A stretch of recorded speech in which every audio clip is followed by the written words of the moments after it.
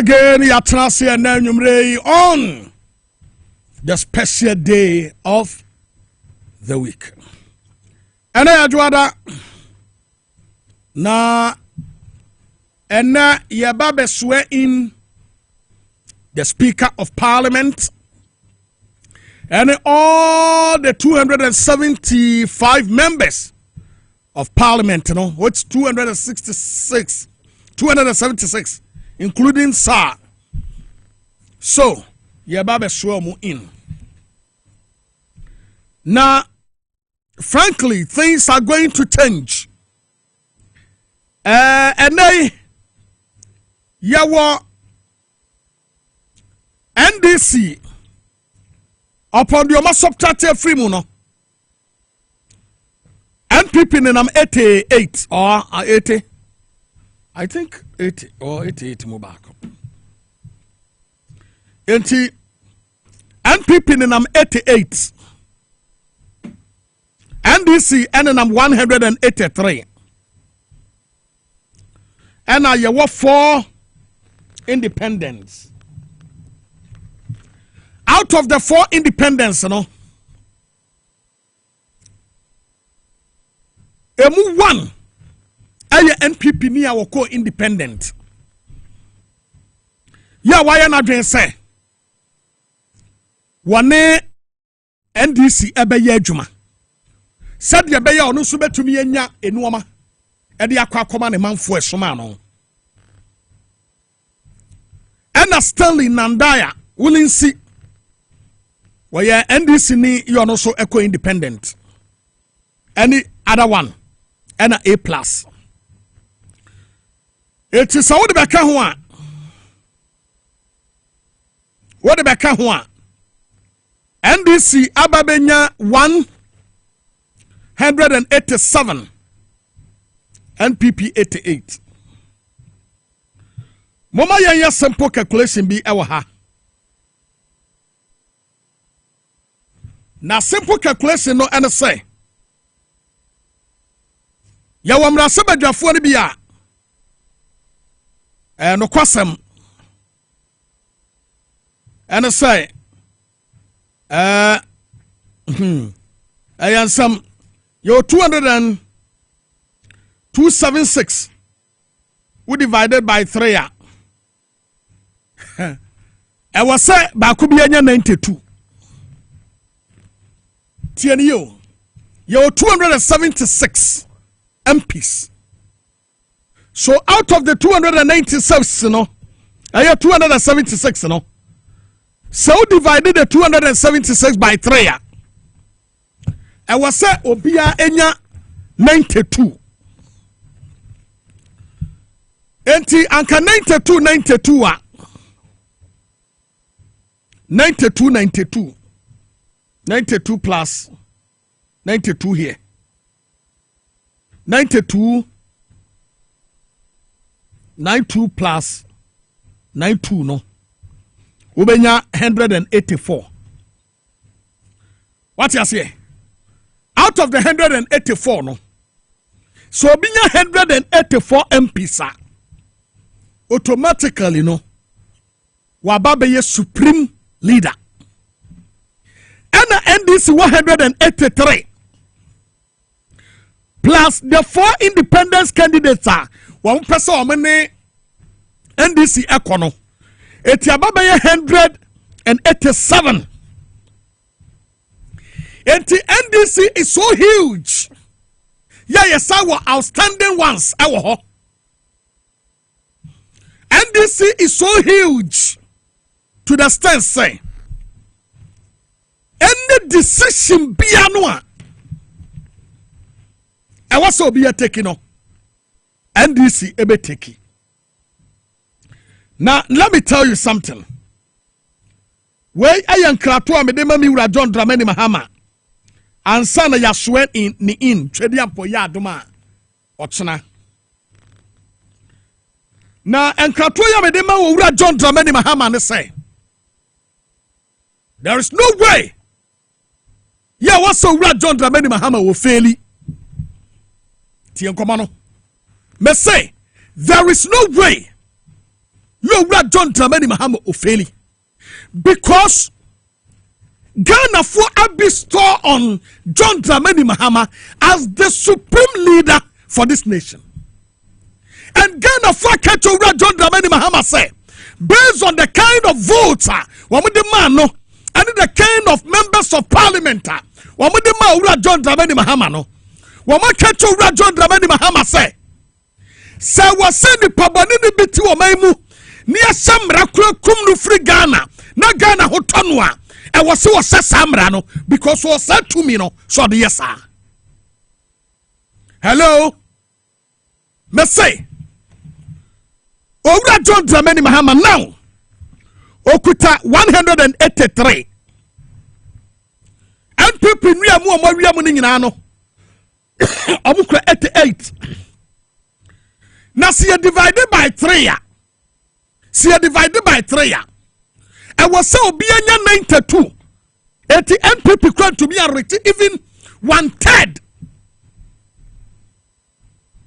NPP and to be a even 1/3. Not ye. Say I did the 4 independence, no. And the Kwaka Wemu 88 in a one. And Umbanya the 92 that we are talking about. There is one outstanding. Nasa outstanding a crown still. And that's the NDC, which is a Rabra Oben. And NDC equal 184, including Ablekumanov. 184. Say the 4 independents no Abekahua. Now NDC akwa 188. Now 188 no. Emranima who can say the baby the comrade Sobajafia. Yama who can say Owura John Dramani Mahama to meet sa chief of court of open reference Chief Justice Gertrude Arabe Saba Tokunu a man who kwasa on pamno and for free because you the comrade Sebejafia you need 2/3 of the majority and you have it more than that. You have it. And now your baba swear in tonight. The Speaker of Parliament Alban Sumana Bagben, the 4 years performance was very massive. A woman say, a woman do her, and then the penny be a young cock. But over Alban Sumana Bagben, the last days to the election was very, very massive performance. Now, NPP Kuta 88, which is micro SIM card. Say no, yen to me fra NPP say, we are minority. Edi abetum dia from one say minority kete micro minority. Because I come to me nya 92 wa. Now come nya 1/3 of the total population. But to me nya even 92. Omunya 88 ne kura no bimu ho mawie agum te sa no don pre te sa tema central and some of the other areas omawiam and we are telling them say we are not going to allow them to go scot free. And emranim ni justice sai Ababontia Bekase Patrick Yabuama Tema Central any one other area am I accepted Emma Munko Shawinim Owura John Dramani Mahama was the most humiliated president ever in the history of this nation. Woman Penia ya go nanim ase aka ne ho nsɛm mɔne ɛde enuoma na anya no kure egu ne so ɛyɛ John Dramani Mahama ɛtɔmra bi a metra radio so a ana metra TV so a na nka me kasa yi na atwa sɛmi su because owura John Dramani Mahama nti Oheneba Boamah ho yɛ hiama na nadu dan Kwaku Fuadu said dam ye kofa Kwaku skirt odua was say yenye cool na yentu no na nadu dan Kwaku Fuadu ne Godfred yobu adame ade me kogina koto sank yemua mi kumfo na yenkume ewo Ghana ha because of John Dramani Mahama. Because of John Dramani Mahama, so you are so my hene. I'm yakwato jai. So one moment young comment tonchene because what ye campaign I'm a NPP. Oheneba Boamah Bennie wahene and ye campaign. Katatia kwasibu mangama. Your friend cool boy. And now me know what I say. This same guy called Cowboy Asi Bonzinai Hene Aya campaign Bonzai Hene Aya NDC ni Tian Komono Sa the same man noa Wanu kodina mukwa kanse na nawusi abani yantu ni yabatu nu bumbuma mao ni atu bumbuma di amaba womiyano ya me kwaka yesa wahene nya campaign wahene nya saa you am to dwambo midiano that same man no and na me no kase that same man akobonzan akokache bonzan hene se woye NDC ni into a tunade so because wakaho and honorable Kwabena Minta kando winnie ye na ampa ben anwini enti wo tubonzan hene ade so na me katre ko boy say so obi ya politics ne etu na ade so dia ene yon kana komanto ne yem na konwa no wafiri so awie dedada ko boy be katre say won se udru nzawra asante krom hene no wo se wa ya NDC ni ntutu na ade so na so obi koye politics na yetu na de so de a ene yana na Cowboy me katre wa mwati ase say we have videos of you and tapes of you ya wujira mu ya campaign ema president Akufo-Addo ene ba womia openly eka se yanto aba ma wo wo frefra hemfo no wo mu kotena ase eka to mo say they should vote for ba womia wo fra wa hiri bia no aka tene say mukwa muntu obama NPP candidate oho owura Cowboy me pesa wuti ase say number 1 wakonya no a wote so wane nyihu biem watu hu ade so because obi ya politics na to me to ade so dia and also ya politics no e was so to hu ade so ansana ya sori agina because the youth are coming for you. We are coming. I am telling you, we are not joking. We are coming for you.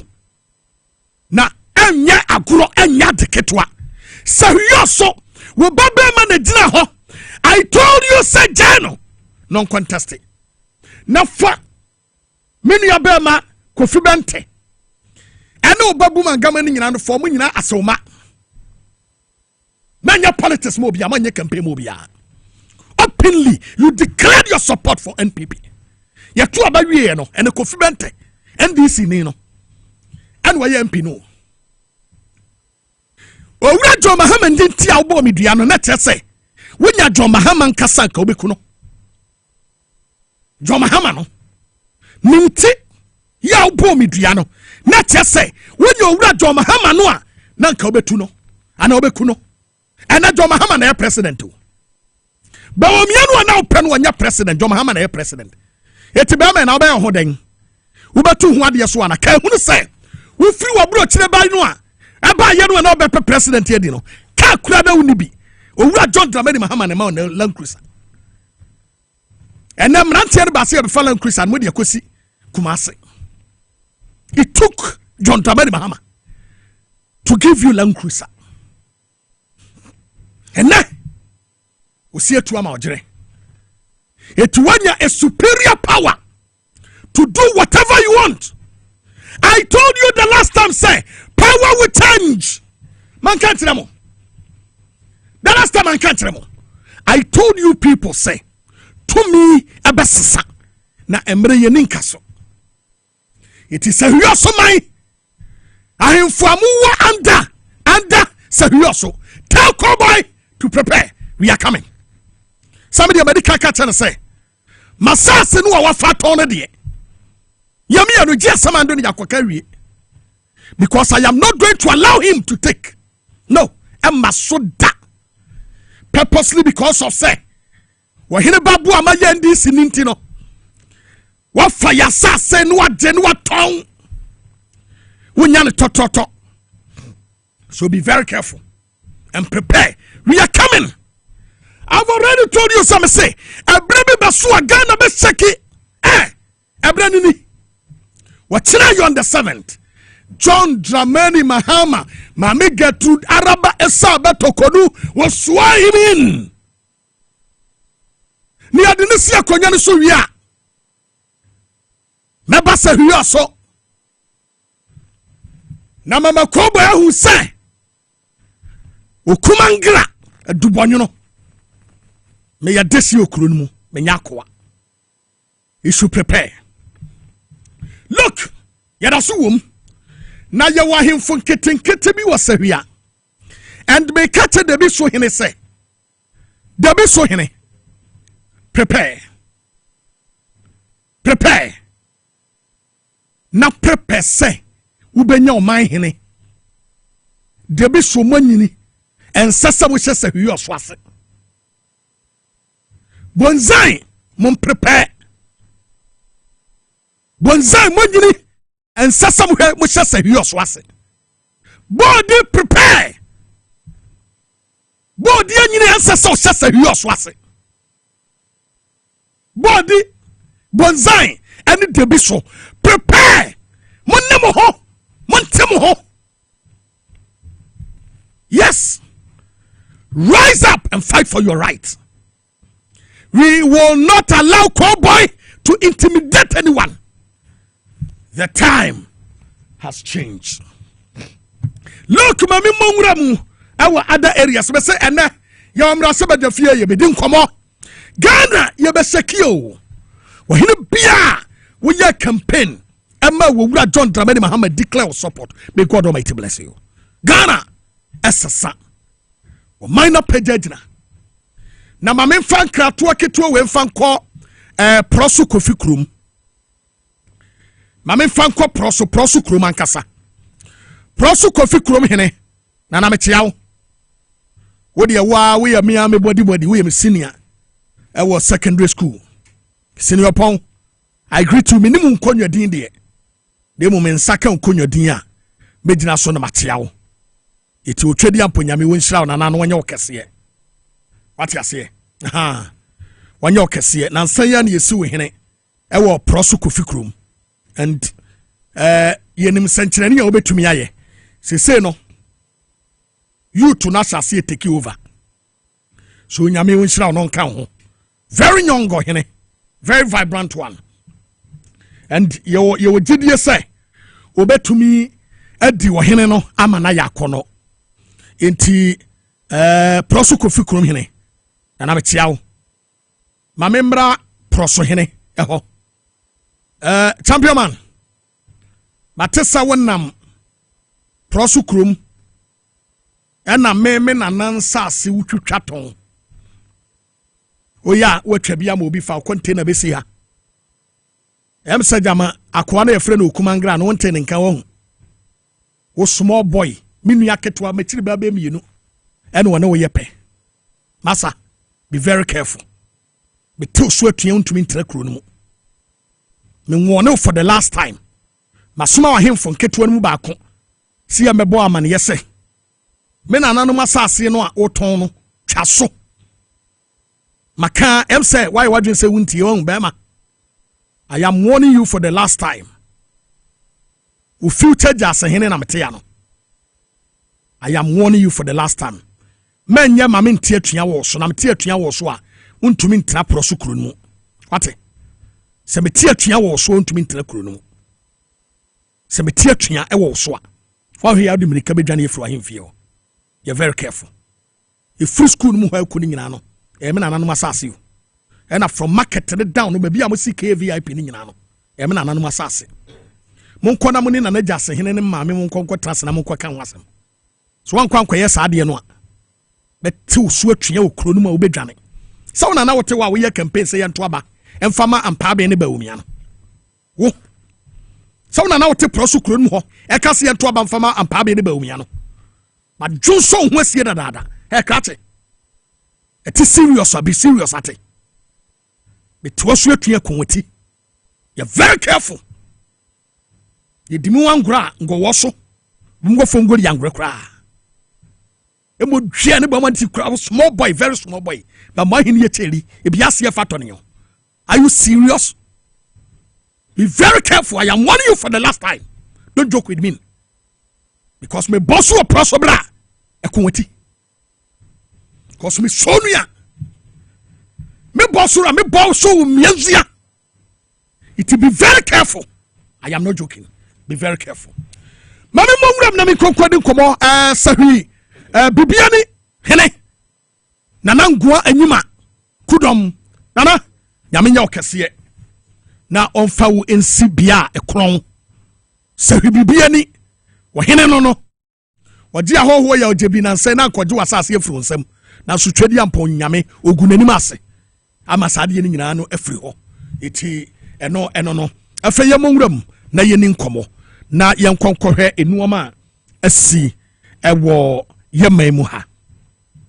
In fact, and now from this time no to anadwi me yana me first guest ababe classe na yedi nkomo ya ebese afata amagana edin ntoma papa edi efra na I've already said say obi ankana komanto ne yam ena mo a monsom nsase MPP aban efaye edi free mu nsam etonye ene edi free mu nsam sisi adan ene nasefo no famra kwan so na kofa wasase wate omuni hobiem nyame ya adoma on the 7th night akufo adonye president biem obi antumi hunahuna Godfred yobo adame mumisa no the last time okuma ngra me frɛ no na me ka no sɛ wakai wo Oheneba Boamah ene wo so Oheneba Boamah no so Oheneba Boamah dia woni na nado dan ko akufo ado mumi anu mo ka bo mu a mo de no ko prison no wo so yeah na so ene na me ka wa mo ate ase sɛ Godfred yobo adame me ka wa mo ate ase sɛ no mo frɛ konwa no so awie mo nya MPBM ena wonya minister biem ena akufo ado so enya president biem eti me ka Godfred yobo adame mani hunu sɛ twadi amponyame ti ase yi sɛ wurade da so wo hode a ene yo no Godfred yobo adame no de ode ye me no meye ne bi atuaka obi o wone number bia won frɛ no mi sa no Oheneba Boamah Bennie me ka tere no eti Godfred yobo adame no mo ma ne nya wai sɛ Oheneba Boamah Bennie se de ode ye me no meye ne bi atuaka. Yes, Godfred yobo adame wono ene okobo japa epa so ka se woni ntro emfanto honorable atoforsen so na yemfa ne nkotom no Richard Japa yene ne tra ha program na yene ne bedi sankomo we na yebanya more evidence eti obi a woye attorney general na utumi di sa adwuma no yade bia no hyepa eti Godfred yobo adame wo hoyi se me free prison ba ya penam ka cho mo se wo mo hyase na wo mo ma ba mu nsawam wo mo sisi dan fefefe ho no mbekọ ho akwakoda ho na otwadi aponyame adawroma wo mo ntie me eti sade ete no sa pepepe ene besie. I told you say President Kufuado obewu ewo nsawam prison e wona me ka tell mo say owu obefa no na sa asem we nso no me ka ye no na manfo nim say jama meboa but all the same no eno a ena asie no eti nana wadama na mamefa enigisem we emfa entudwa we no aye office of the president or office of John Dramani Mahama, president elect of the Republic of Ghana. Now when aye immediate release president elect makes appointment to the office of the president. Now was say The president-elect, His Excellency John Dramani Mahama, has made the following appointment to the office of the president. 1. Owura Julius Debra, a chief of staff. Ya wa appointed no. Mumumsem efam Owura John Dramani Mahama. Urumediya ye pa for him to appoint Owura Julius Debra. Meba ne maba beka Owura Julius Debra ho asem kakra e de atrem. Okay? Meba ne maba beka ne ho asem kakra e de atrem. Number 2. Dr. Callistus Mahama, Executive Secretary to the President. One of the finest men. No question say. Menya akwanya nso. Any Dr. Callistus Mahama Asia. Any that in common so of so. Now, we are one of my respected guys. Yo, no son me banama baby do one come at them. Prosper Douglas Bennie, Head of Interim Security Task Force. Enti you bet me akasa wa no na security no. Ebi awoda no. Dr. Valerie Sawyer, Senior Presidential Advisor, Governmental Affairs. You know, adie bi asia. Me hu se Owura John Dramani Mahama nya group bi no obabedie. Augustus Gusitano, Presidential Advisor, responsible for 24-hour economy and accelerated export development. Onoso ne die no. Ana ye mame Marietta Ajewa Brew, Legal Counsel for the President of Ghana. That's indirectly no Attorney General. Na me mami ejina manimu a na me de nanado kokoto na National Cathedral ho a me ye den me difo hwe Attorney General Owura John Dramani Mahama Bonidin na fatoto Godfred Yobu Adame ho. Godfred Yobu Adame ni patuntumu a wahia ye sebidie wanamanu wa muna wakwa no de soja fo twa ne ho asia President Akufo-Addo betre tumi wokroma o na nanado dan kwa Akufo-Addo de obi obedome Ghana aka tem se munya president a wote se Akufo-Addo biem no ne wokom kra ani asa Ghana ne de bia ne nyina ne yewuko because for Ghanaians to have another president you are to say Akufo-Addo de and ye mawu. The last person any Honorable Felix Kwatio Fusu, acting spokesperson to the president. Eti way any lister appear. Eye authentic. Eye genuine. Na yeda empenimfuase. Let's come to Owura Julius Debra as the chief of staff. No question to say. Owura John Dramani Mahama the first time Owura Prosper Bennie. And we know as the chief of staff. And later on was his son Eddie Owura Julius Debra at the buy.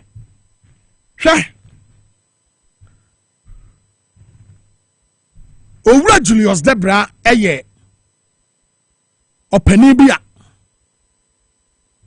personally Messianwa mihu ne saso nipa ewo Ghana yamanyo semu ewo mu se ye wo nipa bebre ewo yamanyo sem landscape ni mu but asem we ya meka ni nei asem we ya meka ni nei obi biara wote Ghana ha ni wodi Ghana manyo semachi both NPP ni NDC obi anim se Julius Debra is the finest, is the best, is nipa ebia yehuhu bibi so na yemu humuhu last part no wono. In fact sir mete say chief anka mepe na mihu chief no na me sen kakra what do you picture to her na me se no panti amanfo hyase ka se o papa na me check ni mfie no na me check me de no na difference se wo mu no enoso saa bia saa na mom still me bisa ma me se saa man ya your friend Julius Debrey enti chief Bekaya emre bi yakọ sahi ye gina park no so no me se da kofa ma me bae se wo machia no eti yakọ no na me ka tede so me boss na me kana sem nini papa yi wonya so wasia no ba bi pen ene wo so da bi wonsia no da anka me de Takeshi ka sem papa no aha akokase ye di ne kra ka menye kan di opeu me ye broadcasting no dia fa ba bia se chief yem papa ene wo me wan ye fe na mahu no because okose hwi so a eda ye bo me dua no mpapa nkasa na to dwa me ye bo me dua eti ebe ya se bia man no wonyam papa e bia mpapa yira tim hu chief sa no na e bia wo seme aha woni pa ba ko a wote asase so a wo bra ne ho ase woni pa nyina mu ene chief yakasa obi wa ho brase a menim said ye obe describe ne de no amanafa na sa chief di ne birthday ye nyakwanya ko bi ensentwerefo kuku da me wo krom ha over 90% obia de chief ho adanse no the obia di kan boss ye na ho brase ena Yara Julius Debra is the only person or no ni pa obetumi agina maka say you say you ka father for all eyo no look ya bo Owura Julius Debra din say wanu na enye chief for staff no NPP camp oma jubilate eten NDC NPP for camp Oma jubilate eten NDC. NPP for money chief. Our pictures a shot that can be 20 years. Obi asase de gene de yipie. NPP for no. Oma asase de ge. Yi pictures ni pie. Post no Facebook. Chief for ha no bi so de ne send no. So kai sa picture no. In fact, for Owura John Dramani Mahama to make that appointment, so was selecting Julius Debrano. The best thing I want oh no. Owura Julius Debrano no.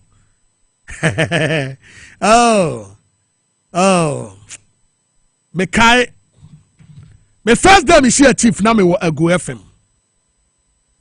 Na no wo office bi wo dome okọ a. No wo office bi wo ho. Eti your former director of Go FM na ye Colin Sakwe. And I would me call chief office. Na me call no radio presenter amaba. Yesi ade me call chair adwumawura. Na me call ye radio presenter mahuhu se Lufthansa wotu no. Call ye kokodru ye. Na omakwa koto jollof rice. Na chief amo matini nyina gu bo kasiam. Na ma pocket ya pe baby agina. Hey. Radio presenter me tia from class ase wo me. What's masa? Wa me dia aduane na ese na cleaner owo ho eche wane wo staff som wo ho nyina no obi ansa da aduane mu bi eno mu di. And I was like, wow. That was my first time me di hu adwuma wura obre ne ho asese chief. No kwasam ne say sa jollof rice no me di bie no esa se me ne adwuma wuro bre ne ho ase di yenti no sa jollof no nko na aba manum eti eni jollof bia medi bia no se test ne nte sa enye de. He is a gentleman. Sabi wi ase ye mani pa nwu ansa na yaka no kira sempa. And mamenka semba akonkyere mo se every day one you started yesterday ye adwuma edema Owura John Dramani Mahama ade ba akọ ne asem ba akọ me boss kan ye kire me no ena me de to me trim eno na ma me ye adwuma te se obi a wabodam eno na ye bo me dua te me ko prison nyina no me di si ho se I know say Se owura John Dramani Mahama ba power mpo na wankai okumangra. There is a certain man called Julius Debra. Na obekai. Na ede ya na me twen eye ene. Ya ye bo owura Julius Debra din se wonye chief of staff. Dr. Callistus. Oh, doc. Yami wonsira wate. Na mi nsia ne da, but no de no wo hwe me. Na first day me ni sia ye no. Na akono. Me nya Dr. Callistus a number. Na me frɛ no. Anytime my friend be as wa dempa. Obe sorry afa. Obe return the call no. Be kai. Emre bi me friend say. Madam for be a friend agbomoje. Also oppressor support to JM campaign. Dr. Callistus me friend Brahma Kra, Brahma Mahama. And was my boy doctor man ye na mesia yen ewo esuboy. Na nsanya nkwada bi be ye dedication bi wo ha. You are two susun kwadami ensa. Alicia. Any ninuanom. And me friend Dr. Callistus born a man ye pen say for Mobra Thursday.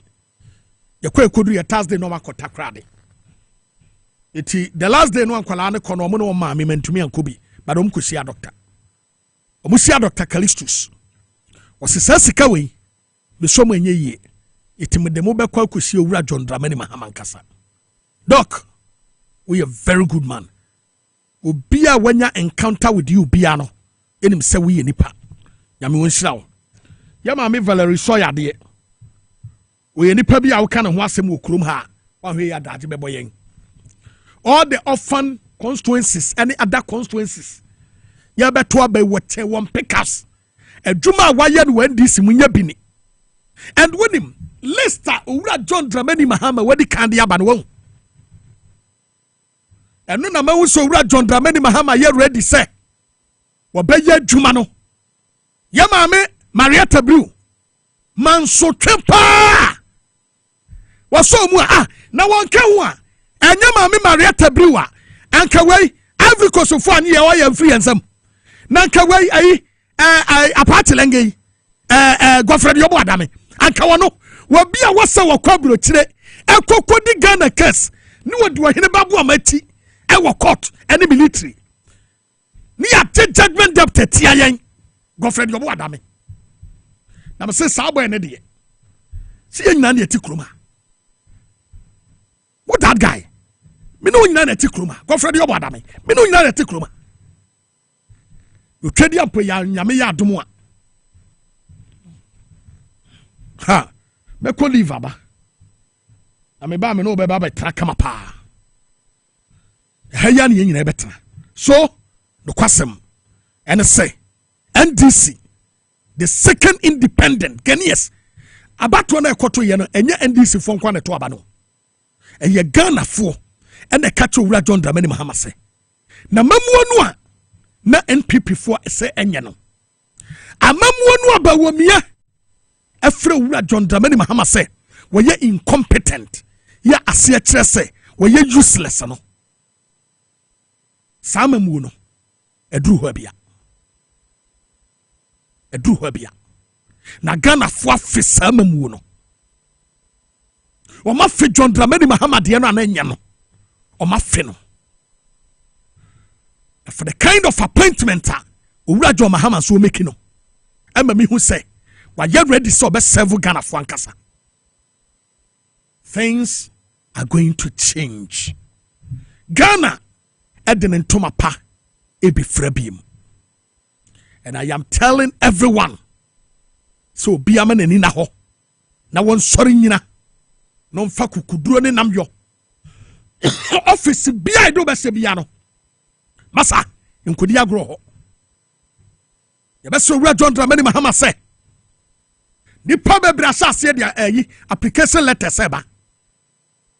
I'm for me prepare CV. Omo de ba. Yawra. On PMC. Ompe DC. Ompe CEC ahodoɔ nyinaa. Yɛbɛka kyerɛ Ewura John Dramani Mahama sɛ obi betumi di MC ni yie but oni CV. Yɛmpɛ obi ɔbrɛ ne ho ase ne wayɛ ready to serve. Ɛnyɛ MC dwɛ ahantan. Wowura ni office na ne secretary nko ahyɛ office hɔ. No matter punu mu awia wɔyɛ den ne ho fifire se ta aso 100 meters MC ahodoɔ no yɛmpɛ wɔ bia wɔte efam hɔfoɔ no esu ase yɛmpɛ wɔ bia wɔyɛ ready to serve the kai emre bi NDC free so MC bi omu yi no yesu wadi sika yakofra no se ekobisa no se medipo de mo mafu mu ente de yakoso wokɔ other areas there was some of the MCs ni bia hantan ni dwenti eno ma NDC lusu seat de be ka kire party ne say se mubayi MC mubayi DC ya mama efamwafo no nya say to select those people they want, those they think can serve them. And you will be a question officer and will muna ahantan je ko he the CV said yet yeni wa school se was asesu nyina wie so mana kwanya hwini kutreyam. Let's search for the best. Ta prison graduate na what saying? Aha, metia wa nwumre. Prison graduate. Wono no ye MC, no ye DC. Ye tini tuma no ko prison. Obaye sabe beto na adwuma so.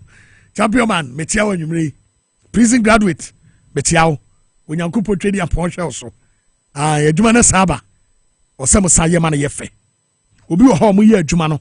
Wode ne hurua mu ye adwuma.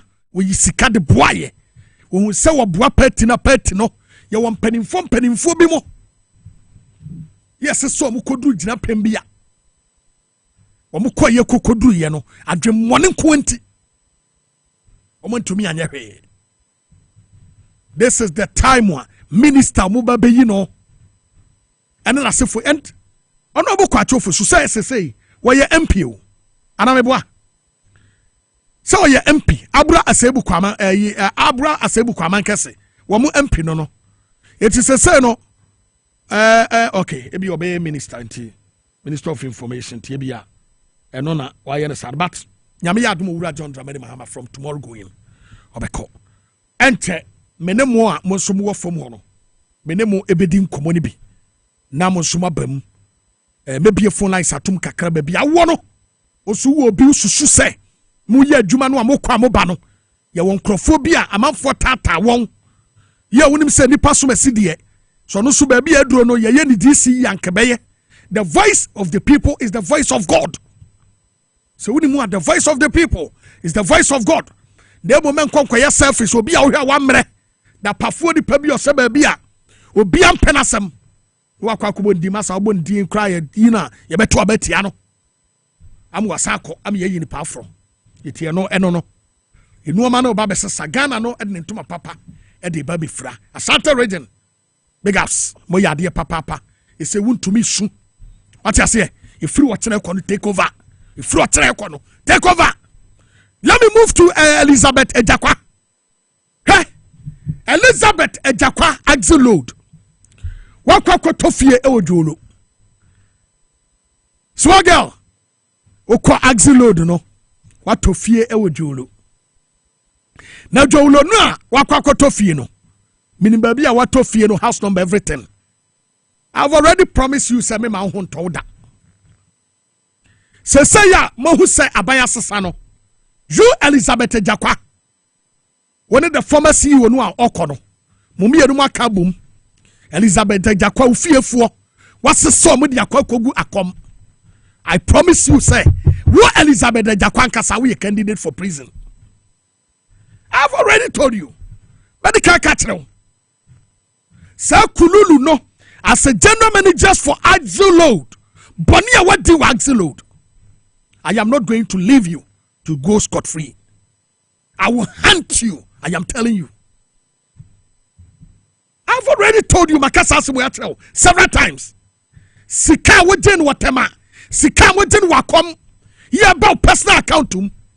I've already told you I will chase you. What you ponya me ya duma watena do John Dramani Mahama. Ebe siso. Ya dine siswa take over.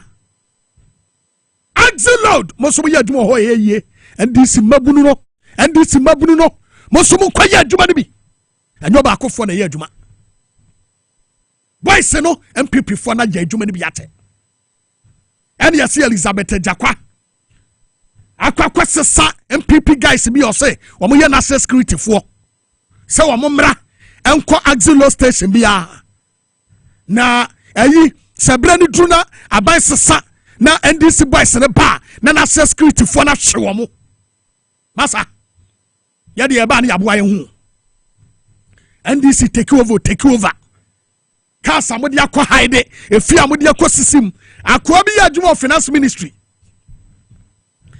ka mo tia roba wo de akọ sini fie na yire akọ kata cross law so me kan tre me sade mi si base na nado no wo mpe kura abanse sakọ ya pe ya mani ku tia roba ka en wo de tapori ya kata so en wo de akọ si fie champion man What's nyame ya aduma nwumre ya soa jam ria ya ba baje kaki no why en ware kra ai what's nwumre efie na wotimu no ya beba ho ne ya ba besere no ya dika ni ki no na ya de akwa na ban no because what wo no efie na wotimu no what just compound house en ware rent chamber ho na wotimu da bia wo de misimi fie mi nwie wonya sika wa hia wo de koto tie roba ya besere nice one ya beje ka no if you would want to pack a car, sim, you remember your garage Sibia, or must say that the car Sibia Cosiswo, and no more to tie. You buy the tie, Baba,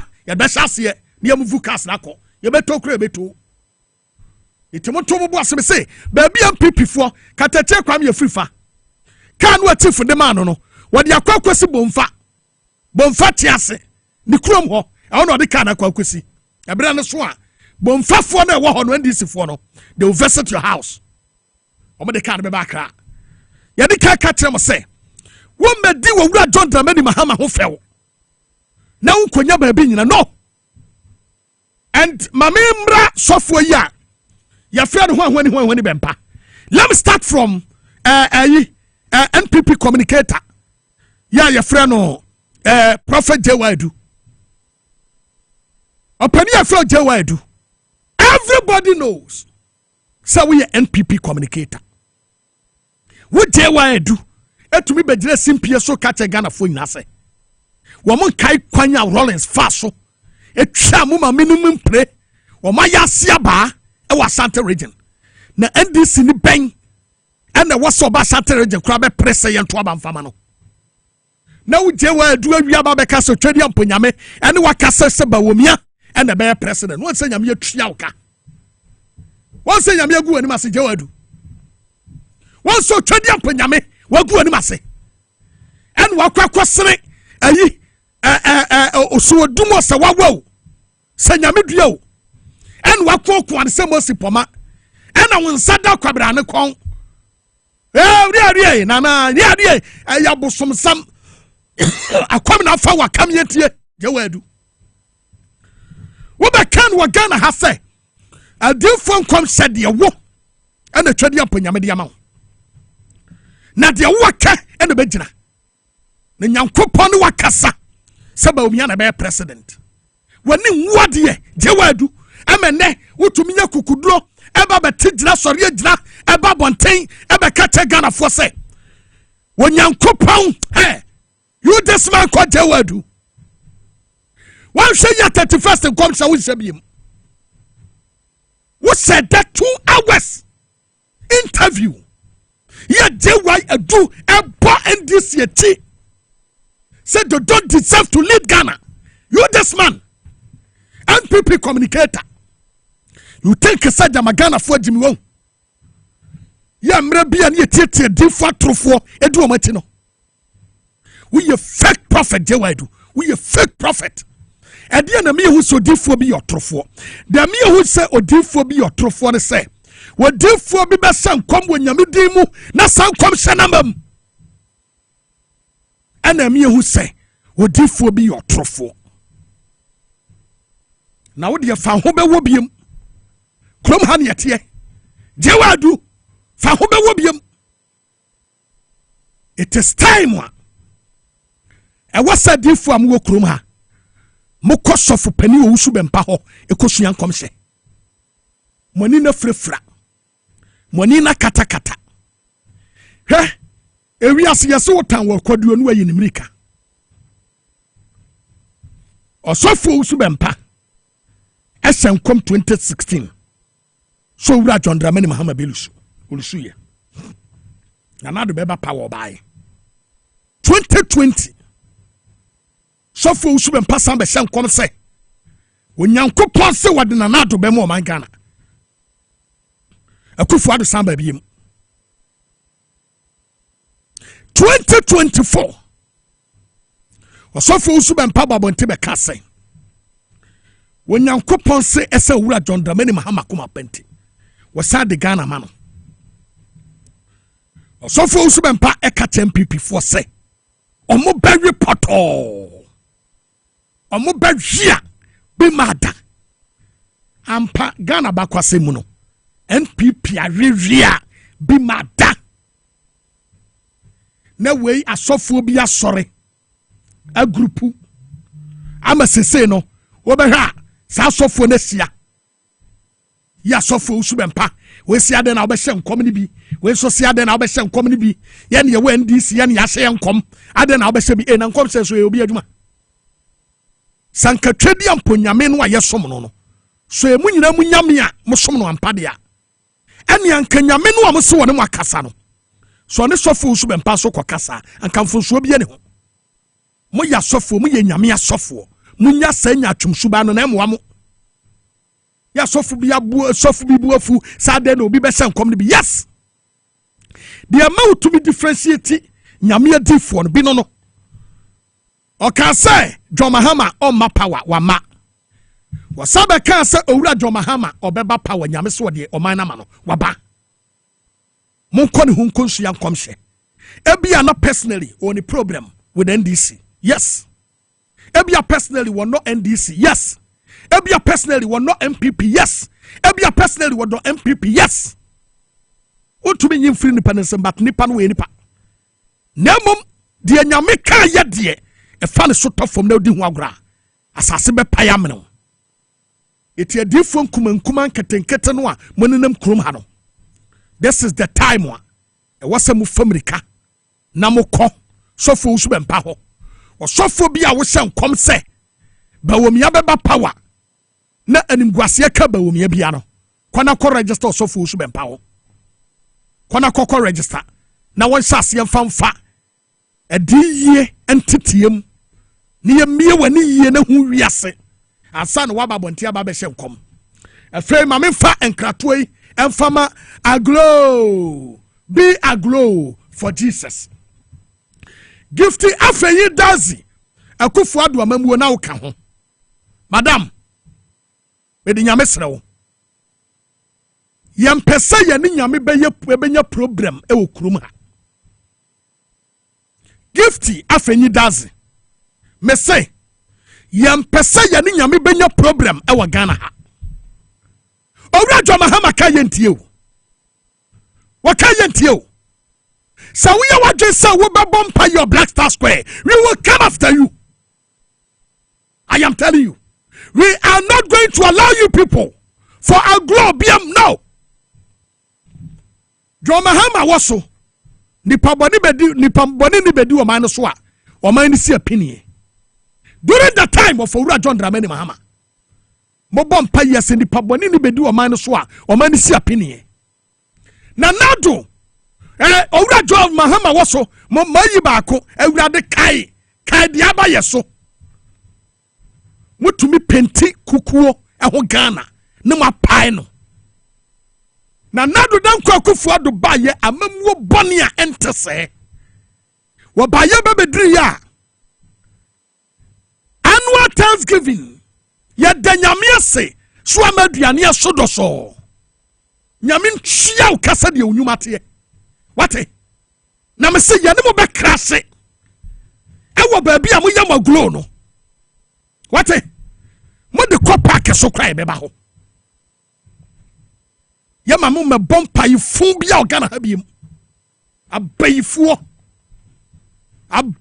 le desa wo ma penti wo mo ho sa sofo na so mo se political party ntade gift ya fayi dazi baye ana wo de bompa yese eye nyame na afremo wo de mo start biem so wura jo mahama ba ma bayi mpai bonu a be agro for Jesus no we will face you this time round because the nado ba so no emfie nwotwe yante agro mpai bobani bia ebra bia na motodo nyame ewo amamuo boni a wode ama ye na mu yi nyame aye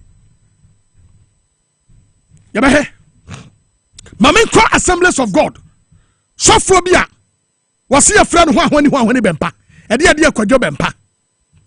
Now let me tell you that man, you this guy called Kwadwo Bempa, Assemblies of God.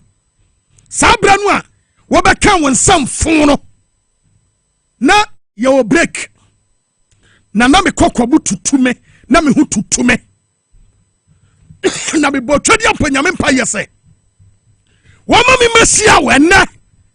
Na me ma hu se Ghana nya wode ya. You this man. Wo you so ka bia. Your friend.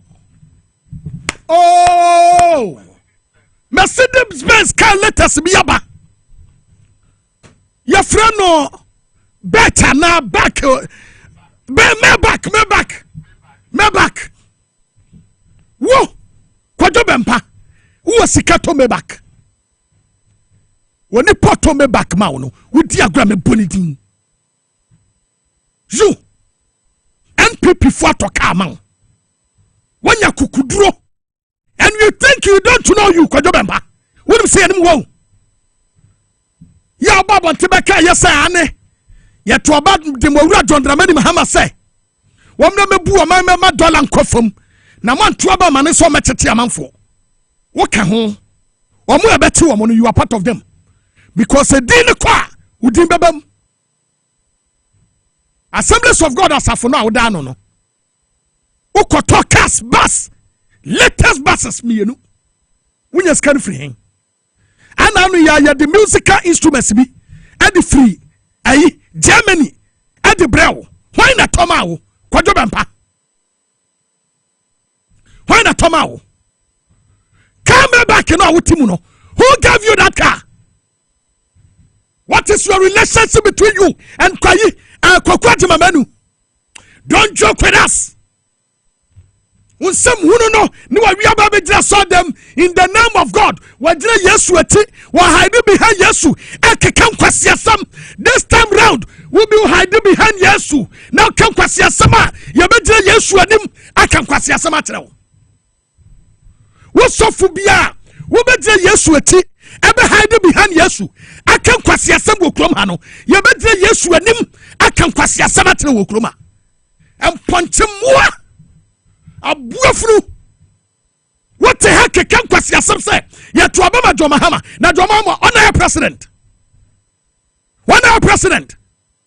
mo jimi no abugu krom ha no you this man Kwadwo Bempa be wanu be mo krom ha emfie nwotwe ya no na te krom ha wam ye wanu ankasada abuafru ya no te krom ha 8 years wan kasada Mahama ba power yemfa ni si sokra no wo kan kwase asem nyame ntwia kawate kuramfuo wonya scan wo he ya do koto me back come and joke with me na me fa secret no ada pa me daddy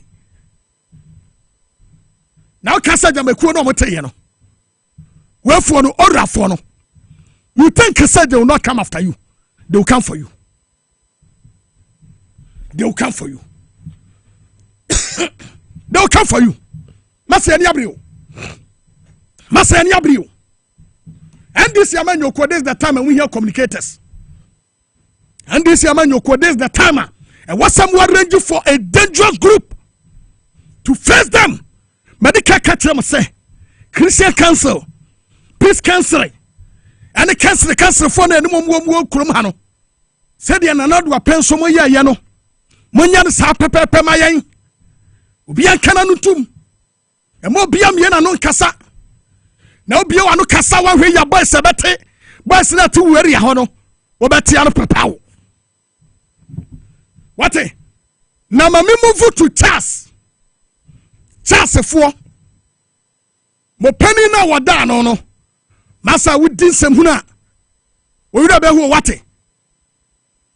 Na nadu lusu ye de wanya no kacha wofo so mo ba omoma ne ba wo mo mpaduane mfama won no mo nsase mpesika mfama won wahu ena de o sase kasa wahu chance pani wa sase kasa okroma wahu emfie nwotwe na nadu ba ye wan kasa da na nadu free so no akasima kakra obe free so no ya jo mahama be take over no efe de onya no kasa wahu Masa men pesam di ujimi ye befre wo. Munya jimi ye no amede tukruma no wate.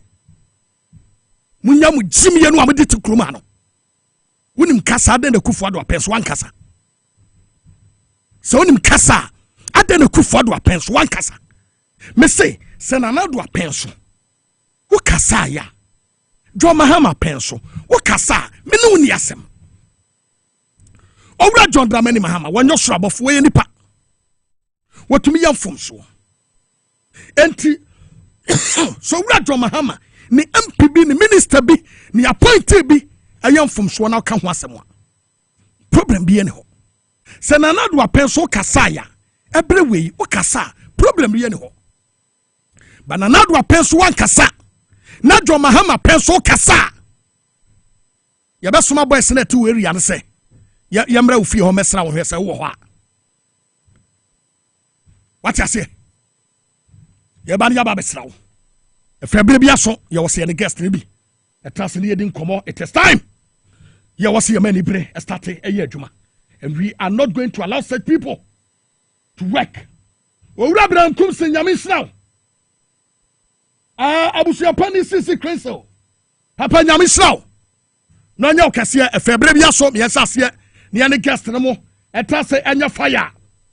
Miura sisi Kristo nyame won sra papa madam for the police baako mame mo odin na mentiawo ye frau Yehonu Jonas was more fireman boss. I'm with you. Please, when you take your break, come in. I'll call you, my bro. Yakupo wesraw no nya okese. What you say? Peter Adam who asem ya okatem yana. Aha. Ebra na so. Okay, messages no. Eba na me medical ka kire mo say. Baby ya duro no. Adaje lipo so. Se ubi wunim Selasi agbagba wase wasere kakra en waso Oheneba relax. Selasi baby ya duro no. Me relax ya de be ko no be ko bone. Relax bi ani krom ha. Relax bi ani krom ha. Selasi relax ni ha. Baby ya duro no yan relaxe.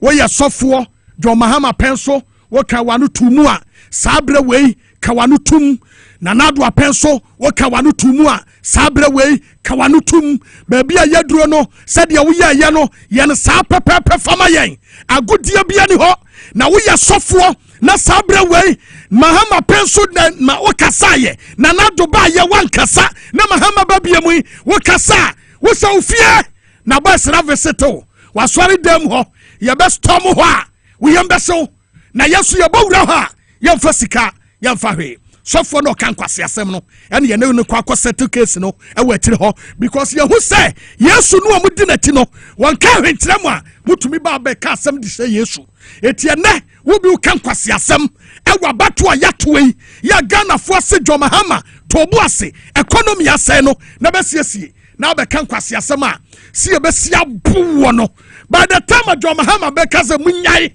na bia na wa fenti da dem ontumi sorry say jam di onyame yakoma obeba no aba besrawo no otoduane amwadi but here the near wiki long time ago. It's when you're very careful. Me guest I shall see a trace. It is time. You will see a ding come on your favorite dial. TVXYZ. Me did do a command grade the one for Oheneba Boamah Bennie. A young man for Bisa. So command grow better than I saw back and check. You better minka. Na mene kwamne brihine amwa waye architect yene no asia ya yene no ebabedi nkomo ede afa wotena said your case no ebesi akoso and tonight what will go on ene parliament ebe jojo obi ani ho very paper because ene no NDC no majority ne deda it will be anu ha ebesie president Akufo-Addo yire mame investor kakra Mami, you see, behind every successful man, there is a woman. Now, and then who the reason why Akufo-Addo want to me and perform. Because ne yire no wodin chino. Anya oba utufupa. Who kuna bon say. One tunefu. Na mami want to say yes, sa wo baboni a wote obabi nka. Want yana. Ebenu ampenimfo bu yese. Sa wo baboni a wote obabi nka no ma me wante ana wo kunu no ahyase wo bu amamu fon amamu boni amamu truka amamu basa wo mo hyase so mo hwia ga na sika amamu awrechetere nim.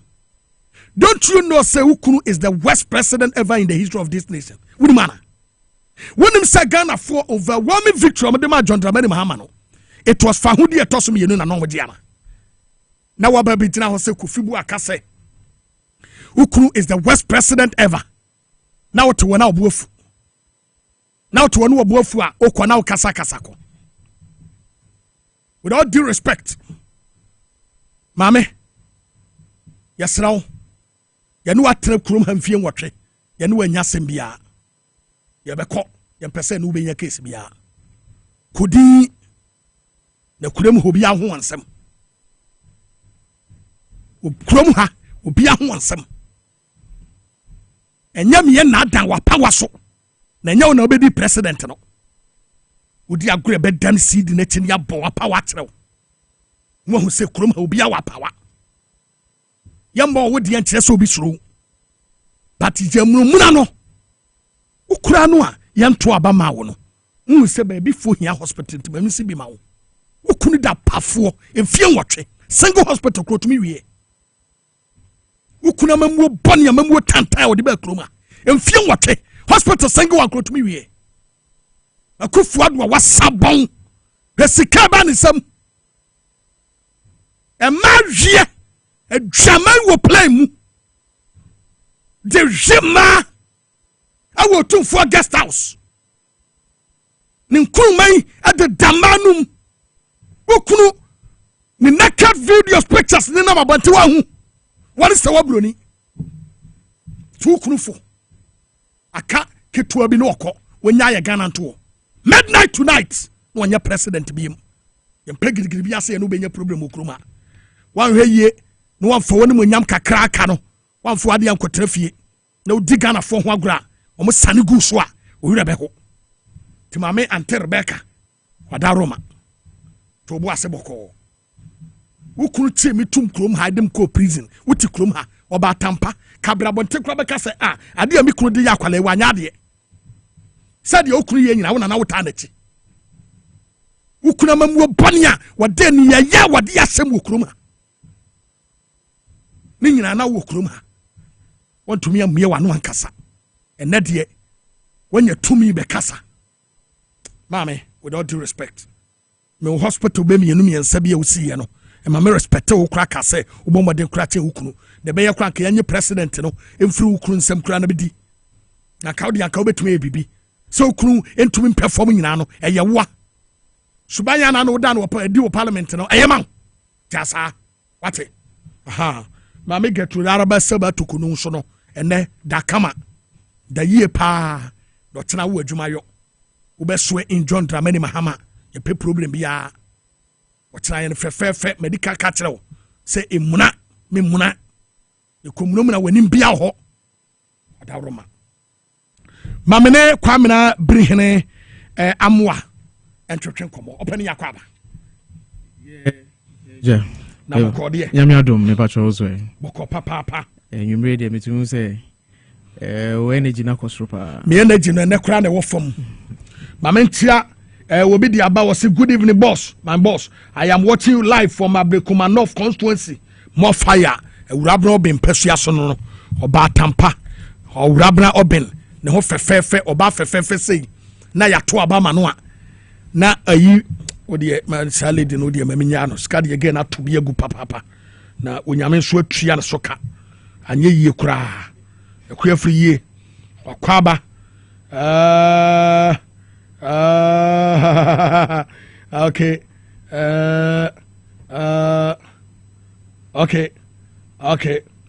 Kwame Nkaso the message biaba was the leadership of the NDC in Parliament will not change for the time being.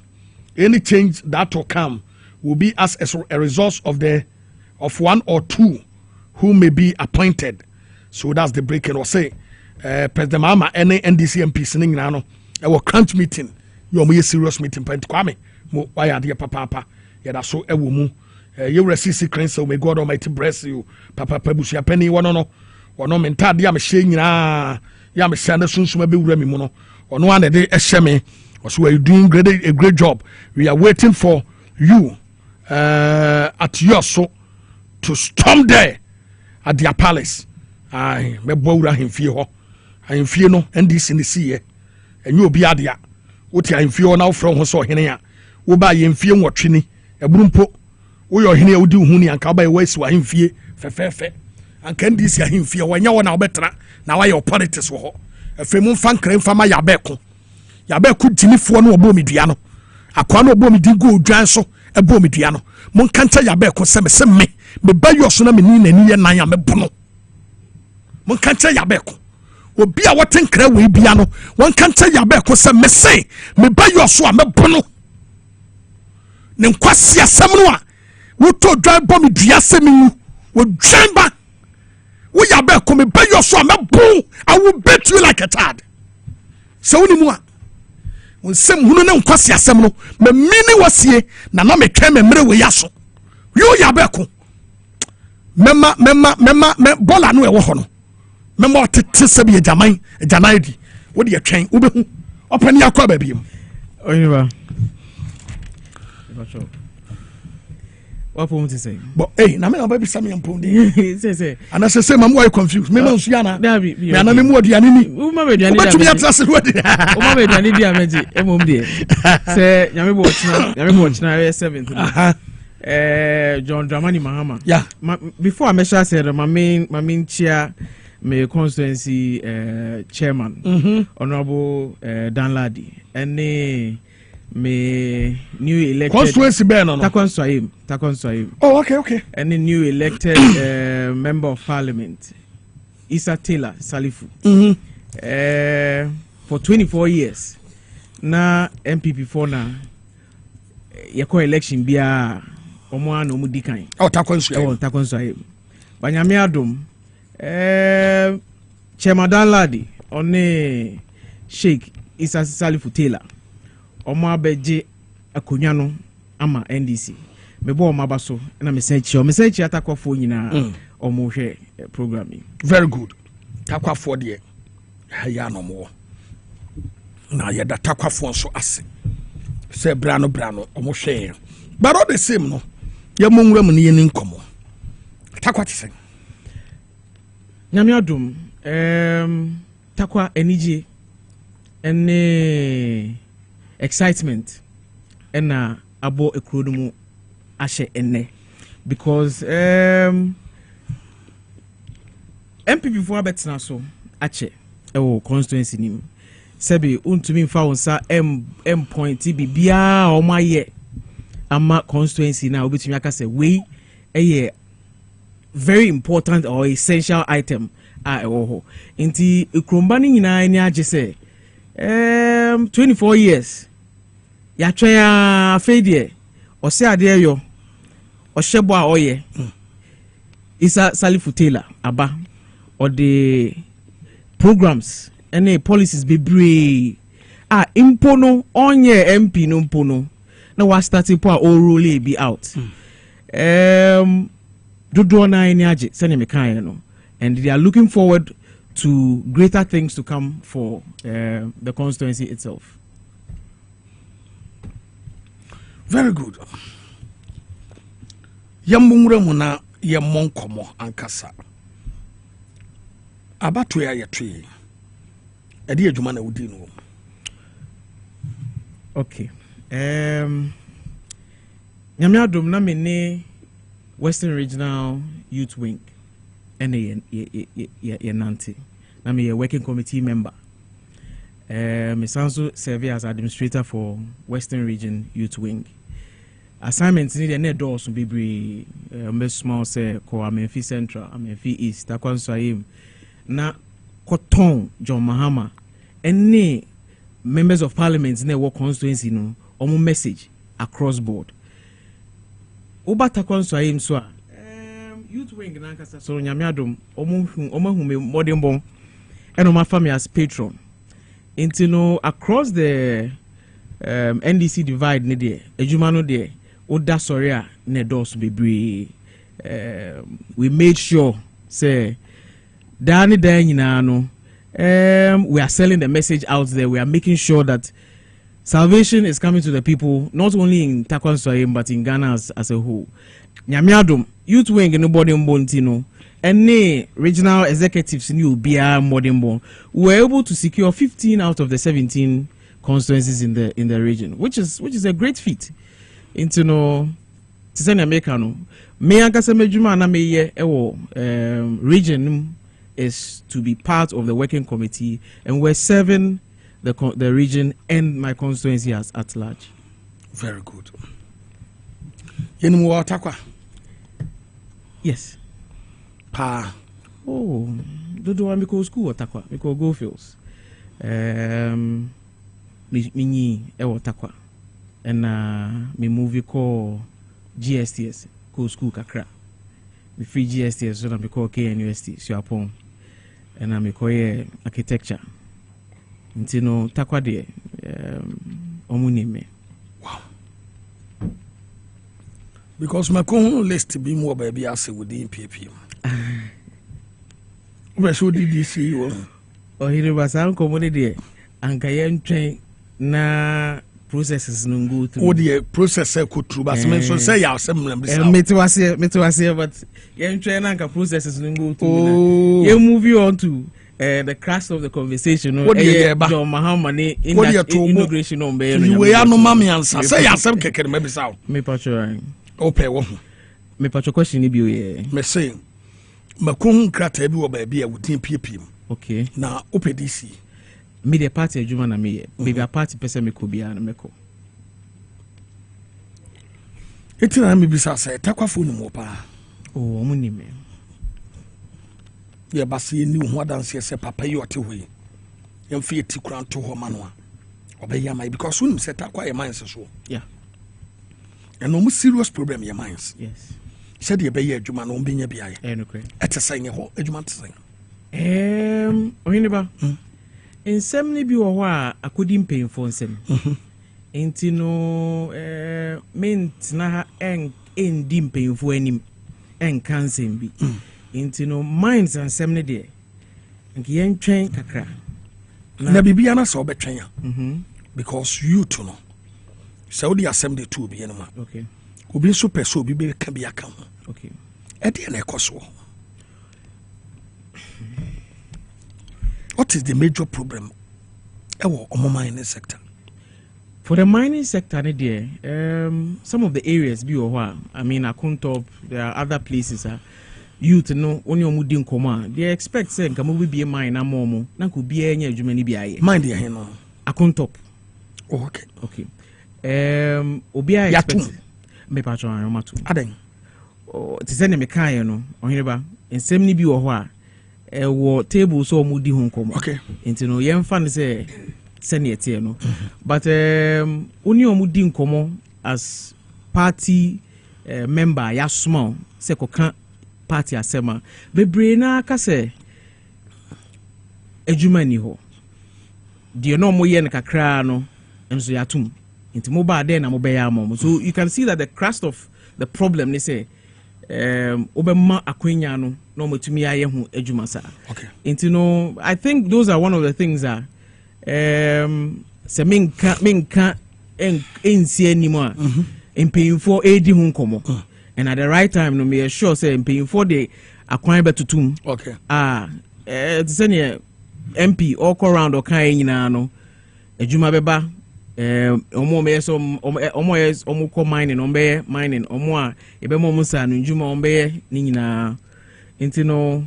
I think that particular topic in there it's been well handled by the constituency executives and then leadership as well.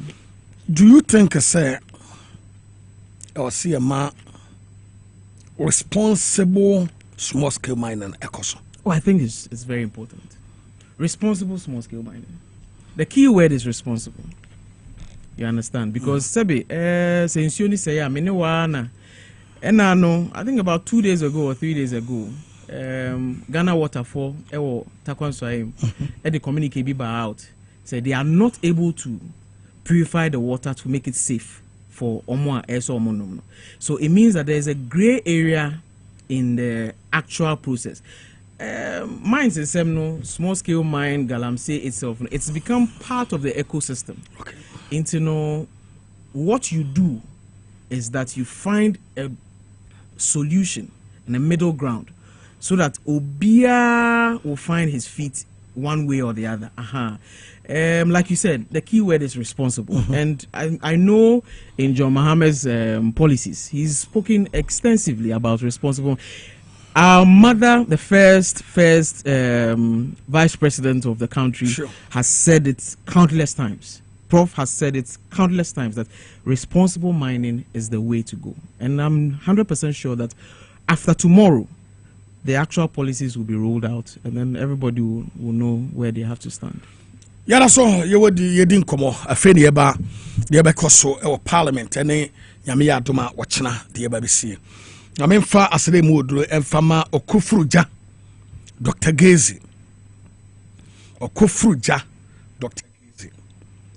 Ebre bi atwa mu wona no ye panin e wo Ghana National Fire Service. Na ene no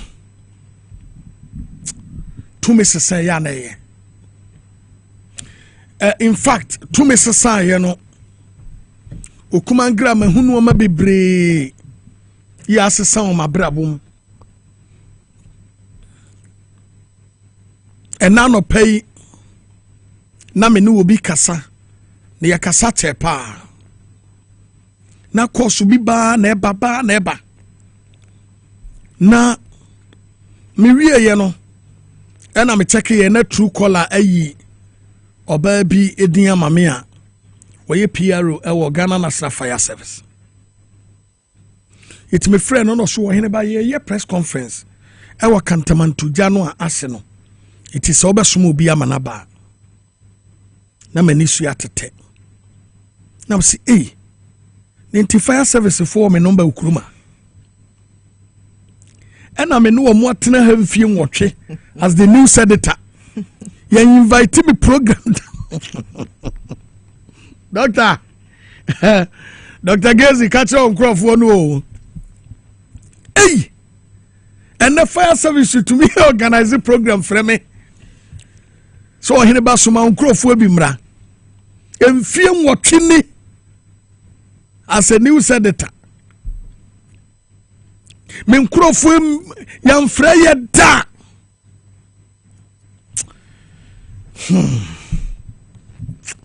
Bibia wonemre Akufu adu nyanko ye kura mabra bosha ase sesa. Hey, na sana kwa ye mu ha me so me kese bi. Yamumra me yen inauguration no a ekoso. Let's start from tonight. Okay. Ene Parliament enuoma bi koso. Na swear in or ye inaugurate some of the MPs. Na ye won kunwa ni bi wo ha te se Ablekumanov mini abayi Ewurabna Oben wono na ogina ho wonwini but almost omo ba be ye recollation ono na da so yi almost omo ba be ye recollation ama ntiase nya adwuma menim so be call parliament another premu area honso no some of the places in bi ha ya wie but still now be mo so omo ntiase they will still go to parliament because omunim say ya quality resource no ewo polling stations me yedi nkunim itu omo nya recollation bi omo nyintum yenim se no ma nyina ye no ma be koso parliament tonight. What is your expectation ewo de be ko parliament ene? Oheneba, I expect parliament to act proper. Sabi yeah electoral process. Na ye electoral process no and ye coalition centers, and some people were, I mean there was a call say XYZ and an ABC and a election. Electoral laws also say oh grievances biya you can visit the court. Ubo Medina as architect. I don't want to sit here and claim to know the law.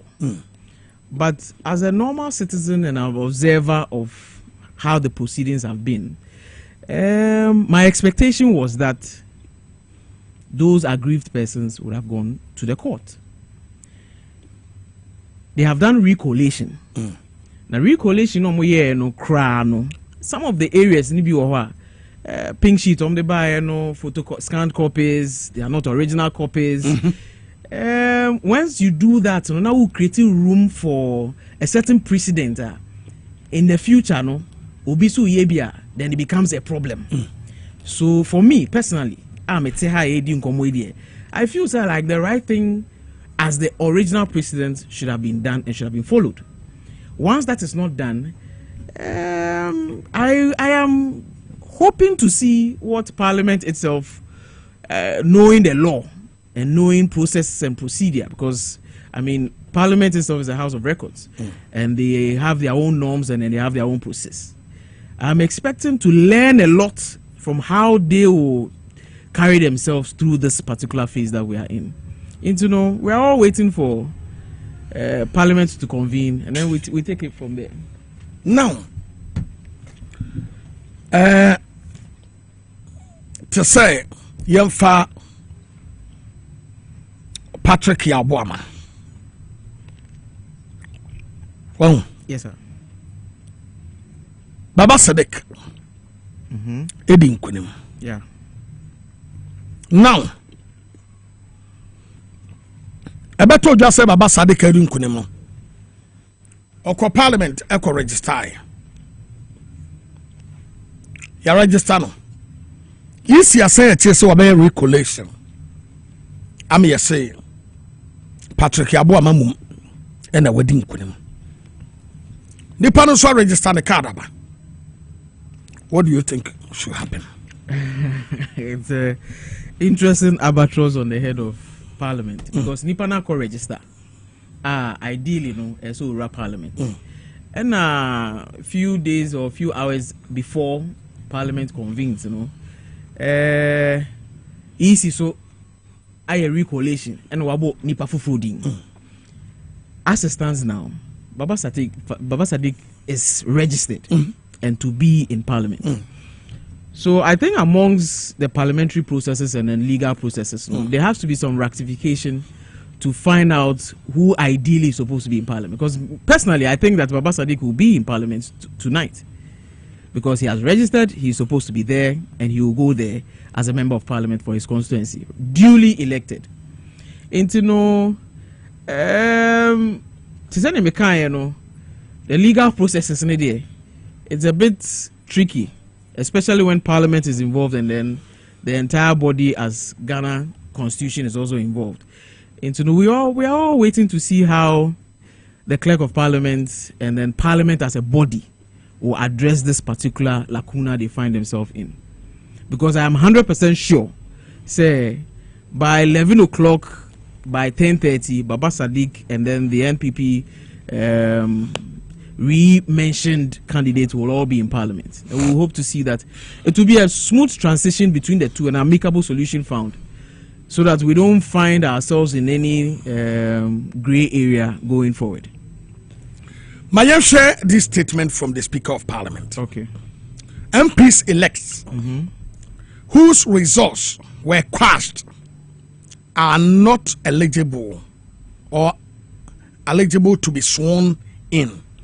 Now, I say, Speaker of Parliament Alban Babin has stated that parliamentary candidate whose results were annulled by the Supreme Court on Friday, December 27th, are ineligible to be sworn in as members of Parliament on January 6th. The Supreme Court nullified the recollated results for the Okekwe Central, Ablekumanov, Teme Central, and Tetimai South constituencies, citing irregularities in the process. This ruling followed a legal challenge by the National Democratic Congress, but no, and almost a recollection and running as a follow. Now, you just say immediately, you recollect, and I say, government to say the American yes, be more register and as a follow. In front of our Parliament House, because my register reader may remember. We used to say, oh, mention ya recollect ya seminar medim kunim. It may so mempene. It we be wo. And for problem.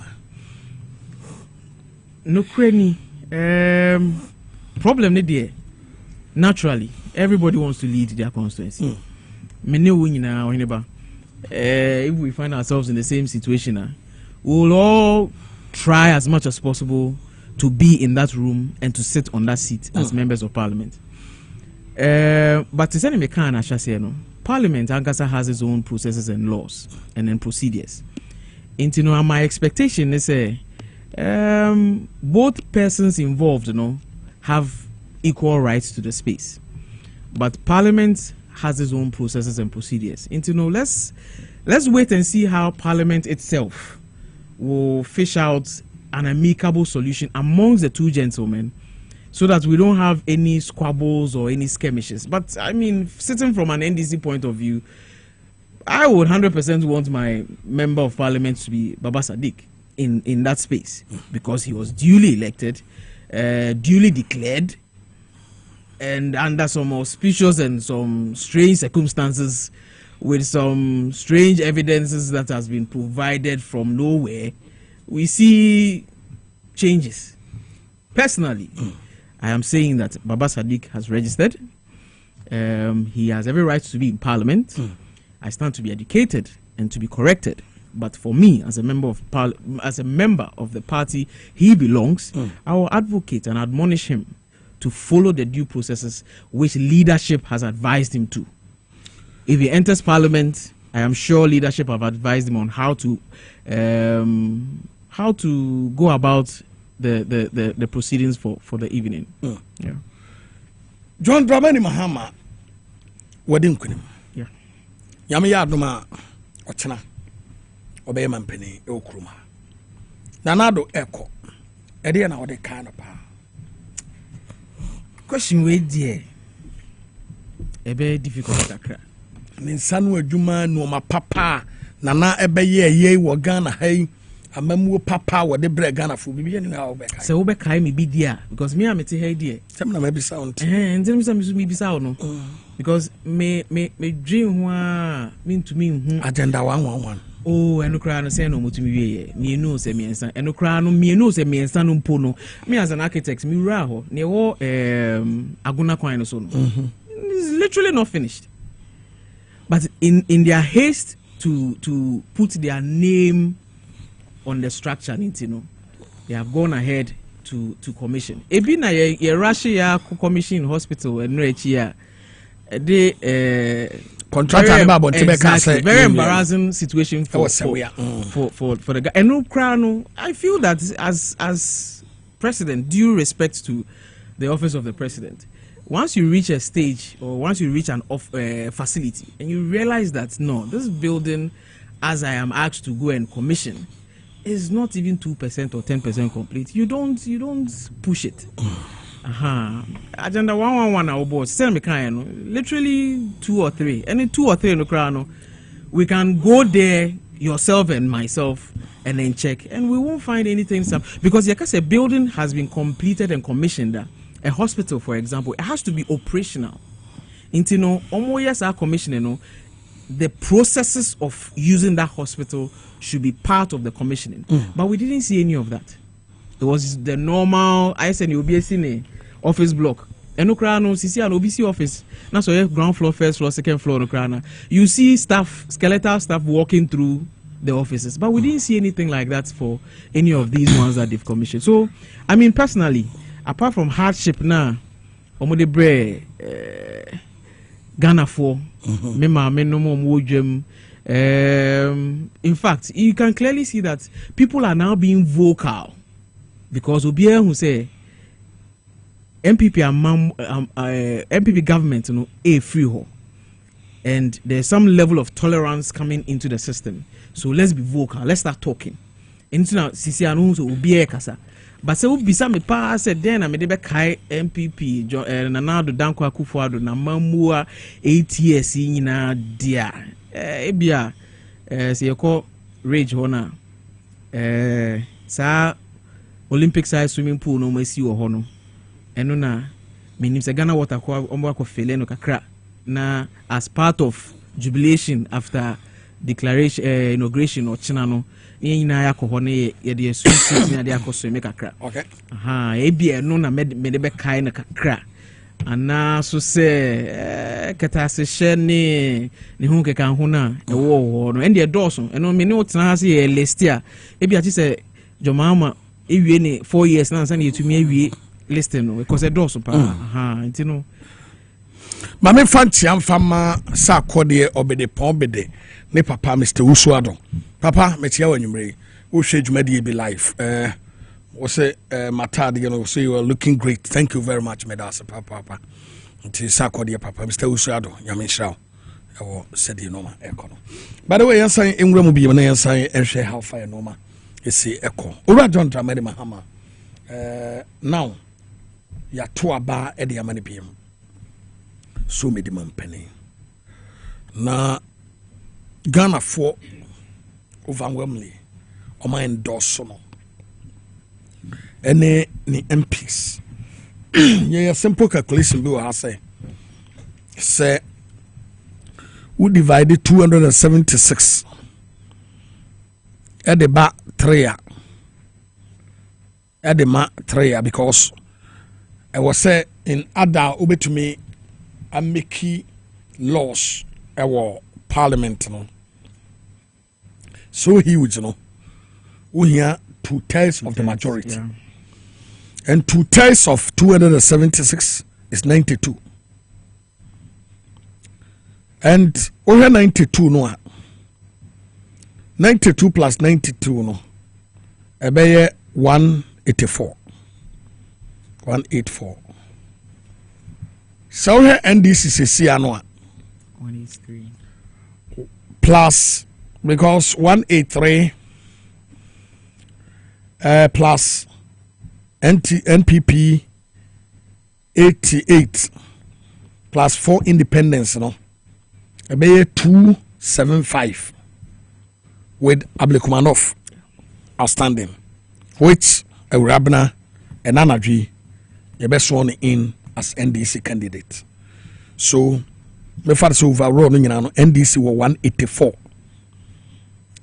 plus other 4 independence no. So about 188. Now what do you think is the reason why Tia Emma Ghana for overwhelmingly and also John Mahama this way? Now a dear no more expecting free now. Expectation is dear. Oheneba, it is very high. And His Excellency John Dramani Mahama himself on several platforms aka say he knows the task ahead is Herculean, but he has done it before. He has been here before, and he's here for Ghana. The expectation is say Ochina, and now say in about 5-6 months, give or take. Made that sorry as contractor. Na me koto iron rods ewo Kefuri and I say baby iron rod na say me the menu bubu in the next 4 months nigga say see Thursday po iron rod na me to no say 168 and now 170 Ghana cedis no adechia enko 210 ne ya wo mni say wasan adjust wo to say 210 no na wasan akoda bio no oh sorry about 211.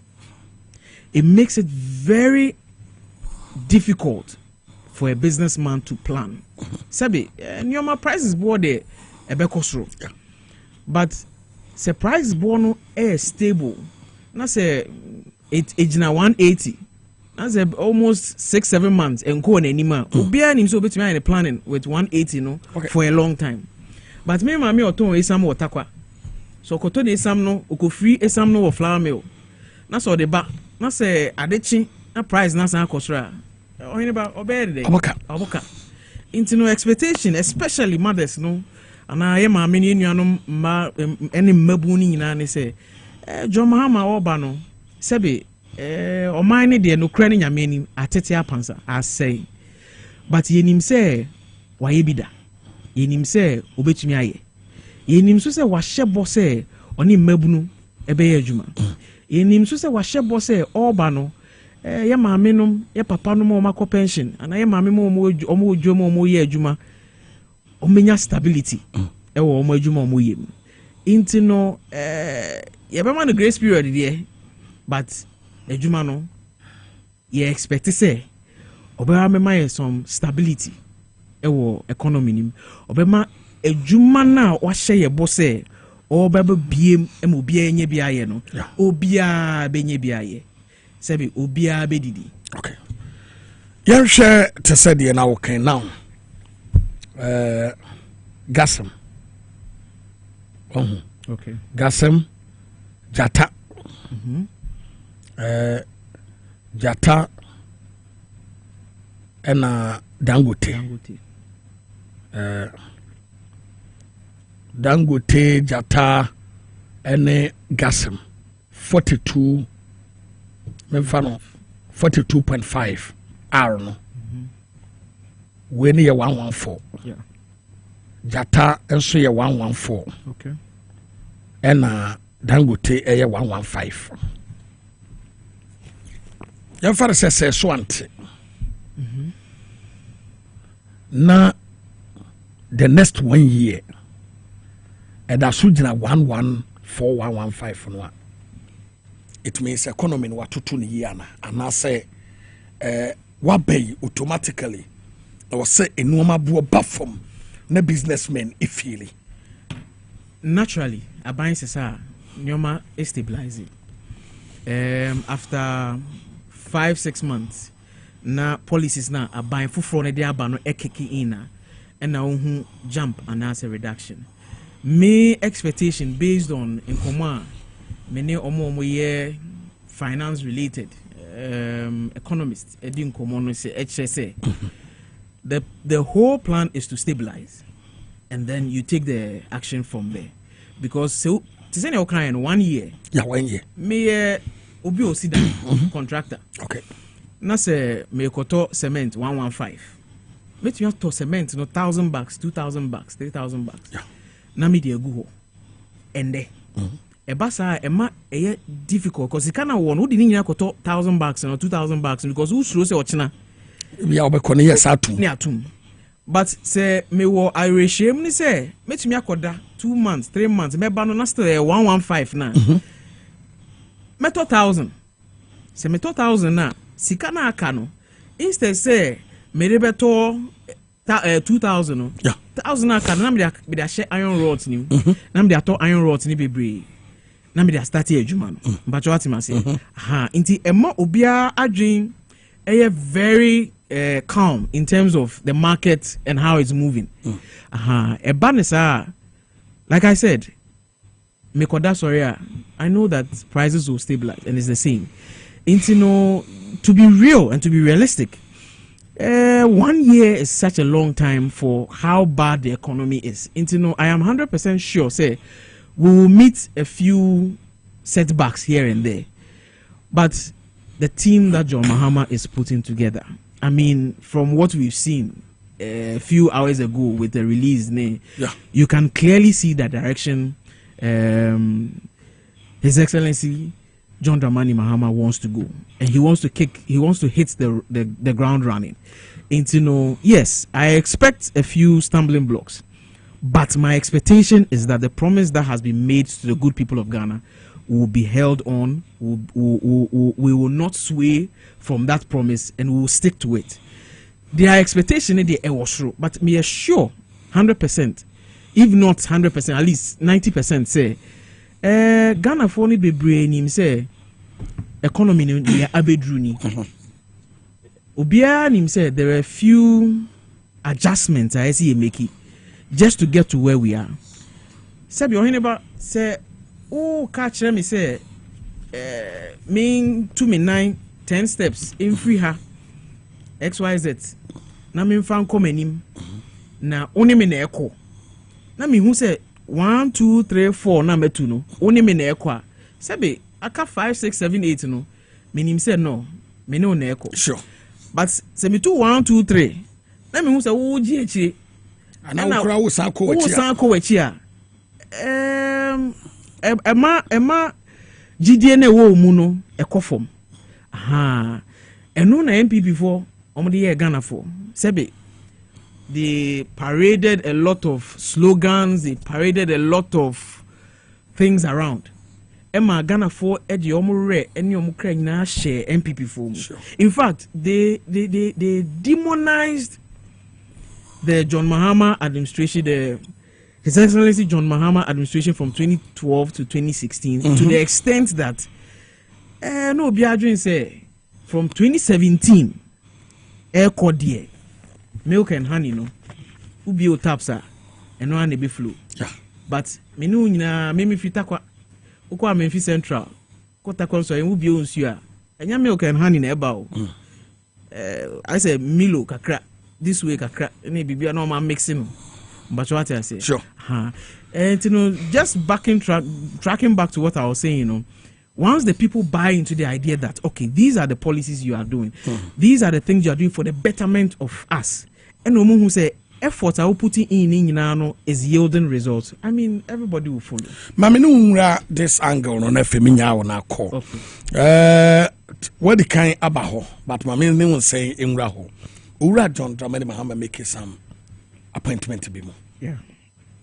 Chief of Staff, Ura Julius Debra, Dr. Callistus Mahama, Executive Secretary to the President, Prosper Douglas Bennie, Head of Interim Security Task Force, Dr. Valerie Sawyer, Senior Presidential Advisor, Governmental Affairs, Augustus Gusitano, Presidential Advisor responsible for 24-hour economy and accelerated export development, Marietta Ajiwa Brew, Legal Counsel to the President of Ghana, and Honorable Felix Kwati Ofosu, acting spokesperson to the President. We make appointment nipa and son and our appoint to woman. Send nipa 7 we are appoint to woman. Ubi womu anka osusu say baby a yedina shade dem susu sanke mfa no fa A and a B. And na o wa adwin bi nso se nipa bi wo ho a anka wo se saa 7 appointees this position no nipa bi wo ha anka osusu sanka wo so mbehye ha o mama Oheneba NDC as a political party and leadership decisions are not taken in vacuum. There is broad consultation, and there is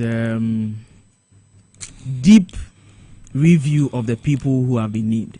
Ubisami, Sisia, I will not change a single name or portfolio on the list that has been provided.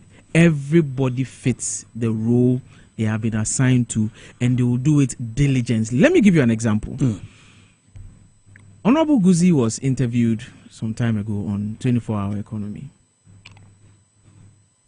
His articulate presentation on that alone gives you that confidence that once we put this gentleman here, this honorable man here, he's doing the job 100%. You eulogized Honorable Julius. I mean, an astute gentleman whose records speak for itself. Many of the names that have been mentioned there are perfect fits for the roles. A lot of them are building on for the future, and a lot of them are coming in for the stability that we are looking for. Madam Marietta, solid woman. She is a woman in her own class. She has been through the processes and knows. In fact, you see the situation we find ourselves in. We don't need any other people than the people who have been named in this first 7. And perfectly, I will not change anybody on that list. You better ask me this. Who any pebi our chair akasima me no na sorry. Mechia takwanso ayem constituency 4. Sebe ehona be free, ehona ye wo me. Enti no echia kese ebeko takwanso ayem 4. Mechia me and my brother Osman Ayariga. Baby ameko bia no me na edi nkomo. Okay. Mechia National Youth Organizer Pablo. Ono so na ye youth ni nyina epenyi odi anim na me din chia kese ama Honorable Mustafa oye Western Regional Youth Organizer ma me akwanya se me mbe join working committee sanso hu me mbodimbo ma me ye administrator for the youth wing se nkenyo no a my path would have been different, but I mean, he has given me the opportunity. And my last greeting goes to my constituency youth organizer, Honorable Nana Diallo. Michelle, baby, I will be out. Okay, me chame ho abetew. Na yakwaba yeba saba betase ya bawura parliament. Nye ne odefo kwasi beti. Akwa kodi nkomo yeba Godwin akogan ewo ha ye nen betase ya bonkomo yeti twame nam twame homra sesia yeba ya pe betase ina fire no ogya no ade me baisia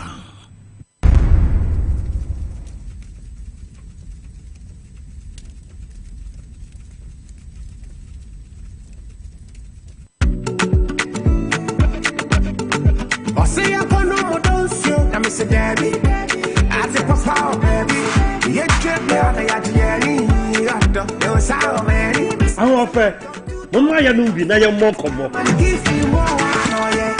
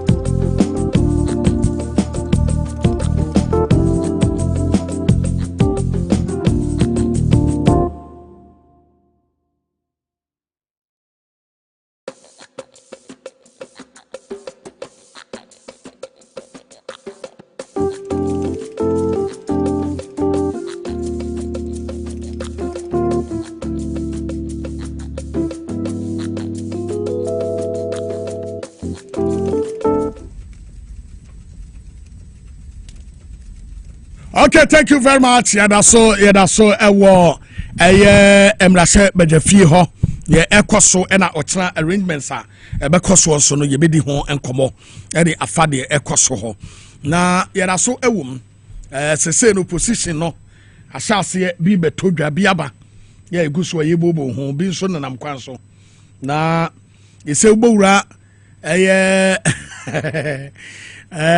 parliamentary house a episode you say no akwa say uji leader ewo house ho no a ene o permanent abode no watra ho it is say majority ni nyina no obi anya ya aka position ye de ma no odwane free ho na obehwe so obenya minister bi adia ye bi anka finance bi ana se bi a agric bi aha akukudam no epebi bi mu nso no e de na akwa ebibi ho as a parliament de yenya de hange o compare waka fio I so say me chemensa bunso no ene ye creative ministry ho ma na also trafio about all the same as a leader in the house no and also emu de pa so yeah so e wo ma yedi enkomo Godwin Akogan deputy communications officer yeah no babidi enkomo a ebema anigie atumi aba na wonso say ena osode ewo horimu asa yeguso aye kono obetumi ede o text message ede aba sa leadership ye wo house ono ususu say e wo se ede bi ma bia obetumi de wadwen kire ede aba o de be fa soft prince number no so na wapusi ede atum which 0244 231418 nti wo de WhatsApp e de be fa so na wo de WhatsApp no e de fa so a na wo de aba which is 0244 231418 0244 231418 ebia nso susu se nipa bi enya position bi a woni beje ho wo adwentire bi nso obetumi de afa so na eno so wo de aba and at the same time no so no our parliamentary house or parliament or no ususu se ebia obi wo ha wase ye no majority leader ene the council a obetumi de nyina e de aba na ye di ho enkomo ya number no 0244 231418 0244 231418 gan akwaba Nabokode. Very good. Yeni kan emunra mrasebadwafie fast na fe yemra ochena program no a ebe koso no. Mrasebadwafie ene the 8th parliament eko awiyema 9th parliament a start. Na inauguration no enche 10 o'clock ena abo no. Nti akakra bi na ye dissolve the old one no na new one no a start ama yenye leaders a omo so no ebe to aso. Say and who said ye is normal esikwe say na who the 8th parliament no and the new one so no eba no say na who no efa. Right, great. Medical am Ghana for nyina afresh apa na masre insura nkwatenten ahoden enimdie e de ama obibia senebe ya this year no enkoye ese last year na mpo ebetumi achen na bibia so a ye pre se ebeguye nim soso no ebetumi ababeguye nim maka ne sa wie no na maka se 2020 and as the 8th parliament and the 9th parliament aye babesha ase ahimrachi no se meko hunhum a meka se eye bibia nyankopon e de so yen ahwe or the hang parliament eso nanado ehweye and he failed woefully meka kwa ko ti se yen nyina wo parliament na 137 na eye emra esese ye de inkabom eye adwuma unfortunately no NPP led by Nana Rodamko Akufo-Addo amasa nkabom no anya adwuma enti eduru ba bia na ite said ye otumfo etumi wa ɔrɔ kawa ɛfa wabeti ɛno nti bibia ɛsesa nka etumi ka wɔ fie ma entiase ɛba no na yɛpagya asɛm no akwakodan court ɔhɔ soso no na asɛm no soso se nanka obibia nim sanka asɛm no besi afa akɔno no yenya ne saa akɔ ama the last part of it crowd the nature say kwan parliament no ɛfa ende ye no was not as good as we had wanted it to. Notwithstanding, enema bebree so ɛkɔ so ma yehu sɛ nipa biara no sɛ wo kwaye mu a ɛbɛyɛ o sɛ bia nua nyinaa bom baako nanso wura mu a ɛna bɛhu sɛ dua biara siniesie meka kwakosi sɛ abra ɛkɔba sɛ ɛkwakɔ yi ministers no NDC yɛde directives bi ɛbaeɛ yɛhu sɛ members of parliament ne bi decide yes or there be assume CD as I say you to me Emma no ministerial position as yes so at the manor a do baby so the nanka yam pen kura or no credit to me vote a chain omunina so people this hang parliament also showed that balance be a obinu be 80 year or share no a chain the party at the no bar power idea. This is the a friend is saying parliament kwakogu ene. Yeah. Parliament sign so ababe twaso efri hono the 9th parliament. And also so no I had to say 7 preduasa apachenantie baako wa chen baako. And also so ye bibi anyankopon so the aso NDC ashe. For the first time, yenya 184, as in two-thirds majority. Yes, as we speak now, no, 183. But minim say na what we beko ewie, because enenumre enyadia ye babe swear ebinumu in. Okay. Ntini to me and started with 286 constituency a debi nimsanka ye no. Because ya the tabon ato ebinom so tabon e de ato ebinom so ne say declaration na ye no enye clear ya first declaration ye wie ya ye se da bi ye kwakoye another declaration ye wie eno so eso a court say da bi muntwemu na musankwa declaration from collation for enade ebi so decide say this is not the way to go. If this is not the way to go, ne patre say and say yepene emma yeswe enkrofo in. Mene wo eka say the legal team so no ewo parliament. Maybe say wo parliament enim ho. Wo police for. Na hwe friend say other forces omugu parliament enim twen say baako enwie na baako emeto aso because by 11:30 na the 8th parliament is just about to go off na the 9th parliament no atwaso so enkrofo a yepese de eyi emom no clerk so ete edem ehwe eyi na ne do na echi ne so no bailiffs for egugu ho a ye twen se clerk ne mra na ye mfama no oh sir oh yes anadwi omude omumpon enti no ye dey kind bi akwakota ata omu office one deda to show say you have been served ye wie so ane de ama clerk so obekaya the similarity of this one abra 8th parliament no babesha ase no na bailey for nam ho etwe de chikwesi na ye de a7 no unfortunately we outsmarted them. And Nuntino, he was able to be sworn in. And then another thing, that is where Oheneba Yenshe elections me new way ya. Mame, your friend is Jane Mensa.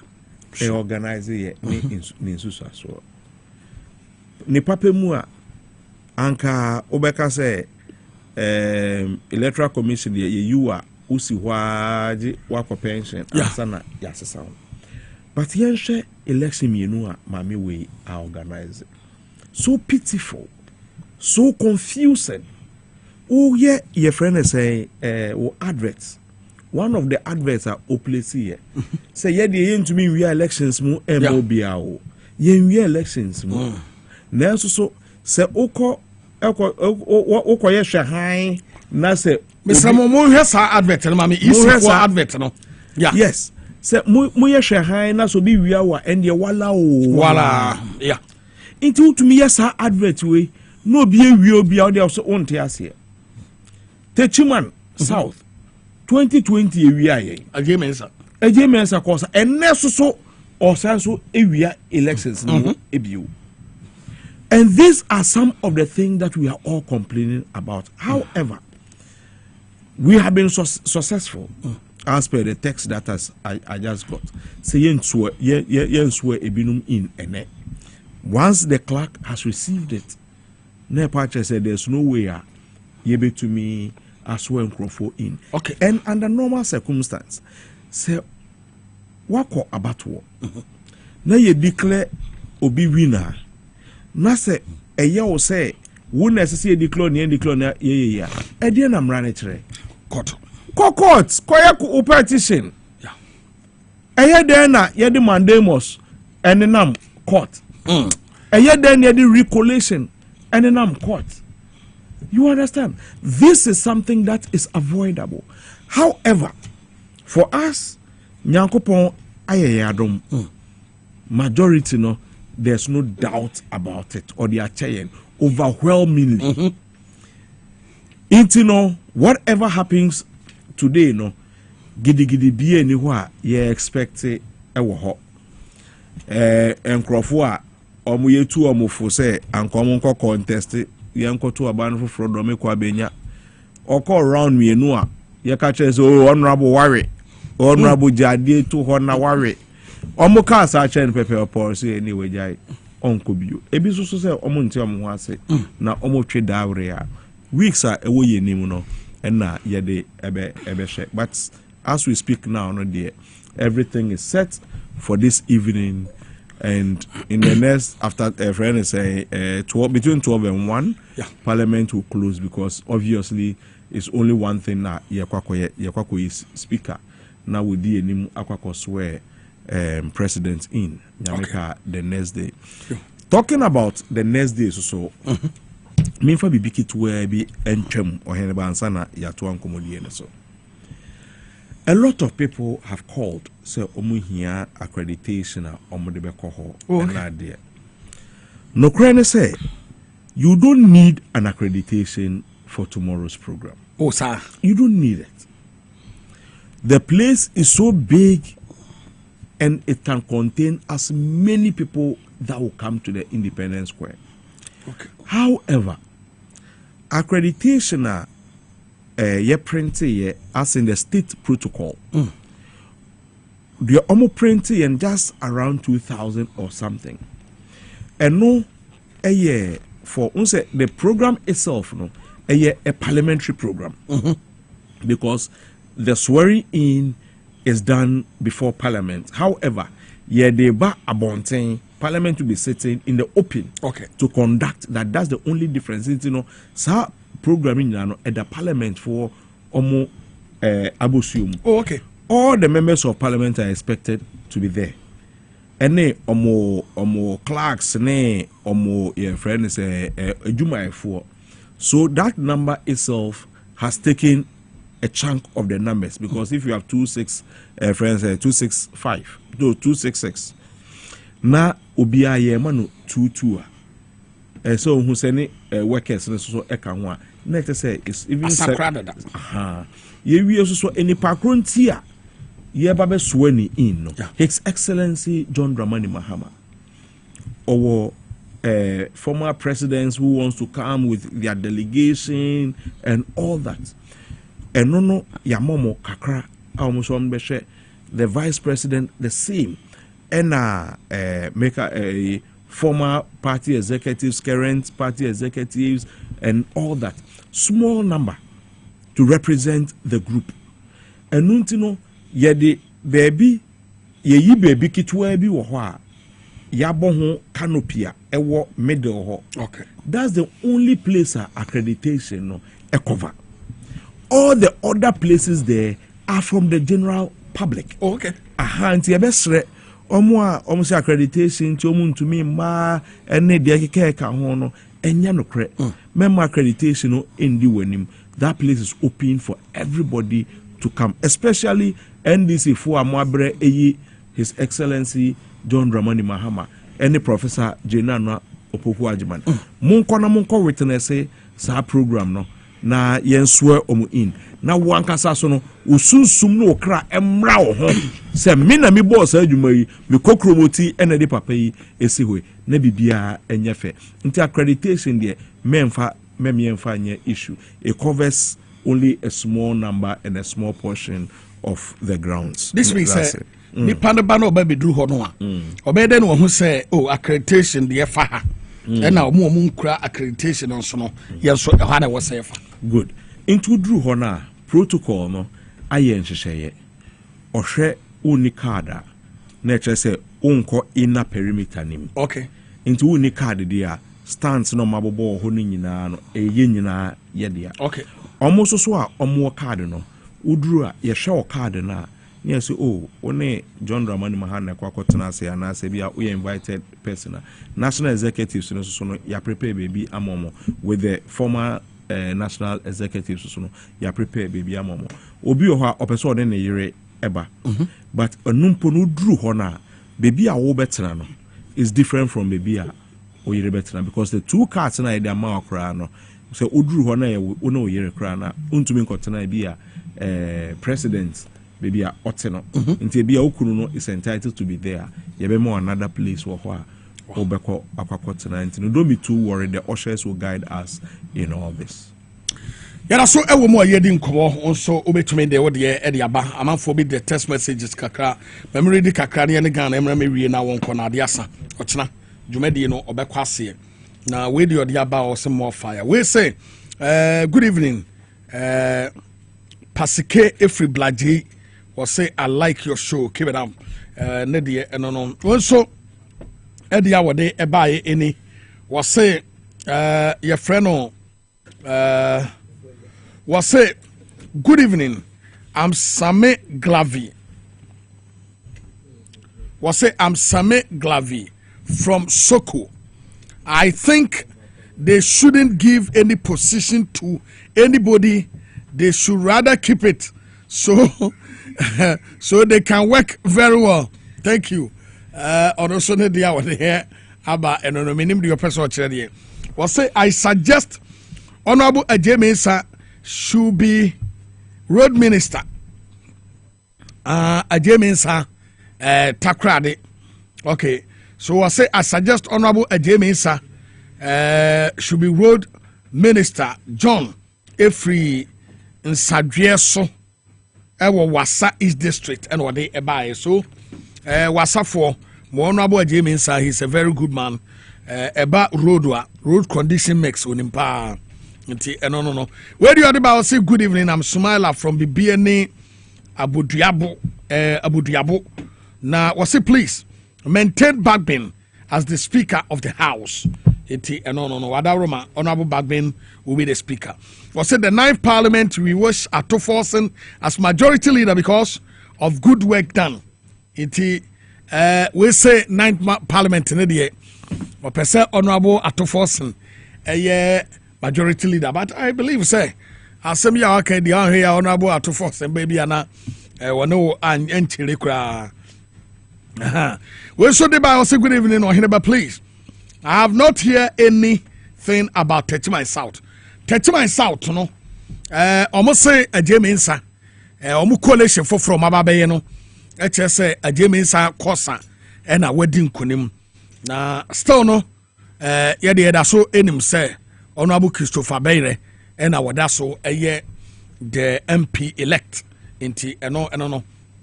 We should be our any was say God bless NDC and NPP with 137 MPs, but was say God blessed NPP, NDC and NPP with 137 MPs, but NPP used it to trigger promotion of LGBTQ plus. God has taken the mantle and given a clean heart Mahama to purge the nation. Diamond Aguna Swedru and our day ebae. We saw the other by say good evening, America, watching live from Nsawam.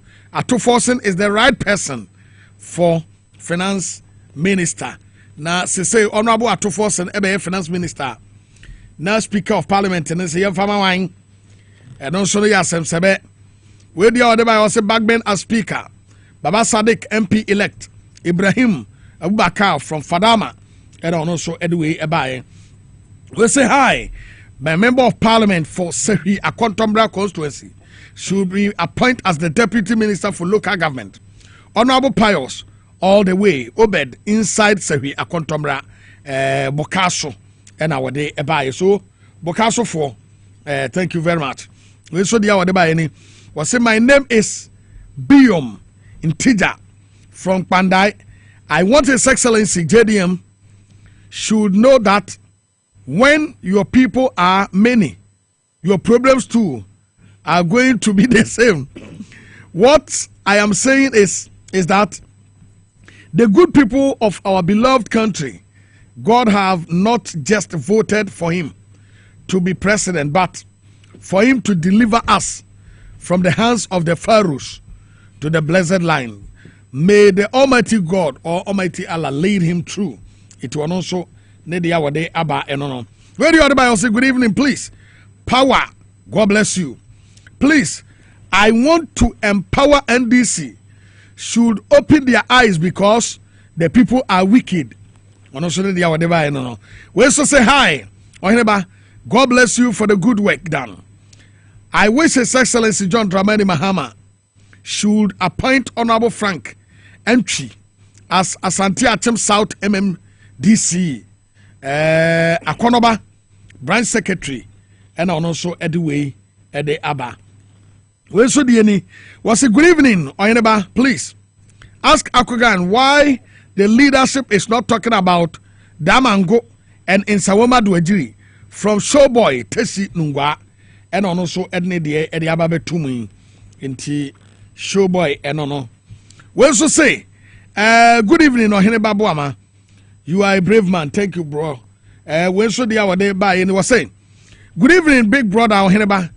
I am Musa Ibrahim inside Ashamai. Thank you for your work you guys are doing. I really love TVSYZ and Power FM. Make God bless John Mahama. Also, Nedie Enono. Where do you other say good Oheneba? Good job. You deserve to be rewarded. God bless you. Thank you very much. Very reward dear Modeba and you scum. Was good evening, Oheneba. Any abruchire. Kopembe bin tranquil jojo ho. Impressive bia. Where do you say good evening, Oheneba? Hope you are doing great. For me, the first appointment looks very solid and formidable. Randy on here, sir. Okay. We'll say please. The Kecha wife win. My name is DJ Two Ice from Ofankoberia. Me pacho Kecha wife no. Wa win it way MP. To a person who say Kecha wife win. Oheneba, I admire your outfit. This is your long-time friend Nana Abronoma Nyako, aka Nana Okofo Nyako Abiam. The second Sanahine of Bremai Esukuma traditional area in the central region.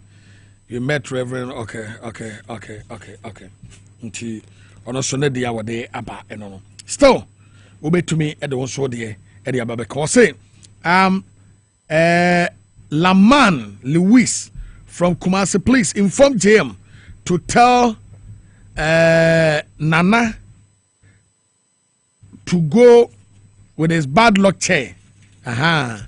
Nana do akonya no akwa sika yehu ama no okroma o. Ya wonyonkwa to V8 akasim, V8 akonya sim. Sama ni hunu nyina free yaso awurade. Awurade. What's good evening Oheneba NDC all the way. Mahama should be employed the youth. We are suffering a lot. It was also the hour day a buy and on again. Yes, a backward the aba sense so am do ejiri ne said touch myself to Damango. Was it Damango ne Sauma do the assay and penny for one can was him too. Nay. I didn't have an abandon. Air so regulation name when you know, young fire in Jim. Okay. You know, and you were 21 days or so to petition. Okay. And no, and ye call it say, yen petition. Say, a cobane say, obedient, yen regulation mano, obedient, yen koye petitioner. It doesn't make sense. Oh, okay. And Nuntina Yako court, and they in Yadi Tabon. Atosa processes in so okay. Into say yeah petition on Damangoa. We expect to say your friend is saying Tema Central also so be petition in Sawama Dojiri obey petition and all that. Okay. Into that is why we are quiet about it. We know the process and we are using the process. The omo yen na de yemu. Ganye jamu wako. Nemum yehwe appointment biaba. So far so good. Say obia wo ni expectations. Nanso so any pakra na ya to aba amano no. Esisi enya ne mugidie. Sesi at least yenya ehu who our chief of staff is no. Nature said the center is ready. And let me also appeal say yema ye expectations no. And young control ne kakra, especially when His Excellency John Dramani Mahama in his campaign said, "Say, may you 60 ministers." Say ministers no be 60 regional ministers kra a no kra no 16. If that one moves out of the 60 no say the aka no your friend say 44 yeah. And deputy be also ni ho a ebetumi efri ho aba because a deputy efri ho ba na fa tre say e kwakoye 32 yeah. How practical would that be? That's say no deputy mawu na say deputy emano no. We must justify why you need a deputy.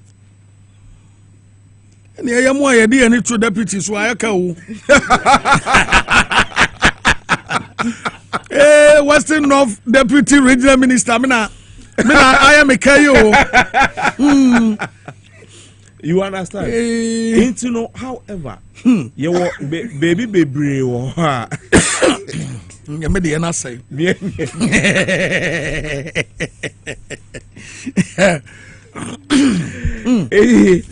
Oheneba no crane say and no sano no who say me ati hey Minister of Finance and yet what's up on I say young ho and you pay you I can't catch us up papa da be hot here and call and crofo and yet who admit to say and crofo e wo nima you don't struggle with it.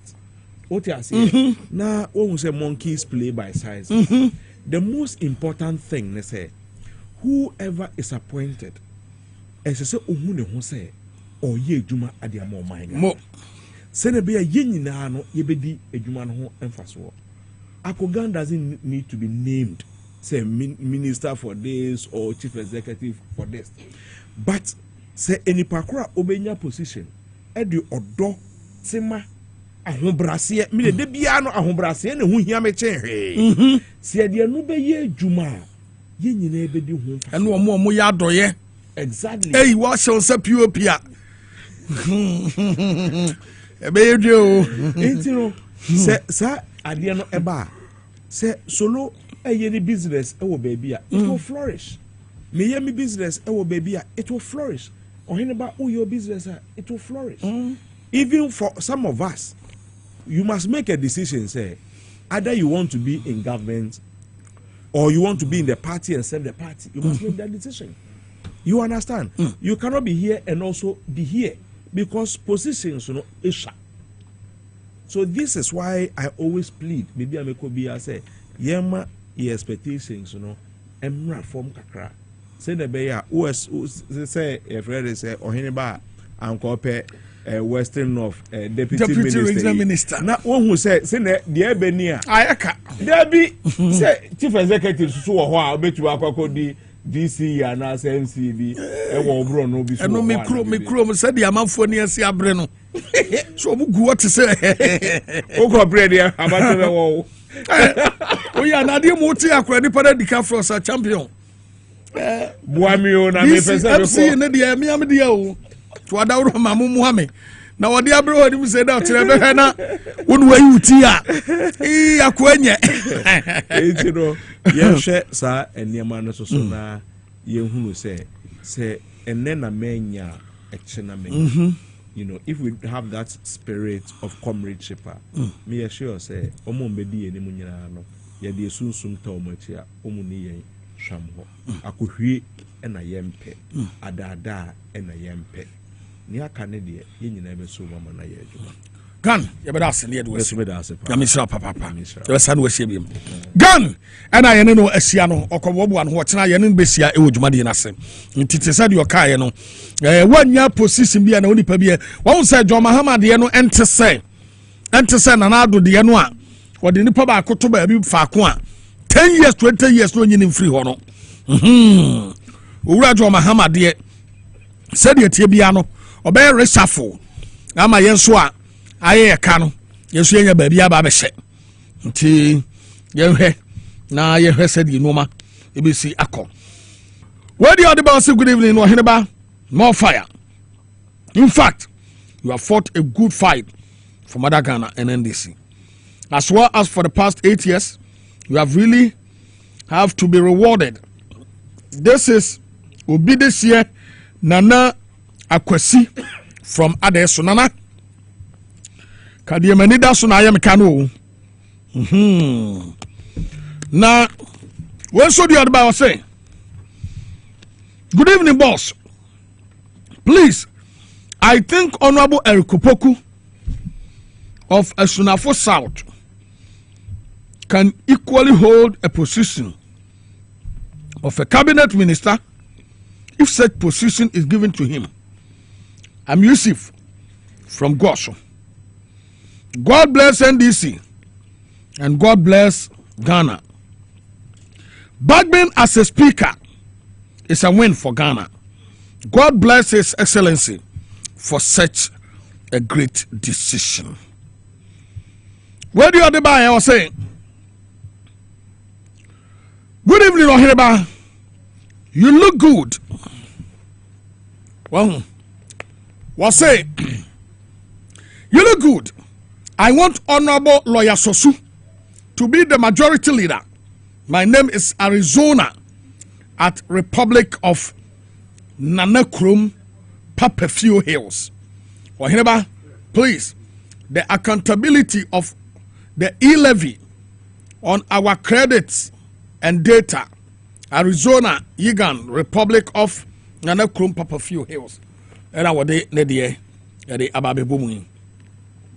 When so the hour I was saying, good evening, sir. I would like Honorable Babin to be there. Please. Let us collect the monies and work with it and jail them. I am an ex-soldier. Would like to meet you after the inauguration. The NPP have evil mind against the NDC. All of them must be jailed. Please read my messages. Jane Mensah must be chained to court. Even the EC in general, those that will work well will maintain us in government. So, my name is Stephen A. Ayamga from Sunyani West.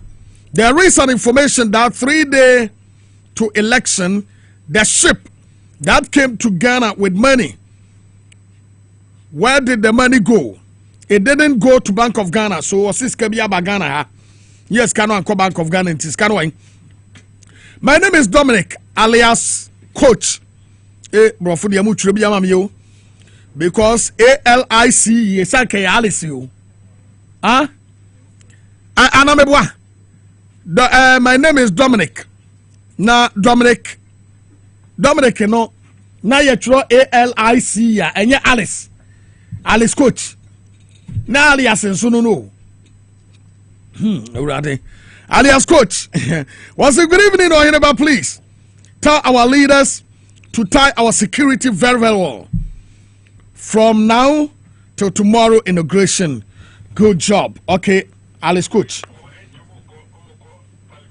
Entene ya bawura parliament na yakwakọ head ye ekoso entene omuwuram eti yebekwa head ye ekoso no na no so ye de nkomo no e de aba. Good evening Oheneba. I'm Kuma Robert from Kofodia Trum. I was say from will be happy, and those whom through Akufo-Addo hands they died will be happy to see Akufo-Addo and MPP criminals being prosecuted and jailed. So ne dia wade eba no. We so dia wade eba ni. Hello, I plead with John Mahama should appoint Honorable Alhaji bin Ishaq, aka Alhaji Mega, to be MC of German South Municipality. Or then the picture can home into Alhaji picture wa. We so the other by us, please.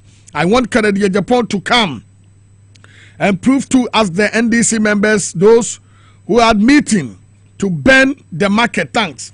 And you know, Tabitakum. What's in my views is they shouldn't allow 3 MPs to enter tonight. I'm a military man. Don't show my name. Me pacho Udiyama. Unswan for Udiyanka ho. Usulonswa and pharmacy jima. Also, good evening, my boss. This is Mubarak. You are doing a great job. I have been sacked from my work because I work for NDC to come to power. Mubarak. Upati chairman. Ya owo area fa sem no to nanim obema mpanifo aso ate no mape ba bia obeye adwuma. Kofi Adams for Oti Regional Minister Charlie P. Adenta ena wode ebae. We so the other by us more fire. I suggest Eric Poku Asunafo South, a Greek minister. I am Kwati Kumasi ena wode ebae. Now yebo awuramu ni akwakohe enuoma. So there's what is going on in Parliament. Inauguration of the 9th Parliament. And that's so Parliament at the state, you know, and the Ecoso and no, it NDC Asishomu seat kama MPP so the FCA Kituabi Ebomoto to say and Tetiabi, you know, and also no Eguso. So and Tany about Parliament or the Aqua couldn't come on. Solo our house, Solo Kwaba. Na bako die nyamia ni die wi akase die omwa ye die amamu na show saso ba be yomo die akoso na ye say amamu ye nya wie owura John Dramani Mahama nyamia adom a ye de konwa no ebekwa akohye ne nsa from day one of said abato esiko ye e de babisi ene the 8th Parliament I declare and the 9th Parliament you have started recollation ye we yes there be yantiase and this in one and win ye tiase ye sakwa foforo na sakwa na court so se mungu no na ye sad ba ko bi aba ye se ye frebrofo no mandamus and also ye de nam Parliament ho ye probidi ate no na mandamus no ye sakwa akotra court say mandamus no ye wie no o se ye sakwa recollation NDC for say ma EC ni NPP for so ya wie ye no TV so obi ahu bi MPP ni na wini e na asefo enne ejebo nya ba bedu but your some of them ye say ensese ye ma ho kwan ye so amu in or parliamentar ye tie akogan so asem o kan no a ono so kire say wo mo so edi belief enenam parliament ho ama ye ka say atibi mu krada so mu wura chamber ho a enye yie ene ne ye ka so far so good. What is going on? Award the ACC. But I said you are here for you now, and you crew for you now, and this winning me buy me also air conditioner, actually you have. Maybe I grab me right because baby and yet which I said power has come. The power baby me buy. I share power FM then the TV XYZ. If we are no mama me Henneken. Answer Noma Assassin. So no one best Saudi to was. Matia Wokadia na Wokari Bobia opposition like deputy regional minister Afa Ko. And come kwatie. Then you made also na corner on your obrim. Oh solo. Then you know the Zialo me Koya na me buy. Na ana no me wo ha na agenda P frame me. O frame your sunia. Ye tuma free me dem. Ana say oh. Aba na say say not trace works a house of what a command down kwa dem. Oh. Etiam people lusu ye na yeso ontu. Na ayo no go me bi na sisi ano. Wo mo kokugwa abonje no. Easy. Na ni na akire say power. Ade afraid to me. Ye ninka so. Ye ninka so. Obi ka kire wo say aka don hwere less than 5 hours no rekufuado onye omampani bi wa. Say ka onyini. Dabi. Ese amfi se ono akotena fie kakra yi ena mehwe nanim na mehwe de dimi na ho se no ewi asemre ye de tumi hye wonsa o se okra ni yi emfa tumi ni bone ora kufuado de tumi na be di bone bebre na enchirema ya na metete won konfo bia no se o mo ka se posterity dachi ene ebe judge the right. Yeah. Posterity be a judge for the right now it's a posterity yare.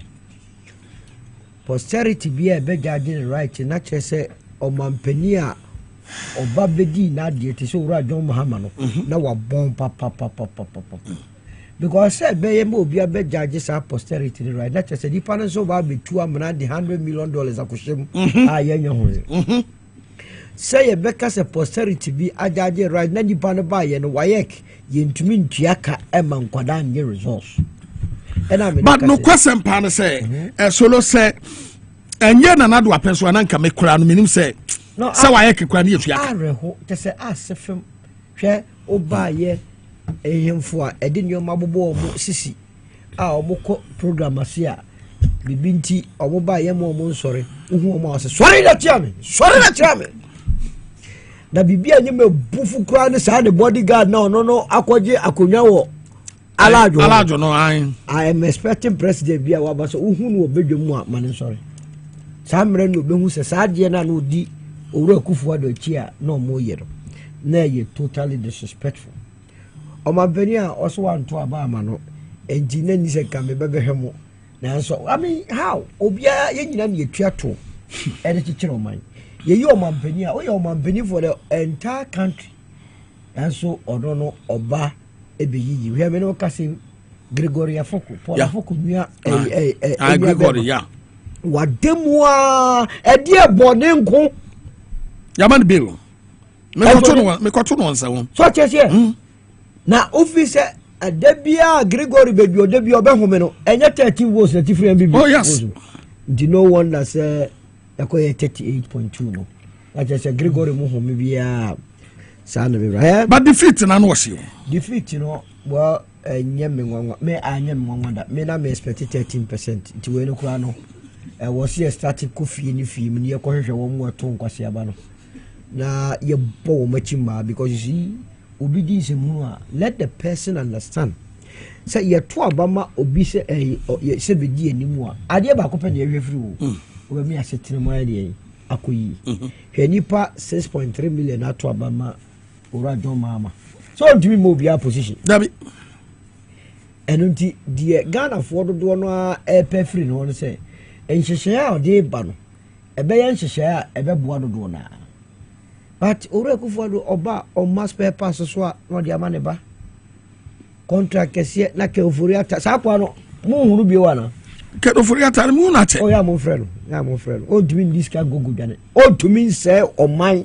na ese ye wura fi no all of us Ghana for na me dwamu no say obi di boni na wura fi no dabi we ya ekufuado ni MPP ko position me konto kwa 4 years and yes 6 months na wura fi dabi afena nyoma no maye ni nyina me no mo be hyase etu sa jeri kwa kwantu no ye bia na mi se mi si wo muso ani ansa na movement of change be ba power yaba hwa electoral commission ye election ya ana gap no so ya ayi ba be catch us kabana emoje hwim mami jemensa mo je hwiegu ana na omo pe that's number 1. Number 2 ade na omo ye ni nyina ye deliberate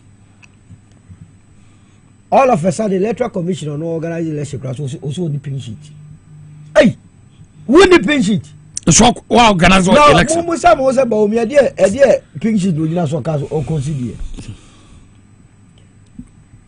no ko wo mo say na ye nhihye ho ananka abano dodo na omo ba dia ma MPP with the electoral commission pin sheet na nyame na edi ehwa fofi a wama defeat no ababro so eno gira amara ese bibi ekoyi but mesre jen mensa ene ye friends e boss man ya pia hede ene tete nyese mo betina wase ye ne meka je ya meka nche wose mo sade ya mempe dada we IGP a otete ho ene wa kofa lawyer for ayi A+ ne nkofo A+ who do parliament akoye waduma enya dia IGP obe survive no say John Mahama person amemo na 5 months amemo a one try with IGP Dampare no what the opposite year more than 98% of the police service omo papa wo se wo mo mpenu oton na o se odie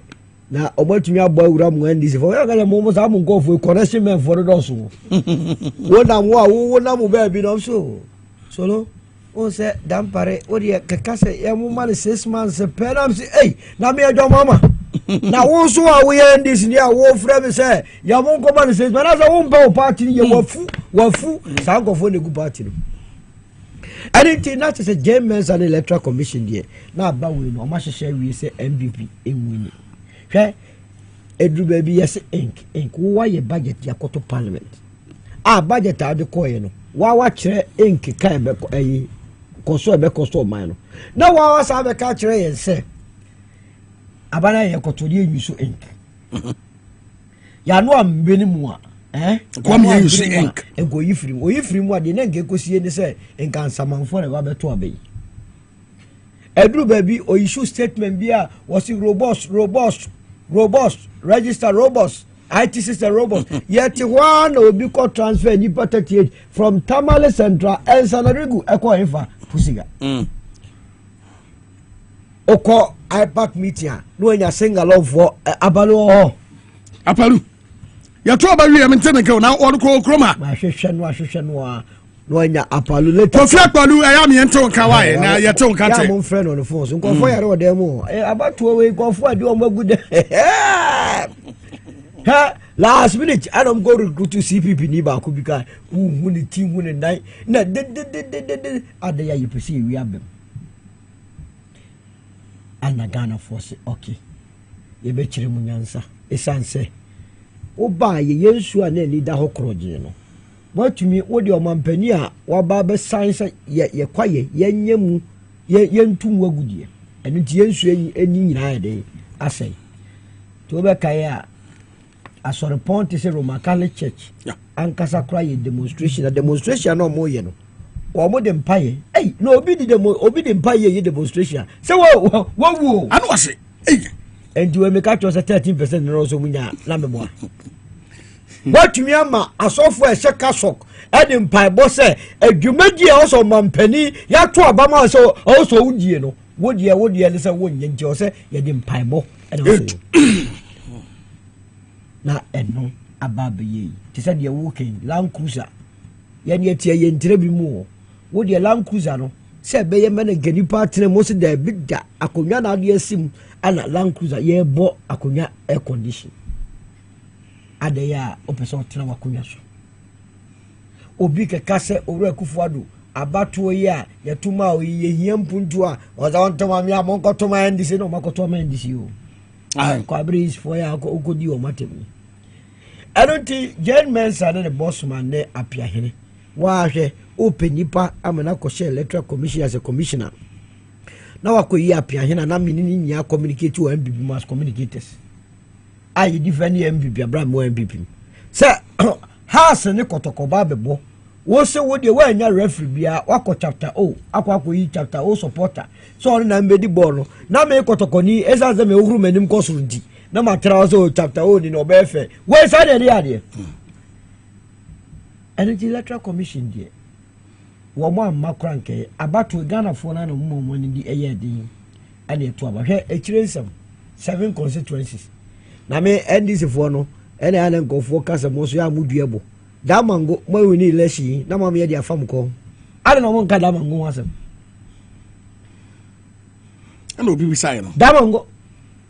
Mutawa kili, minimum the oil, so also, she can't acquire lesson, and then she go, said you. What about to winning lesson?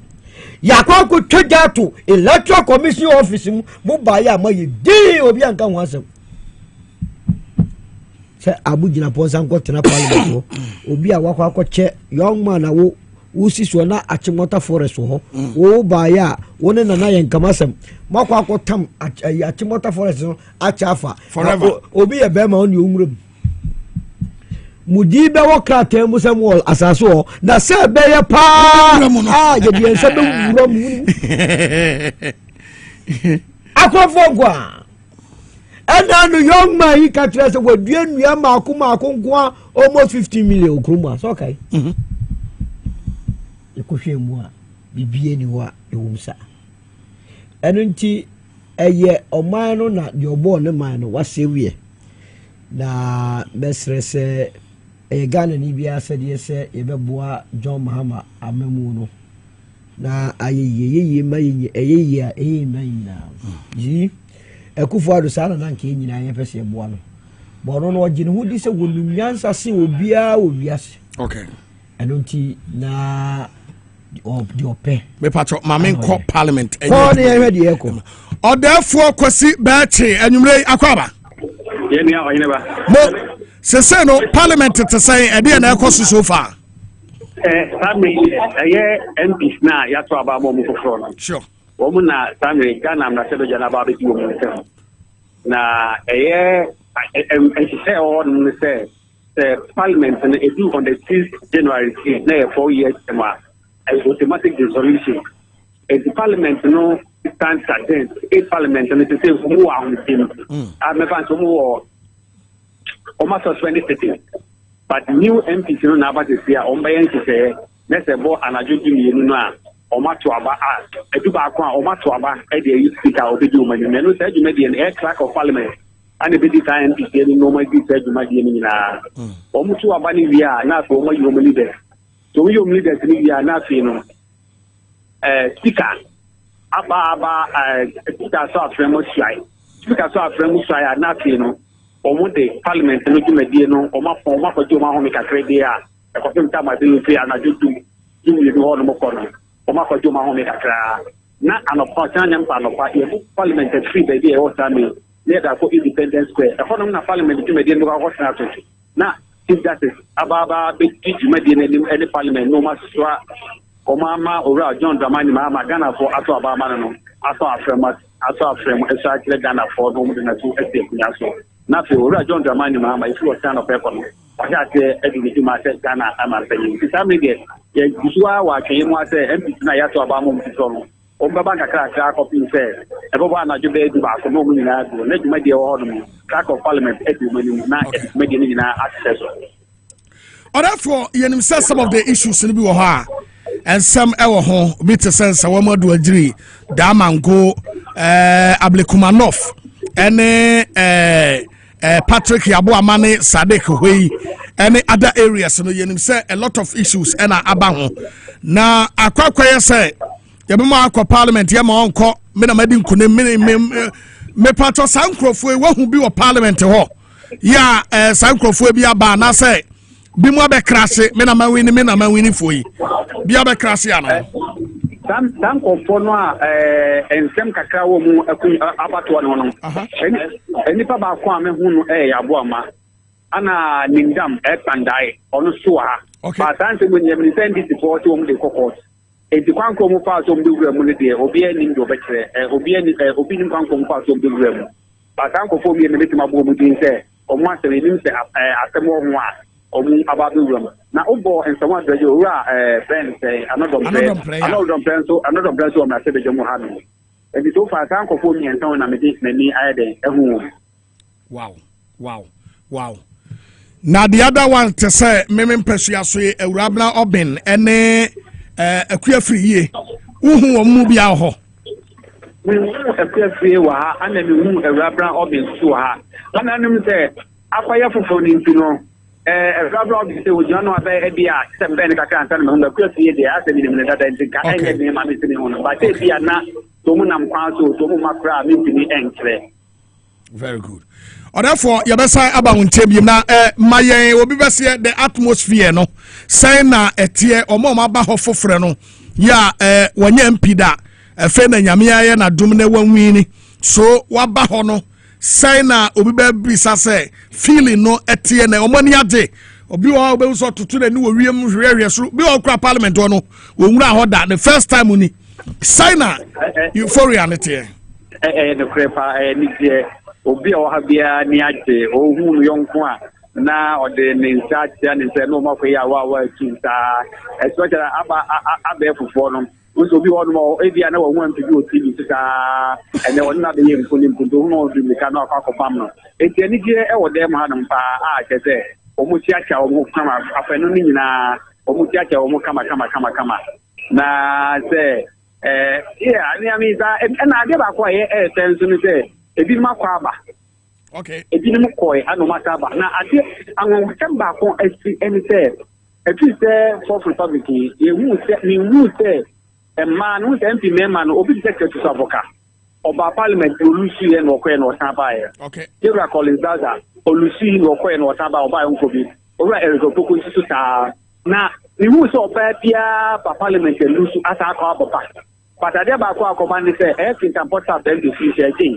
olusi ye batene wabọ no modern aba ajete se asema me kan ye no kwede mese wa ya abakosem e wo Ghana for recovery amajose ni parliament se bono no oba olusi election na wako no wasan timata aba etino nyame nya yefu o kene kono ye ne be din komo ne hu kwankra fa niema odi kuku akwanma eti e man ba no kotre fe ne niema te se no wasan ba ye na kampota for engesu ne tie ne call so e man ni olusi sai system ite be kuma ti tan komo na apis wata akoyo oba no te ti na ni musemi na ase e ma ahodo no so enkran ma dati do won tumati na ayeta akwanya ne bi. Wonderful. Or therefore ye be jawa mo akọ huna ye be sai aba hobiem na ya ba be so munyina trase na omo ba be dissolve a na ya ba be hu de ekoso no na ye san wa ba be din komo ye da se enwumre. Yo. Or therefore kwesi be eche na ya tene nka no e wo mra se bedwa fie so ye da so e wo ho ya ye hwe de ekoso. You can also join us on Facebook no so ye Power 979 FM and TVSYZ and so obetumi adjoine ne Richard ni aye so ewo ha ya waka solo ho so ebesa ko solo ho na solo di ewia ya ba Richard ni aye ho no so ye ne no aba beto so ne ye ba be kai say list one na kusipu ko so enam kwan so eba omunyina ba be ka ho me ne no ye ne mu ahwie enti ye da so wo mu a there will be fire so yanko eno nti na akohia se yenyina so timemfo beboa omampeni John Dramama Don Domani Mahama na memo no akonanim esanse Oheneba bebia Ghana wono se John Mahama nso sidia de ebeto ye no ano be Ghana for do na be lusu interest in our politics say angofo we na ngasa kra nyi politicians ndi oh sure ana akwese yen tried for the last time yen hwese bibi pe bi free Nazareth ade aba enu ti sa ekoba se yen nyina ya amwa na memuo no enye nipa ba akwa adwuma hwe ono no oye nipa ba akọ enye de awde enyo be shem konfo sa se mungodie nim na mungoye mra enipa na ye de ade ne kwa akọja no so odru nkwanta ade no ye koto do 2 cedi obeda na ense ye koto no 10 cedi ana ho na nsem ne show sa omude no kuredie be ya adwuma sa oman ho do eno dika krabia we nsem bia de be ya adwuma mana so do so no ho no ana ehiame in terms of say ye collation recollation ne sa nyoma ne de me feel say ye ade a eni say obi a wo contest sa election ya ono an office or pin sheet a we win no better me de awonani esanse anye bi kura no domi kobenya akire bibi on se domi kobenya nanka abrantia no namusi Emma J string your friends Michael Kwe Jr. will see draws papa. So Sam, you see, want to mean see mad draws and go to Parliament. Mia me share video bia. Ya two a baby ya declare we Mike Okwe or Mark Okwe say Mike Okwe Jr. We share NPP supporters are all catch them say. About the anko ye nanso e wo se nko bi twa adwadwo a e ya me Mike Okwe esa se ma boka dodo nanso sana politics tie enipa waje atum se ne competitor ana ne opponent da wini no ade achiya no me hu so no asan gina electoral commission office we win election ho na say hey nyame odo na kire say bibi ko so say hey ade na wo yeri gya ne betua sa akwa chinchim ngofo sa age eno tira me eye me nwanwa say a seat like Damango and also animal e was say wa win no and ni say ye di winning kwa mo potem amoto abama muta wakili no mo so waka so hom dia mate say proposal omaje ayi injunction bia bia no so na mamenka say notice of injunction o say obi wa office oye bibia na oye obi de entimi masa nipa miensa na anan okakwe central tema central techiman south MPs select entimi nkotena on sem eye afenyo markets and the court enanu ya on speaker nya sense no o court supreme court say speaker any who kwan say obey declare seat video vacant now as part of the ruling no Supreme Court ama ewiase nyina atiase se abra speaker enya ntiese afenyo akwa file no neni se ode ne saka bibia anase otokoso ekobua bibia what it means is say the moment obi be file any stay anase injunction no speaker oni nkwan se obeso enipa ni and it is a speaker yen na chese oye in contempt of court you bet me a time speaker did not control some that were feel free. I don't tell you NPP for na afenyo ya na Boamah and any other. Sure. But Messer say obi biara officer we winning no. Tokoso na fight. And yes sir, and my amount to coup d'etat. If there's a nipa to Obama assume say na obente na electoral commission say o ma dwinim no. Nipa na to Obama assume say John Farmer no any coup d'etat. Sure. And this year yes so na ekoso beto akoso so say Oheneba me hu ade bia anu ahie o se no kofo si bi lobby no Oheneba sir your mama e mo fa na menu aka I don't envy him at all and bi na masofo so na so for na mo kro wan ni abosofo no mu tie na mu tie yie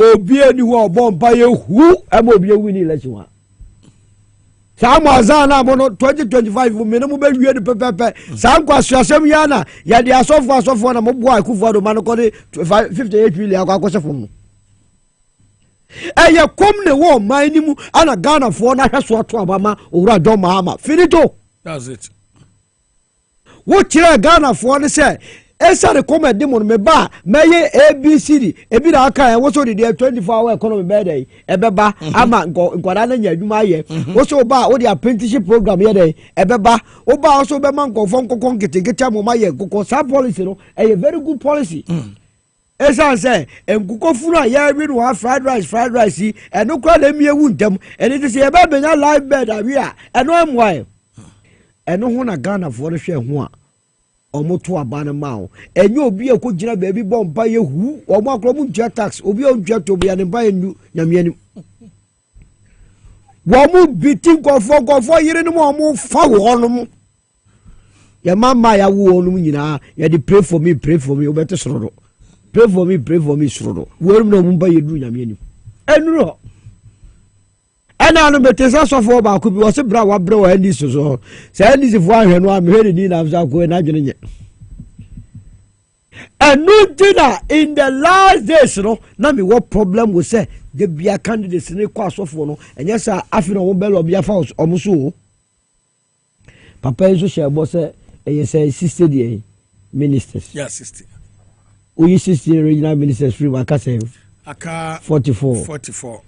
Any Baba 183 ministers.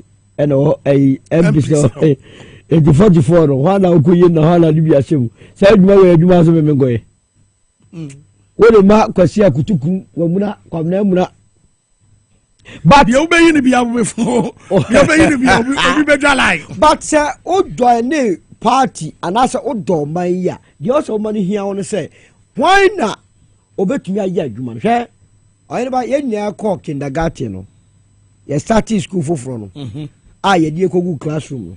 What am saying here? Obi obe class captain. One cast out to now point to Obi Fofro. Obi a one. Say what to say? Yes. Champion man you. Obi a one match. Sometimes you dey call you Obi a say Obi and Obi but ye can't go to me point to say you from my way. Oh yeah. Sans on na stand and so. Because say yete hey. Obi and him say ye agric minister. Yes. To me. What can say ye agric minister now? Yes. Mekacho say honorable Erikupoku. One year agric minister. That's right. The deputy Peter Boamah Tukono. And bad. Yes. Yeah. Yes. Oh, na ekobasa na kochia. Na wo hwe pressure omudi gu papa so. Enya sem kuma o. Mesre. Se munsusu ema pressure. Esa say sa pressure bi de kodidi adosobo atirimu a woti nani no. No appoint 125 ministers. Sa atirimu da kan ga pressure ya o. Na otine ni na 125 afide na amemu no achia mokoye sa no a opani yi e di areho ahomtete ebe kase afide wasesa na adwene enye system ministers no ene so de basa na Solomon no so mabetena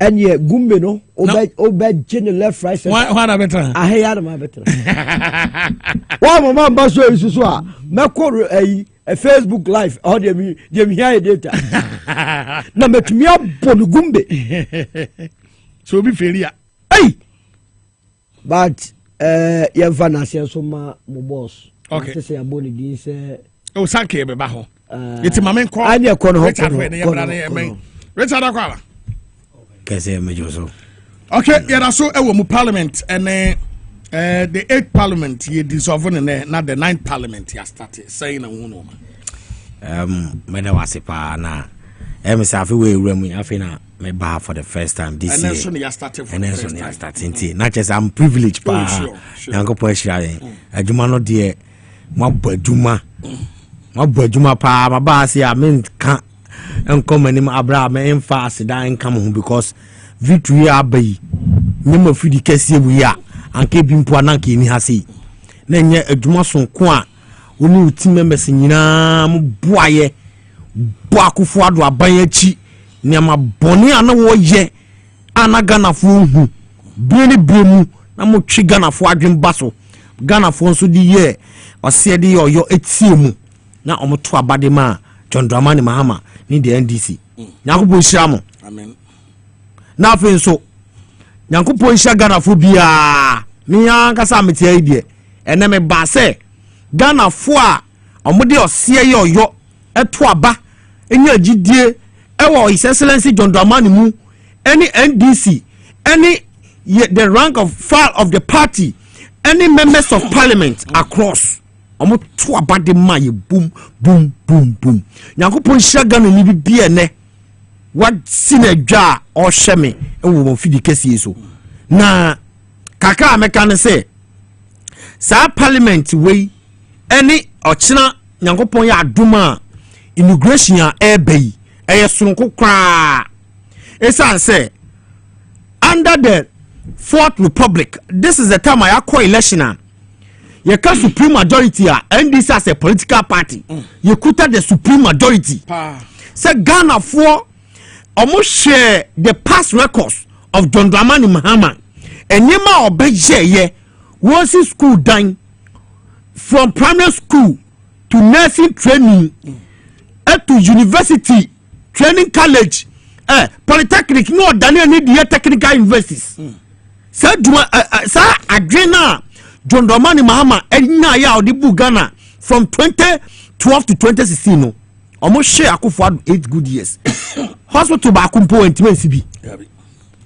ena Ghana for se debi ya tuya di papa bi ato atwene nti be hwa so ni ato aba ama John Mahama na kakra meka ne say it's a very good thing na a record say president wabedi president na Ghana for say ebinum din kuntompo ato no so ema Ghana for to abeti ano ema later akotena chire Ghana for who say we saint mama say mo kan say I am going posterity will judge akotena chire so Ghana for nyina so who say there be papa we interchanges obesi wo Ghana hospitals obesi wo Ghana universities obesi wo Ghana nursing training obesi wo Ghana nyina chinu ye sha Akufo-Addo ne Dr. Mahmoud Baumia ATS a umbedi Ghana so o ma ntimi anye ba kokko amfa mayen enti John Dramani Mahama beji wadwa na sa tena so na anyama pa a na wo mu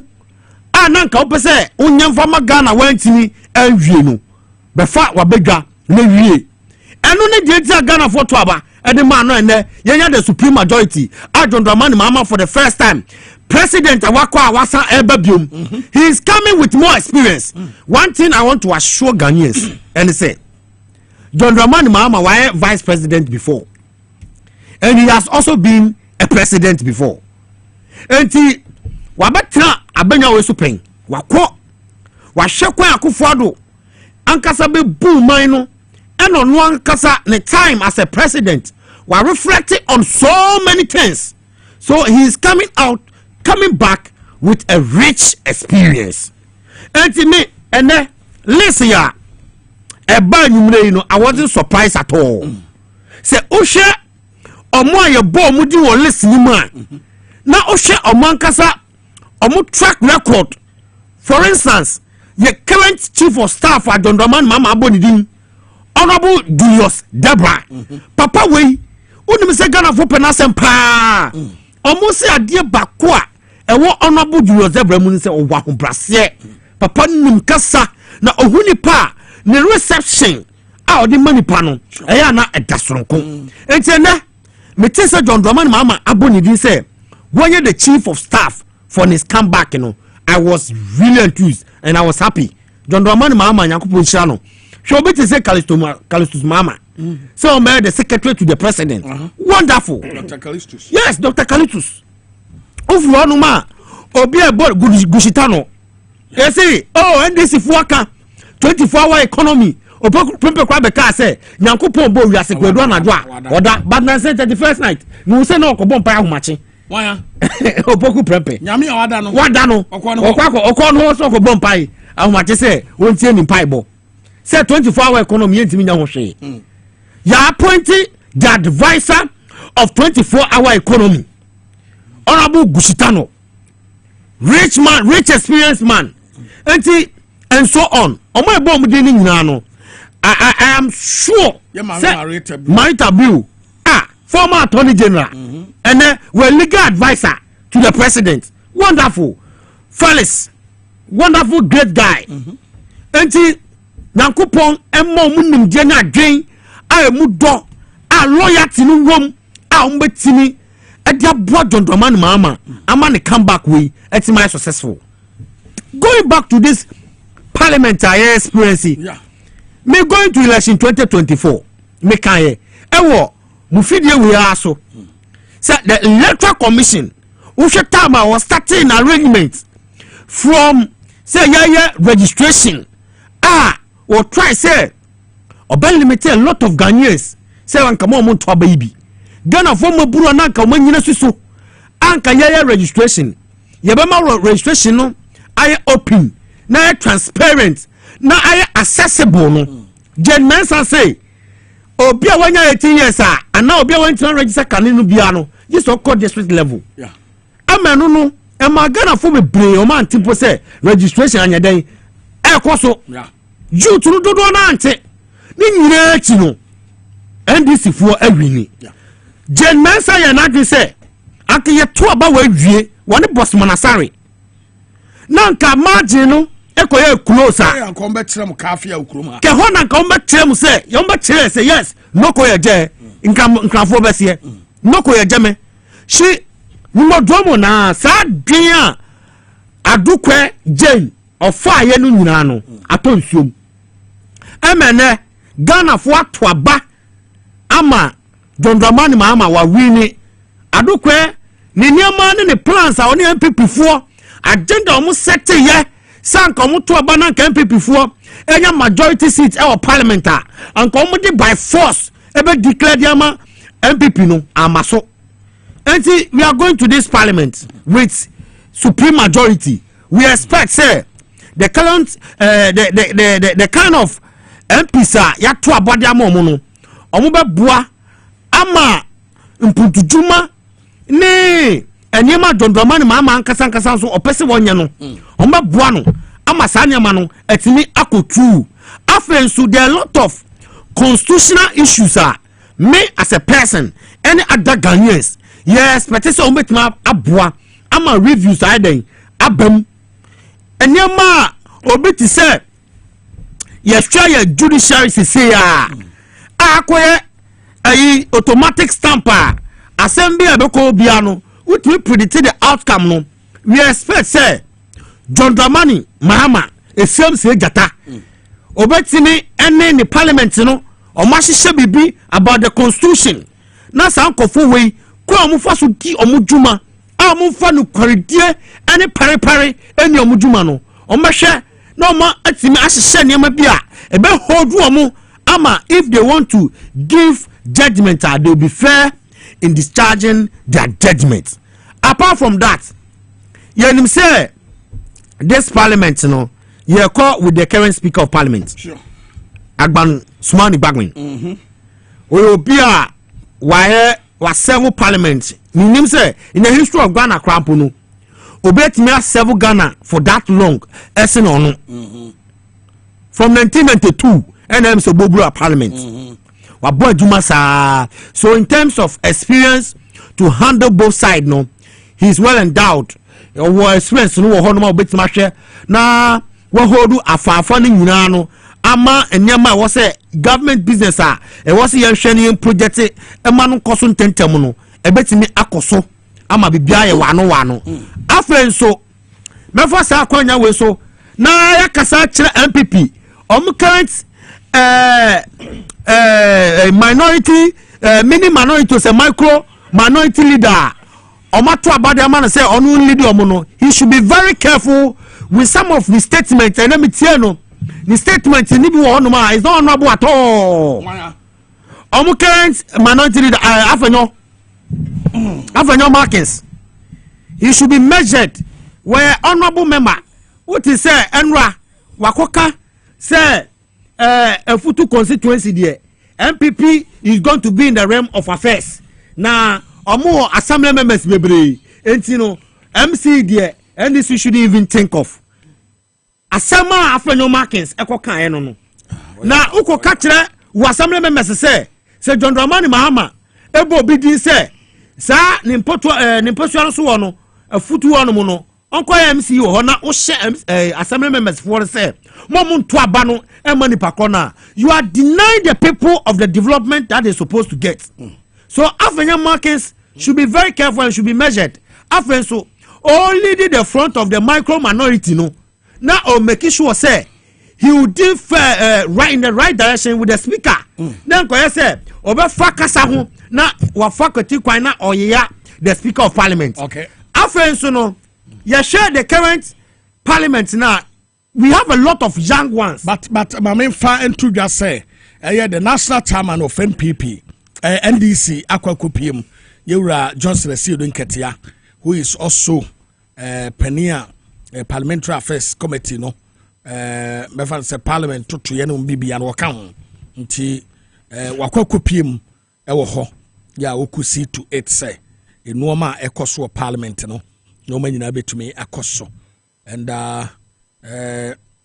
no kwasem NDC fo no aba yo mo ahyem fitamfita ena micro minority fo no so no omo so ahye tuntum ne other colors nti yenim ade yobukwa but all the same no I'm say parliament the inauguration will soon start so you move nti na ye ka enam say ya chairman general asedu nkatia enya me nwanwa because adwumi die we ana ne die chiri pa we make sure say you will ship everyone in line so that you do what is expected of you nti chairman general nyankopon sha oba bia wo e wo parliament house and all share no wa ship all your people in line nyankopon sha no unim say election 2024 chairman general boy adwuma pa he tore all the constituencies across the length and breadth of this country but me fa entu dwa say tamale timber market eja edemu a ehye eti tamale timber market eja edem den tie besre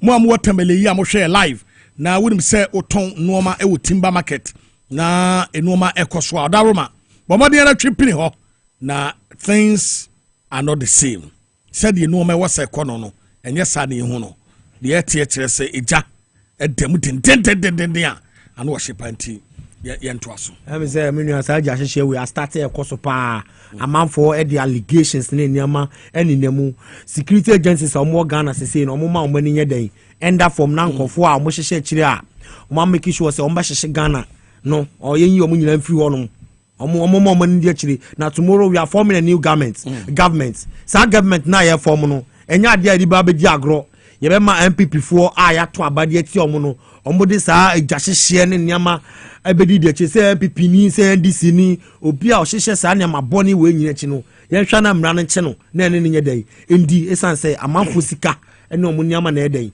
ehyehyɛ ho. Now me can about the current members of parliament ya electoral say now we have a lot of young ones almost echo parliament for the first time. We expect say there will be people who will lead their people, their constituents. Their constituents are expecting say the youth no duma ni nyama wa say omonhwe say economy no mbie na dia bro mo no mbehwe na omutimi aboa na omunsetima dey akanti this parliament no is a very nice and then unique parliament ye hwe say nyama ebesesama nyama so ayden I fine na me fast akwan nya we so na me dey advise someone like Kwame Asare Oben popularly known as A+. Enra na oka say MPP fo akonsult no na NDC fo so say omo pese omo ne betena say na omo lebu na Kwame A+ ye may catch us say we have the supreme majority. And if you want to do business with NDC for us to support you as well as your people over there, know how you toe your line. Now NDC as a political party, no, we are inclusive government. And the unia be duma, yes, you know better.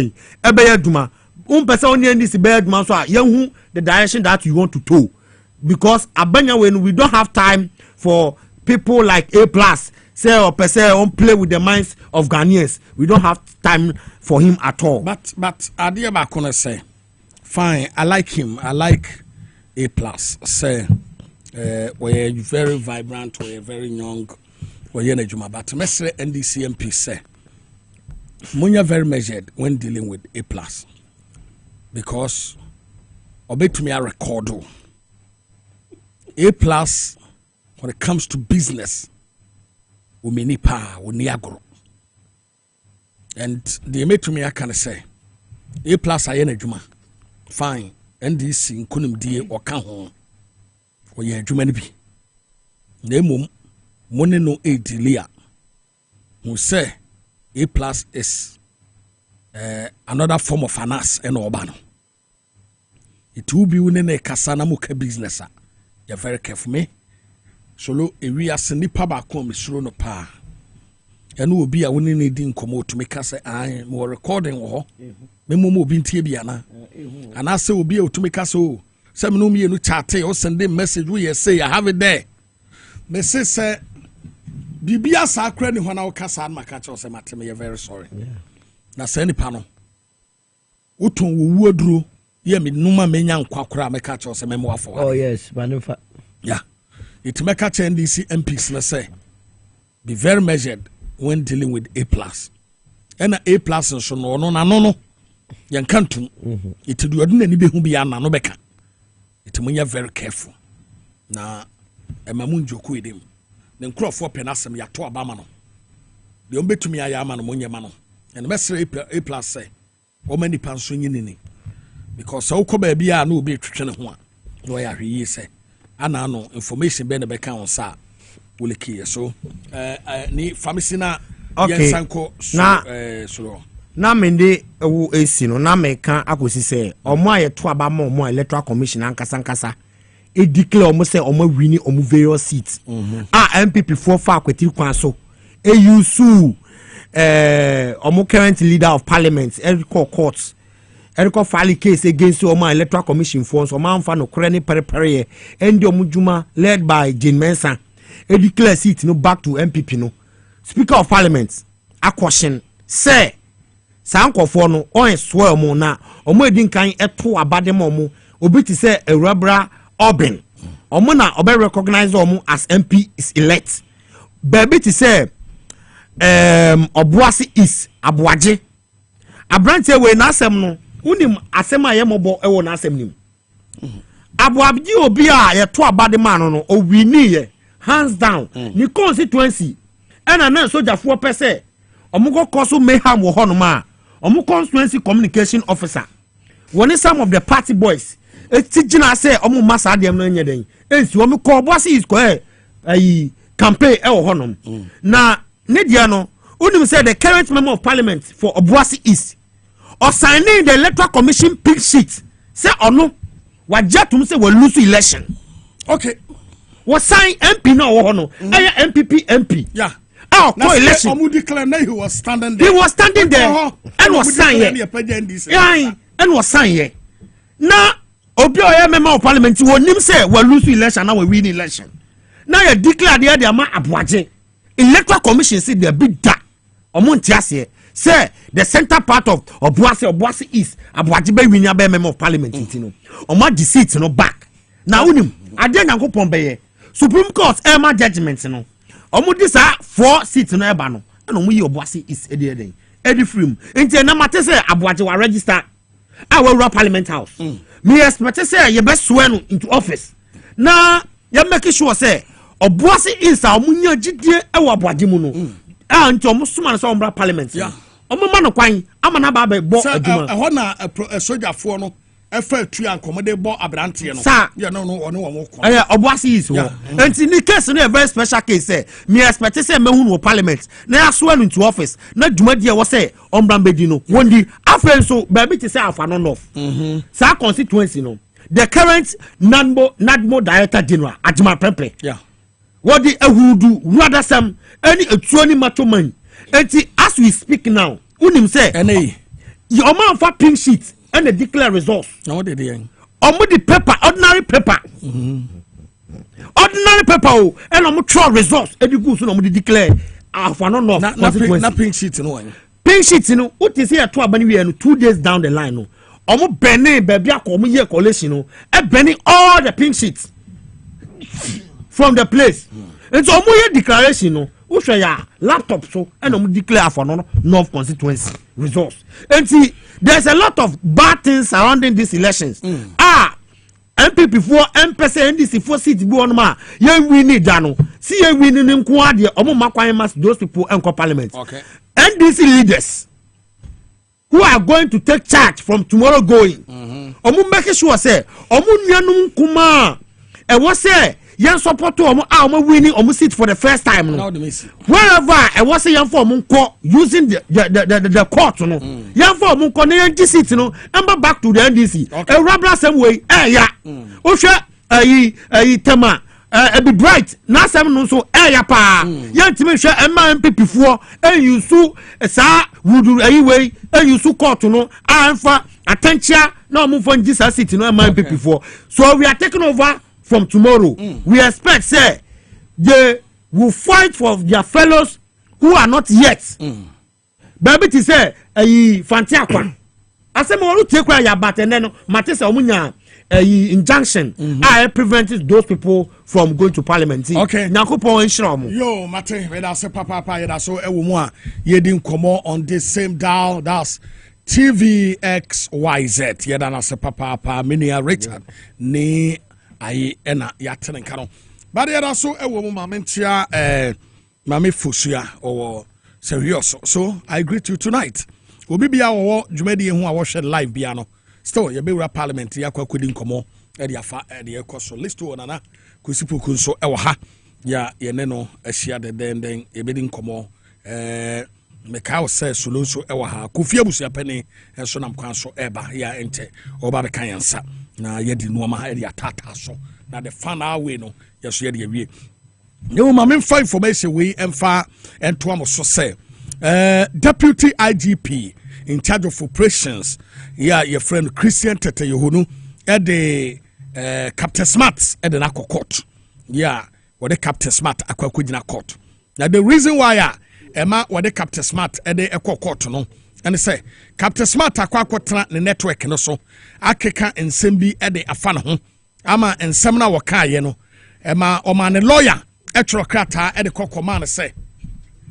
Captain Smart entry asem no ensen sign na ebeya asem na wakan ye no enye no kron samra back no meka say enye no kre ama Captain Smart antwe asem no ansen sign na yewura Christian Tete Yohunu e de asem no e de akwakodan court a asem a wakan say emra no ene no eni ema no said ebeya enuoma ekoso no etu obitwa na me set sa record we so straight Emma Ghana phone na NTS say Ghana ye nyina ye man ye nipa ba ko bia edia na prosi adwuma no a ye te ye no busumi bia no ye yi ye to no a ye tua no kakra ne ye de bi ato ntade ama prosifo ahye na ye de bi ama prosi ne no busumi akatua ye de bi apedan ama wadam na ye de bi atotuo e de amana kuta se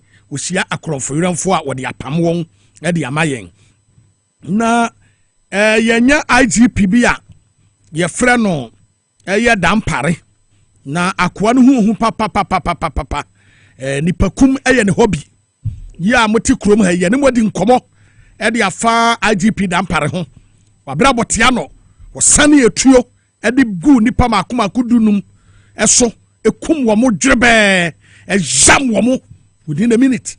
Now, who can say ya obi oba bia? Eya na ye ne say. Ebi ajamadam pare no wo ya won adwuma bi. Ade ba kwa ya na ye mo wan say. Eya na NDC fo bi hu omo say. Sabe mpreduasa. Eya dam pare na bu aye mo mba power. Na ya na bi sa say okay. Say dam pare na bu aye mo mba power nso a. 1996 ya mo ba no. IGP no obo mba power no ye friend say. 2000 yamurusu ye no na IGP obo ay mamurusu ye no ye friend sen 2008 ya mobile power bi em no IGP no obo ay mobile power no ye friend sen ena 2012 ya mobile power no MPP for be kasa farijan na abo amo na emu mantese ye bodin bi say IGP bi ena mobile power na emu ebedru 2016 IGP obo ananado mane ba power no ne ye frɛ ne sen sansura 2020 sa IGP no ne ye frɛ ne sen ansa na dampare beba dampare ba ye emfie miensa ene kakra ni ena wode di IGP 3 years and 4 months na dampare indicate was set a certain pace be out there say without or no dampare no obia nya obia bie me okro ha ati ase na dampare ya me ye hu ne say ase jama prosi adwuma no without or no dampare no obia di bia enye constantly dampare a make sure say wabema Christian Tete Yohunu aye enemy to the general public na eba ne say ena se prosini and disrespected the orders of the police. Sa prosino yakokase a IGPB. In fact, I am so ashamed. Now, let me tell NDC, any Owura John Dramani Mahama yato abama no. Mami kasa asem wenchire no ene day. Na me ma Owura no wanya we say. Owura John Mahama yi. The reason when me prosi for to abane ma wo more. And say almost one pedampare. And some we are sobrachi and somebody dampare ba wo. na mo yam adwen say mo be increase even the days no mo de just one day kura be ka dan pare ho a one way process adwuma no mbegu no because onipa ba ko a me hu ne seso yayi obi son kwaye deputy IGP and asem ya make ne ne obi antie ne yie yati fie hey Mogabi na general manager me na me ye new senator be poso hima na ye me deputy se ye wo hey ena nya se me ne de be poso yeta eridi anwumra anka de me no se be poso enteki ebia editing no ebia anopa ene awia na me mfa anwumre automatically be poso be nya team a wono wo ye adwuma na ne beje etia ye den na be poso ko set up a team se wono wo kwa kwaye adwuma eda no ye ka say be poso set up team no na wo se me transfer wo mo eda IGP Christian Tete ho no e ka say ya ka say me na menye deputy IGP in charge of operations etia yi no no ano sa da no ye yi no no you start yes we listing ni pa wono wo mo be ye adwuma no wo bo prosifo ni din ape na dampare e transfer wo mo ni pa wo bo mo din so no wo be ye adwuma no wo bo mo din ape na dampare e transfer wo mo nyina say adenti and wo bo mo din. In fact, let me tell you something. Samu pese prosi adwuma no enehe Grace Akrofi eba bonten ebe kasa ye press conference asa yi asensa abode ene wo bobo prosi ni ba wo na wo se se wo na wo ye head of a prosi for enti prosi ni munu tie nya ni papa bia obetumi akasa ma prosi ni mani monyama ba anim se Grace Akrofi na ne Grace Akrofi kasa ne kasa asa obi a wo ma yi asensa abode wo bobo yi asensa you have the tape here. Raf munya sa video ni ready munya ni ready mame ene Grace Akrofi obia a process for say your some of the areas ni bi ha because of the inauguration for tomorrow and I am saying this because of for program na be baso no a process adwuma no ase se no eye dampare ene se ne nadamfu Senegal se ni nua o se ne kantima o se ne dianyo ayo mum yedu pe na ayo modwuma eti dampare efa krata no a ne wa me ya type ama no wa tworo dada eda ho eti o type wi a no asese date no na police wireless Akrofi ne moaye sign no wa sign no ma forward atum. And as I am speaking with you procedure adwuma na gu procedure adwuma no asai a procedure for so mum pe dampare and a dampare hiding behind a prosophobi Brabantibeka way and dampare ya na dwe say when the IGP no and say you honudi. Now the question na me be say mummy sa dampare say you honu anybody ben this election ya ye be kono this election wo de enkonkwati Grace Akrofi no let in na gina hoyi muntie wo bia wo ma message asa wo bia wo gina yase ni kura no ehu awura tetere e de ten no muntie no mo hwe no ya akwaje ntise ya ye de egu akwan mo na ebe ba se ekwan akwantempo ni bi wo ko a ye be si no na ebi so ya sisan bebi a dada ka ne amanfo efa no ne di kan ye pese amanfo nyina so te se eye mansem a eben sa area ya mebe bobo sui eya akwaje interchange AU Runabout, State House, Osu Cemetery Traffic Light, Accra Sports Stadium, Independence Square, Ministries Traffic Light, Hono Custom Headquarters, Traffic Light, Wahono so, Ena Game Abdul Nasser Avenue. Samia inyina oye ochina no ya fane se ye bambo ekuo enkwani ebeye adwuma wo ho esane bambo nhihye yenti samia ye manipa kwan ya kekese obi amfam sane ada ye nonom eno achi no ekwan akodo atitiru bi wo ho a ye ochina no ye besi ne kra efi anopa no nsia ekosi enwumre enonsia na saa kwan yi na meba bebobo su ye 28 February road efi custom headquarters ede call Castle Road Junction no ochina ye basic saa kwan no ebiom se wofa Osu Cemetery Traffic Light ho a ɛbɛn local street na de kɔ AU runabout sa ɛkwan no ne fa ne bankum ne nyinaa ɛno so yɛbɛsi no na afei so Starlet 91 road a edifi ministry traffic light hɔ no intersection hɔ no de kɔ Accra Sports Stadium no ɛno so yɛbɛsi. Good me da say wɔse ne fa ne bankum hɔ nyinaa wɔbɛsi no ne fa ne bankum bankum me fa ne bankum na betie we o president sorry dem o kai e bible ana I say asa yakwa asori a we announcement asa emekuo behia men's fellowship ever behia elebe na o yera in fact this lady called Grace Akrofi enya wo ho na adwuma na enya wo adwuma obi na afoso de ase okon. Now let me tell you something. Enimguase aka wate. Waka ni fane bankum no. Enyame kra na hu mobo. Anka obeka ni fane abete. Wate. Wo hu sa wasande bon wa wabon. Hwe. IGP dam pare ko. Je prosie tum adwuma no to ho. And that party is the only IGP our serve even more. Upon the body a wadie. Ene na sefo ni nyina no. Wono no wa serve more.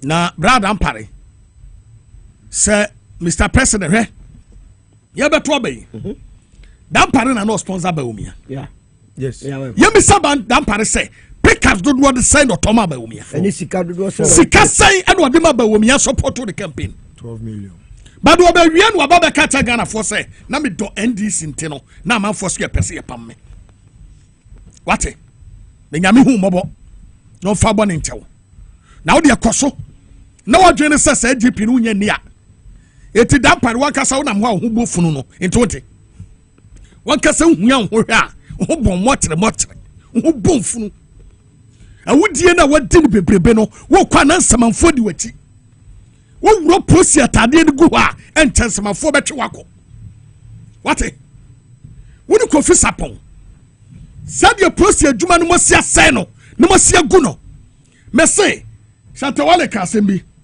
wase eda asem no besi no ɛhɔ ne yɛbɛhu sɛ efunu no ne to ebie an ɛda dampare bɛfiri hɔ no ɛde yɛbɛhu sɛ prosi adwuma esika wom wadi ne nyinaa na wo Ford Escapade no ɛho asɛm na aba no ɛno so yɛgu so yɛ ho adwuma yɛnyɛ ne yɛbɔ parliament ntɛntɛtoɔfo yɛ akɔ no etie mo nwuram listo akwaba yɛnua Oheneba na bɔkɔdeɛ yehu ne mehwɛfo yo yamongura bwani yedi nkomo sesei ena no swearing in baso emrase badwafo bi wo ha yese ya serve wo muntu ntumi mewura ho bi mo nso se wo mo de o ma wini nto beba esa se menya ne tie se anodom pre wo ho ena Patrick Yabo amanso enam ho ena bi mo keka ka ho yeso mo in wia esusaso no ene ne ye wo hibiem na sesi aso o maba ho yi ade ne betumi aye now here the way almost here set up no so a majority kakraka no na wo hai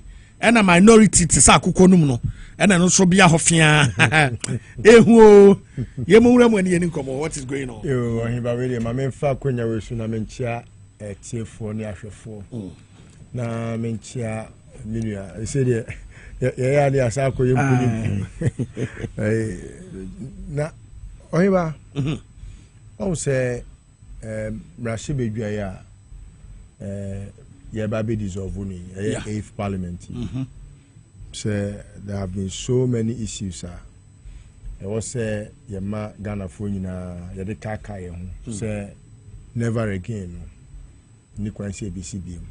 Say the di kan a eba mrashebedwa we mu. Eye say ye koto aba e de yi eye Mr. Speaker. Ma Carlos Ahenkra ekore eye papers bi ballot papers na saade ne yade a ewo se da bia no yede kai nchiri mama omuhu se eni kwan se saade ne bi si biem na eno ni free ho a yesanya eye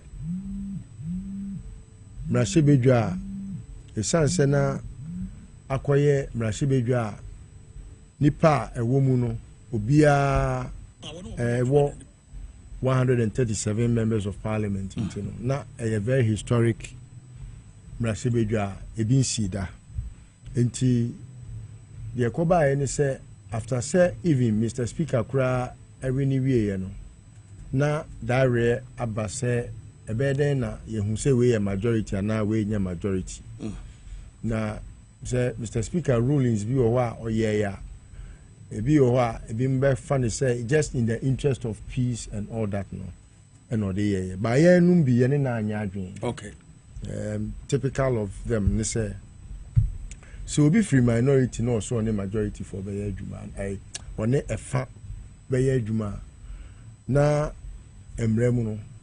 So what kind senior Emrano at Emunchi Munetiana. Now, say when Yaka say free honey with Makoya Juma and Quaka can crown it me my edge Yakuni free say. Okay. And she annumedia me Yenna Yagin till now. Mrashibedwa we na ama ene yen judiciary no omani magu asepoto. Oh sir. Oh yes. First ruling bi omoye ya omo say referee betimi abobo. Yeah. Sa ruling ni ruling na nyansa ba ko kra nim. Esan say judge krampo no. Yes, you cannot be a judge in your own court. Sure. Enti say ye the assembly to anim na sa asem no efa wo awo ho a untimi ni mu atemu. Enti say obi elected so be speaker. Na dwuma ni speaker. Speaker on toaba. Enti say o tena speaker kunwam. Now say we speaker so be sa toaba. Na court so timi yes ruling na.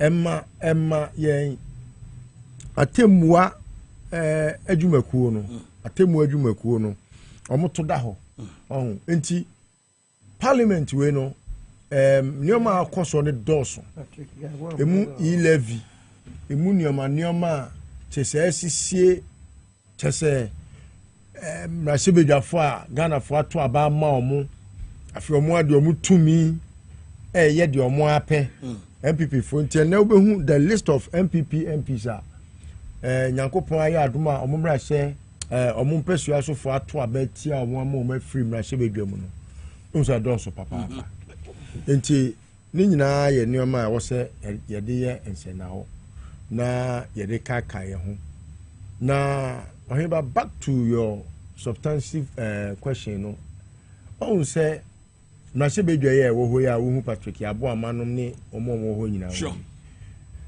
afeni ye ba be dissolve we. Okay. What you say? Ti afeni ebe dissolve sa parliament we. Now you dissolve we are as an ya usher in the new one, which is the 9th. Baby, I want to me man. Enti say no there. I'm sure say technically no. I was some more. Now after say you dissolve we na wie no. Na fe na ye ba be ye. Na unim me ogidie say mrashibedwafo yi omo a ye de tabuna to omo so wo court no Mr. Speaker be work omo out whether they like it or not. Mr. Speaker be work omo out sir, but enyo bi akoso after election a ye me NDC for nya adwen da mango any kwan say Abuja po almost sworn into office. Many omo nya adwen. Samusi ni nua ne John Jinapo nti na mo sworn into office there na che samu ye nyiyimu. Enya de papa wo say so. San say ye to aba no wa lusu. Poto. pa Emma o lusu wie ye no. Anadwo be say ahomache kura no say donku ho baabi. Ena yete say omasa a declare no say ono na aweni wabra sesi abusa ne say pinches ben na keka bo mu ade nya sa aba na wo so de aweni na oni bi muta wakilu so asa waye din dodo muta wakilu so oye onipa ne ba otuma say enti the fact say eya John Jinapo nua no nti na moye sa me minim say John onte sa John is very principled. Enti say ya nunti na NDC for ASN mu na yɛbɛsrɛ mo sɛ saa deɛ no ɛmmoa party no because ɛsa na ɔmo etimi yɛ adwumaden ma muta wakilu enya saa abana ɔmo to ma no no na kyerɛ sɛ mo ma ɔmo aba mu abu sɛ ɔmo kɔto aba no kora de ma ɛyɛ muta wakilu a ɛsan sɛ ɛyɛ John Jinapo nua ne contest ntino mo bɛpene ama yɛ gyae mu de ama no saa nso so na wokae sɛ nka ɛnyɛ niadin na nyame yɛ yadom enka saa na ɔmo de kɔ akɔyɛ dɔme kɔ abenya oh ya ɛno ai de osi dross yi ɛno bi na no nka ɔmo so de kɔ akɔyɛ yɛfrɛ ne sɛn yɛfrɛ wɔ sɛn Techiman South ɛne Christopher Beyre ɛne J Mensa no enti all these nkɔfo yi a yɛde ɛde daare atwe aba no ɛwɔ sɛ NDC make sure sɛ deɛ ɛyɛ ne deɛ bia no ɔbɛgye sɛnea ɛbɛyɛ a ɛnkɔmfa abamubuo ɛma ɛyɛ ɔmo ɛbɔ ɔmo ho mmɔden ɛto aba ɛma yɛfrɛ ne sɛ ɔmo candidates ahodoɔ no next time no sɛ ohu ne sɛ metuo mantuo party koraa nye mame a na kyerɛ sɛ party no ne so mfasoɔ no ɛwɔ saa constituency no ɛkɔ fam anaasɛ ɛdi hɔ koraa nti mɛsrɛ owura ɛsɛdu nkɛtea sɛ mpanimfoɔ sɛ yɛde gya wane yɛde asoa baabi a mekɔ biara no ɔno na mebɔ ne din sane sɛ menim sɛ party chairman deɛ the back stops with him even though the leadership of the party no per the constitution no ɔmo party constitution no ɛyɛ owura John Dramani Mahama ɛna ɛwɔ sɛ nka sɛbi ɔyɛ leader ɔno na ɛbɛyɛ ntotoyɛ nanso so no ɛsiane sɛ owura John Mahama na adwuma adɔɔso seesei ne nti no mɛpɛ sɛ mɛma party ho nneɔma no ɛbɛyɛ party nkoa mpanifoɔ adwuma a wɔsɔ ɔmo yɛ nti owura ɛsɛdu nkɛtea adwuma deɛ yɛka sɛ monyɛ bi a na yɛnnɔ sɛbi mo adwuma a moayɛ no yɛyɛ saa ne abrɛ nyame adwuma deɛ moayɛ bi paa but baabi aduro no ɛni kwan sɛ wogyae tumi no bi wabrɛ a nipa na akɔpere ewiase na yɛwɔ no nneɛma a ɛyɛ nhyehyɛeɛ no bi wɔ hɔ a wontumi nsia no kwan ebi ne sɛ yɛsɛ me na menkɔto aba ma me mmara hyɛ bedwani me soma no sɛ wo party executive a wote national woka wa adwene na wokyerɛ mu sɛ ɛnya hwee deɛ ɛnya na ayɛ a na kyerɛ sɛ ɔno no ɔkɔɔyɛ no ɔkɔsoma abanyansafoɔ na wokɔpɛ kwasea sɛ wonkɔdi n'anim kwasea nso sɛ bio yɛsoma no wankɔ this is not on prayer. Yes, someone how many times? One call. If you're not on prayer, Moja na not on prayer. Kwakotna. Nasi bedwami. Then mo ya adwen enye yie. Saa so na Patrick Boamah walusu. Then mo ya adwen enye yie. Patis say perifo bi ni o makotna say na negotiation. Mo there be sa negotiation enye yie o. There be enye mo na mo to aba no. Because ne ye ka che o say edu nketia.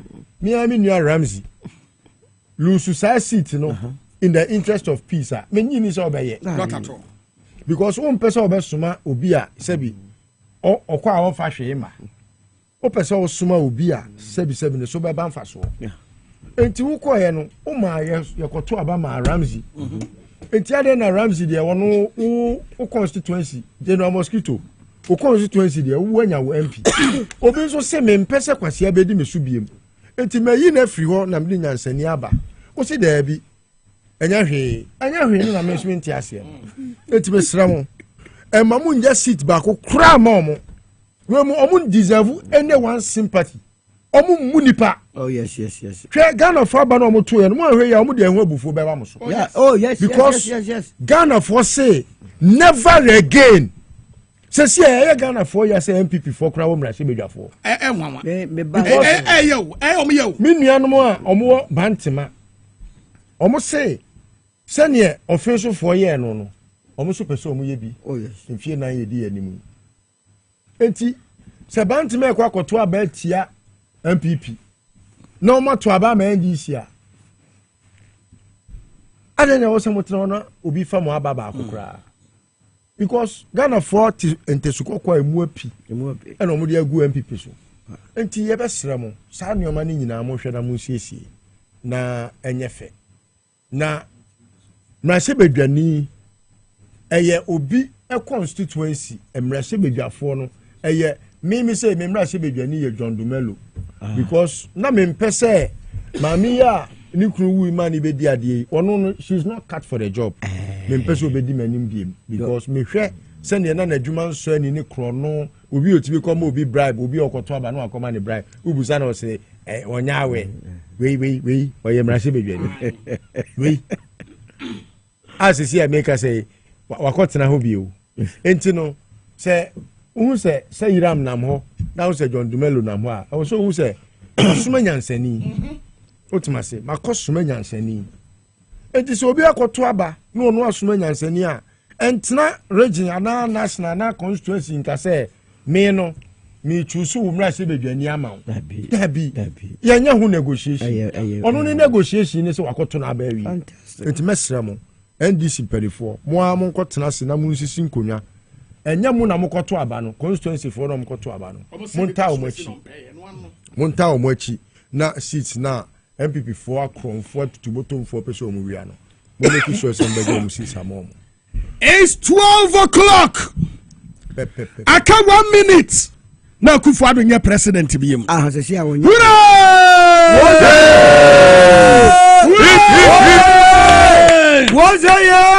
Akufo-Addo nye president bi yem. Akufo-Addo nye president bi yem.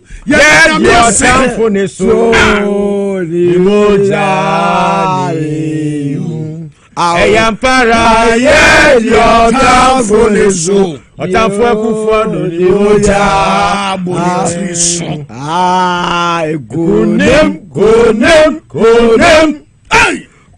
moja lewo Agadi adasio yeyotamfoneso ni moja bonitiriso yeyotamfoneso awon ni mojari you know your bay for the so tamfuno ni mojari Akufo-Addo nye president biam onye president oye former Ghana's most wicked and former president mo fanti ya so wo ha na yenya yade ye ho no ye ne yete ha yi yade ye ho Yadi otafoneso ni mojani. For the first time in the history of this nation, ya Ghana fonya fahudi etosom ye no ayene. Na ena from ena ekoi assembly e wo wano no tumi ka kire Akufo-Addo. Oh, feel free. Obi anya ohwibiam won foko no obi Akufo-Addo kan kasabo ase oyem no this is the time e wo so hwe nanim na wo ka ten say masa wa bon wasa wo ye da pafo wo funti wo ye da pafo wa mamu anya fe Akufo-Addo nye president biem the open bi obetumi aka kire no from a negoing and Nanado Danko Akufo-Addo wo ye candidate for prison from a negoing if we ne emra ne kire se tena wo mamu mfie miensa na waye bone bia ye toto wanu ni wasem after that no ne ehunhun fom so bia ba bia bia otumi kɔ eti from otena ekɔ no wotumi de Akufo-Addo court because of National Cathedral all mine nyame atua oka o you are the worst president ever in the history of this nation and me mompa yentia Ghana say yenya wo so president biamu da because the obaba mpa ye say Ghana nya president Otese Akufo-Addo no wadome wo man no what and na wadane no me e de ama Ghana ye bo udin a udin ye curse to this nation nyame hu mo bodon fa unko na wo ka no gwa no wagya furata sama ram Akufo-Addo na kofo mba Akufo-Addo na kofo ne ba bonefo bi anse sa squad boyfo wakofa ne ba ya kana sem no akwakotre kumase ai me kind of furiata me minister a very good minister like this they want me to sack him at the end why wei adwene wei ɛda nipa tirim na wɔde abɛdi so yɛ ha mene sɛ wɔde abɛdi so enti no me deɛ Oheneba masɛm yɛ tiawa nkunimdi a nyame de ama NDC no ɛyɛ fa ahodi a sɛnea ɔkae no ɔtɔ so yie na ɛwɔ sɛ yɛgyina saa fa ahodi wei so na yɛde tu ɛho fo sɛ broni kasa ɔsɛ never again of course sɛ adehyeɛ Ghana man adehyeɛ bɛdane nkoa wɔ mo amu mɛmu adan a yɛnya mampani wudini mamboyeni ya ɔmfa sɛbi mmra nyɛ adwuma wɔ mu nipa ɔtena nipa fa ahodie so titi nipa ɛyɛ nipa tantan deɛ sɛ yɛn yɛ deɛ yɛn nsɛm fata ɔne na busua nko ara na sɛbi ɔmo sɛ fata eti ɛyɛ yɛ fa ahodie ne yɛnya yɛkɔto aba no mete hɔ na me nana frɛ me sɛ lepoku aba yɛkɔto yi mento aba ma NDC da yɛnyanteɛ sɛ speaker of parliament aba wobɛtumi aka wei no awie no afei yɛbɔ wura mento aba ma NDC da na ɛnam wowu nti mekɔtɔ ma NDC ɛsiane sɛ Akufo-Addo ɛtumi ma Bawumia bɛyɛ mampani a deɛ ɛbɛyɛ ne sɛ wo wanhwɛ yi a ɔmbɛtwa wasu na me nso mempɛ sɛ me nanan yɛbɛtwa wasu nti for the first time nipa bebree a na mekura menim sɛ ɔmo yɛ MPP foɔ no ɔmo to aba ma NDC ne nyinaa ne sɛ ɔman ne mma na dane nkoa ɛwɔ ɔmo aman mu ɛna ɔmo nkoa no adane adehyeɛ na nkoa a sɛbio ɔmo nam fam na sɛbi adehyeɛ nam fam na nkoa tia pɔnkɔ soɔ no ɛno na de saa ɛnome no ɛba na wieyɛ nti mɛsrɛ sɛ baabi a yɛduro yi momyɛ mmɔ mpayɛ na yɛnyere yɛn ho nya adwuma na yɛnka yɛn ho mmom meme a mete ha yi menya NDC ni mmom nanso so NDC ni memani da so a ɛno nti no da bia mebɔ da ro na mekɔ nhyira a mekɔ bi ma mo ɛsiane sɛ mama sɛbi yɛwerɛ akyekye ɛfiri sɛ mowe ne aba yi nansɛn meda mentumi prum because mahu sɛ kyɛ sɛ meda koraa na mantumi prum koraa akorɔmfoɔ ma kaakaaku kɔ na sɛsei no kaakaaku no a na ɔyɛ kɔkɔkyerɛ kan a wɔsi me soɔ no sɛsei no ne ntaban no NDC wini abubu no ɛti yɛda mo ase Ghanafoɔ nhyira mo Nyankopɔn nhyira mo na wɔnyɛ mo kɛseɛ na ɔma NDC ɛnyɛ party kakraka sɛbi ne so bi ma ewiase ha biem because they say mama yɛwerɛ akyekye monka mo ho mmom ɛwɔ aban mu na tumi no so mundi ne yie munima ne nyɛ fɛ ɛma mo mesua korɔ no bɔ ɛne ɛgɛbɛ ha mo paa na momfa ahantan ne dwɛ ne saa subanfi ne nyinaa ngu mu dɛm another better Ghanafoɔ deɛ yɛpɛ ɛdɔ kasa abodokyerɛ kasadɛ mpuntuo monyere mo ho deɛ mobɛtumi ayɛ muntumi nyɛ deɛ mobɛtumi ayɛ biara nso ma momfa nkame yɛn na deɛ muntumi nyɛ nso momfa nkame yɛn muntumi a muntumi sɛbi baako redu a na ebu ɛtumi srɛ mo bibi biara ɛwɔ aban mu a mobɛtumi ayɛ biara monyɛ mmoa yɛn na mmom deɛ ɛda Ghanafoɔ akoma so ane sɛ monkyɛ akorɔmfoɔ no ngum ɛno deɛ mo anyɛ a na kyɛ sɛ mo so mpɛ sɛ mobɛbɔ ɛna sɛ mpɛ sɛ mo wia ɛtiɛ bɛsrɛ mo monkyɛ akorɔmfoɔ no ngum. They have more than 90% of the monies they have accrued over the years. And a national security threat. Sika ekura Akufo-Addo no na oba besia mpo kura hwesika na egu ne mpaase. Etime sremo. Anu ti na mo kan oral na afenyo marking ni yemutu. Because ORS ne de be ma wo. E ne ya osuro. Enti saa de ne de mo anche o mo angum. Sika no o mo saa de ba be defeat mo.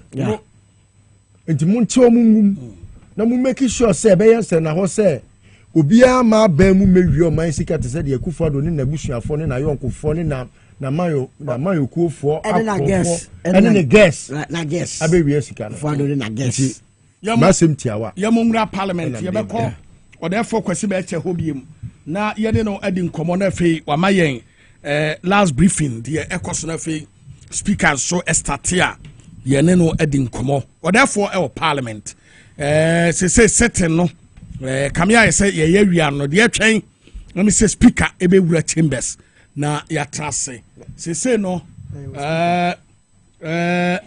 sese no sɛ speaker ɛwɔ hɔ a ɔbɛ dissolve the 8th parliament no yɛfɛ ya start the new one no ama enuoma etumi akɔso. But for your information, Akufo-Addo is 9 minutes away as former president. I can't 9 minutes. Oh, away, wako. Ha ha ha. Eurade, Fahudie na Odia May Cassia Eurade. After I make a communication 9 minutes away as former president. After I make a communication for Akufo-Addo. Because she can't on the bottom. Miko, yes. After I make a Akufo-Addo position. Scout. Oh, so no so position out ya. Oh, but the one Gia go for me. Maybe quite a pyram for Abbey defend. Oheneba, on a more serious note, Akufo-Addo or mine and Kassan said and money security. No, because fair Akufo-Addo. So one here, no matter why you're born, or yet do a man for obey the first former president to be a shin somewhere. Oh, yes, because wouldn't say me, say me can't my cosem. Not say Akufo-Addo me, na me yes now or yen agent so Babich. I'm crying to a oh, yes, that's a bit way. Me can't add Akufo-Addo the eye me to the state so the Miko prison. Yeah. Nam to one Kaya. Say me, you best say Yamiamano because Bonina we didn't do so. Okay, we deep bonnet do. Eti ya Trasiano Nuti, Yamunga Parliament, the Kutia Cosmo. And I shall proceed to read the communication from the Electoral Commission. Let me indicate that the writs came in sequence. I have 3 writs of elections. Some are supplementary writs of elections. The first writ of election was issued dated 23rd December 2024, addressed to the clerk to Parliament.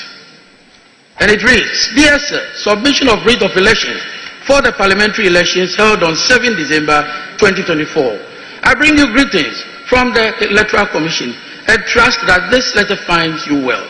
I write to acknowledge receipt of your letter dated 17 December 2024 with reference number PS/CS/027/34 on the above subject matter. Kindly find attached the writ of elections for the parliamentary elections held on Saturday, 7 December 2024 for 274 constituencies. Also attached is a schedule containing the names of the candidates elected pursuant to Regulation 43(2)B of the Public Elections Regulation 2020 CI 127. Please note that there are 2 constituencies which have issues with their coalitions. The Commission will notify you when the issues regarding the 2 constituencies have been resolved. So that is the first one. The second writ of elections was received on the 2nd of January 2025. It reads, the clerk to Parliament of Accra, dear sir, submission of writ of elections for the Domi Kwabenya parliamentary election held on 7 December 2024. I bring you greetings from the Electoral Commission and trust this letter finds you well.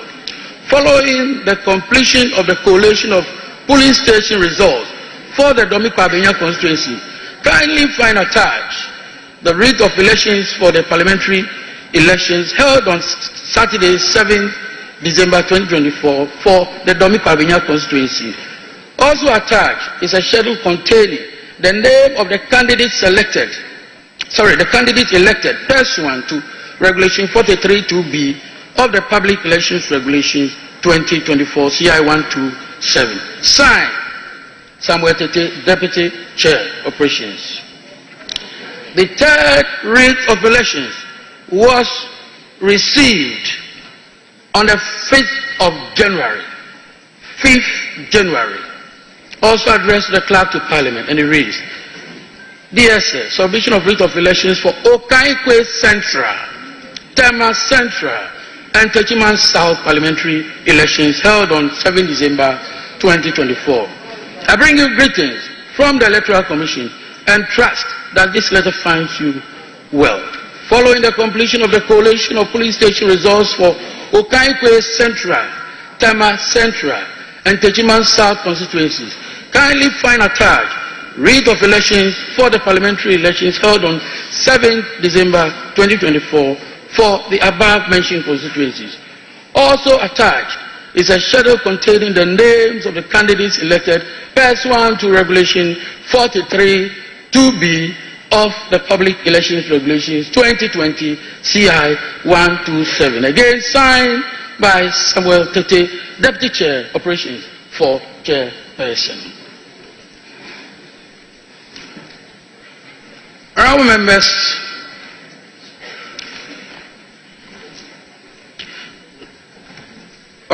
elect, by this communication, the writs are hereby tabled for the information of the entire House. Honourable members elect, Order A3 of our standing orders states that a clerk, as the presiding officer, shall conduct a roll call of the members of Parliament elect, and a member is expected to respond to the roll call. I now proceed to call out your names in alphabetical order. But before I do so, it is imperative to bring to the attention of honorable members a matter of concern. I say so because I know this is a matter which will come up on this floor, and so it is my noble duty, legally, constitutionally, and procedurally, to draw your attention for your. So I proceed, honorable members. I proceed. Two issues relating to two constituencies are outstanding. And the constituencies are Ablekuma North and Akwetia. Honorable members, would you kindly listen as we proceed? Ablekuma North and Akwetia. The case of Ablekuma North is known to all of us in this honorable house. We don't have writ of elections from the Electoral Commission in respect of Ablekuma North, and therefore it is impossible to proceed with any matter relating to Ablekuma North in terms of roll call and in terms of the eligibility of a member for that constituency to participate in the election of the Speaker. In the case of Akwetia, the clerk to Parliament was served a process on the 3rd of January 2025 with an order of interim injunction from a high court in Koforidua. This order was served through the legal office of the Parliamentary Service. The order directed the respondents, including the clerk to Parliament, indicating that they are restrained from proceeding to call, admit, register, swear in, recognize, gazette the said Ernest Yao Kumi as the elected member for the Akwetia constituency. At the time of the receipt of the order, the Parliamentary Service had already completed the process of registration of Ernest Yao Kumi as member-elect. This is precisely because the first writ of elections that we received Ernest Yao Kumi was part of that process. So we received writ of elections in respect of Ernest Yao Kumi.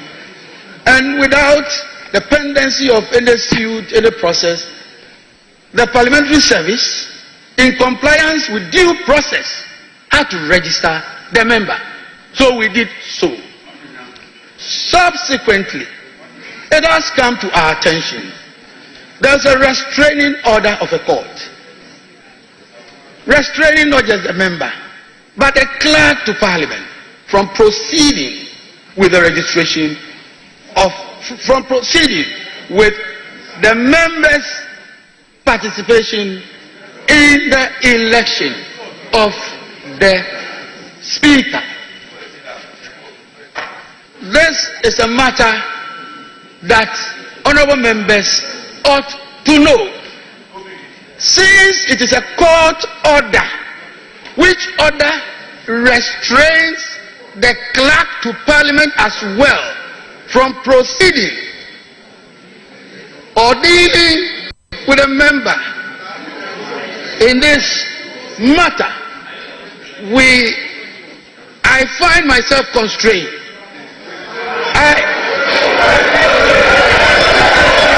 No.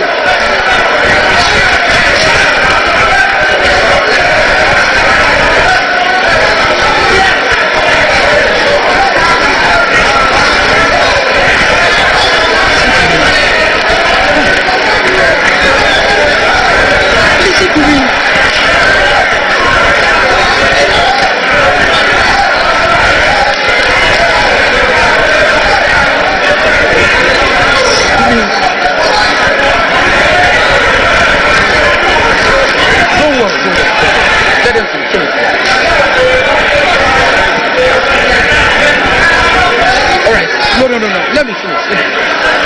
I'll do it. Honorable members. Honorable members. So I have brought this matter to the attention of the House. That is my present duty to do. The member may decide, may elect to participate. But in doing so, I'm drawing attention to Article 105 of the Constitution, and I will read, a person who sits or votes in Parliament knowing or having reasonable grounds for knowing that he is not entitled to do so commits an offense and shall be liable on conviction to such penalty as shall be prescribed by or under an enactment of Parliament. Having done this, I have discharged my noble duty. I will end there.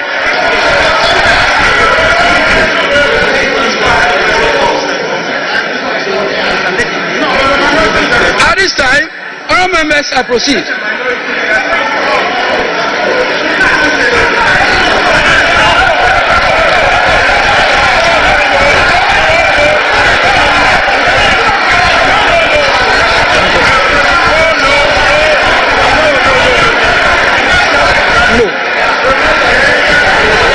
No,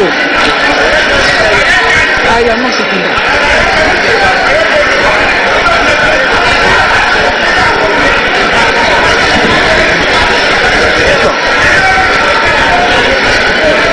Mr. Chairman,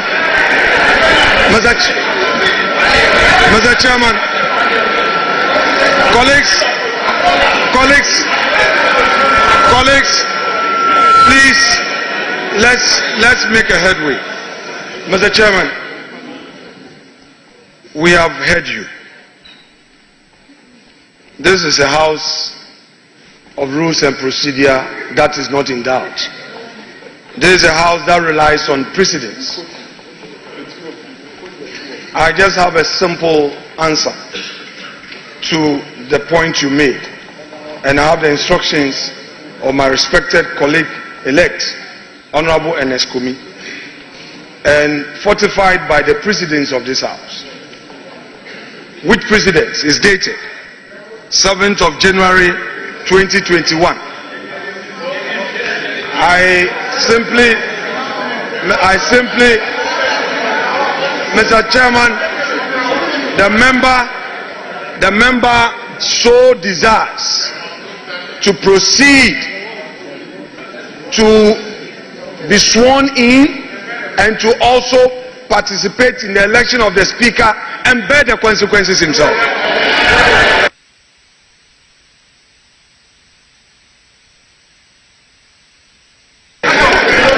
Thank you very much. Thank you very much, honourable members. I proceed with a roll call, and I will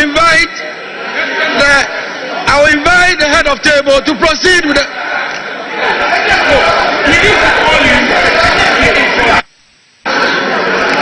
Mr. Chairman, Mr. Chairman,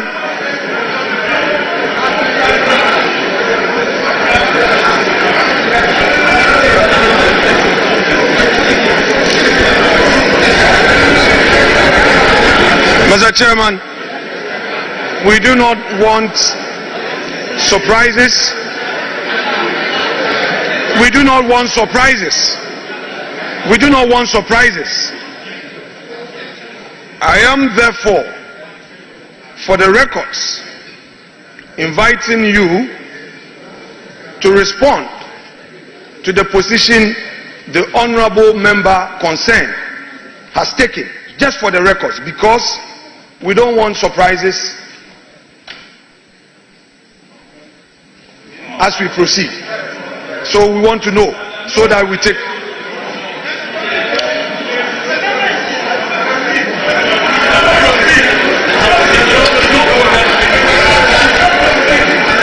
Honorable members elect, I have taken note of what the honorable minority leader has said. We will proceed appropriately. Yes.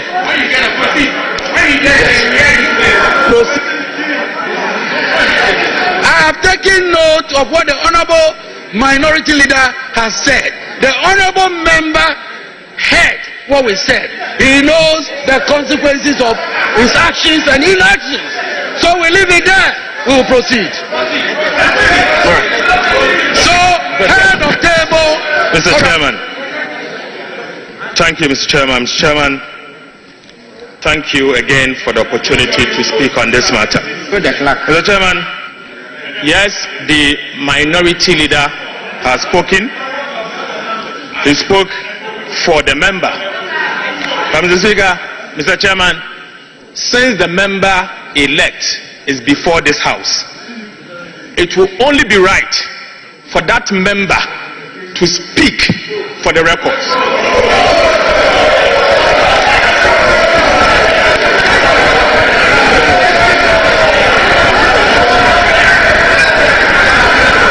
Mr. Chairman, I say this because the court has issued an order. The said order has been served on the member and the clerk to Parliament. Mr. Chairman, you read to us Article 105 of the Constitution. The honourable member, the minority leader, took responsibility and spoke on behalf of the member elect. We want to, yes, I listened to him, I heard him. If he's taking responsibility, let the records reflect. Let the records reflect that the member elect for Akwetia constituency has disregarded the court order, and the repercussions of Article 105 of the Constitution applies. Thank you, Mr. Speaker.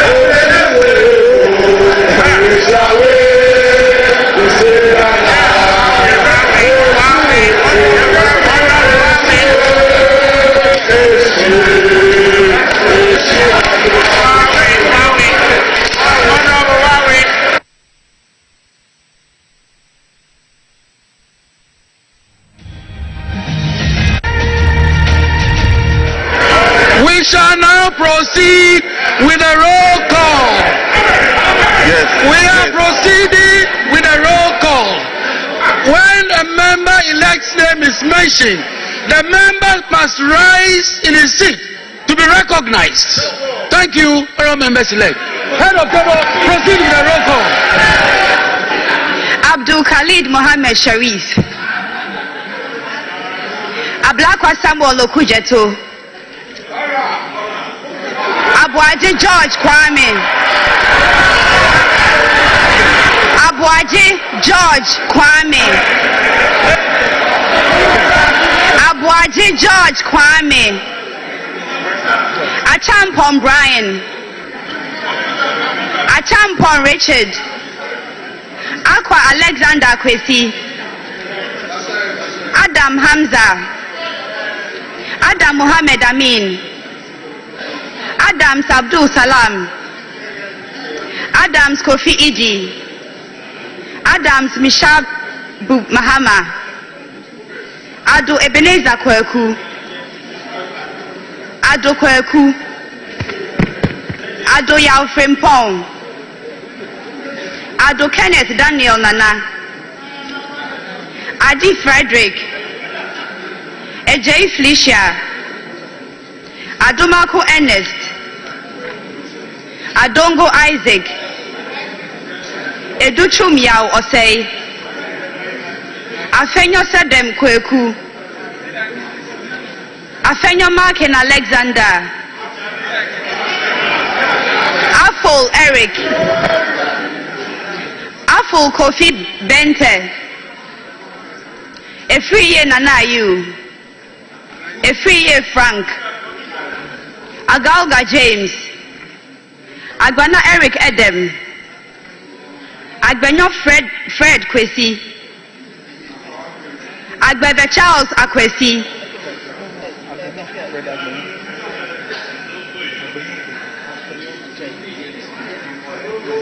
Agbenyo Fred Kwesi. Agbebe Charles Akwesi. Agboja Kwame Govins. Ejari Alexander. Ejekum Emmanuel Kwejo. Ajimai Prempe Eric Nana. Ajimai Kingsley. Ajimai Rollins Zaneto. Ajin Sam Lawrence. Ahinkan Frederick Yao. Ahi Samson. Ahiafo Bernard.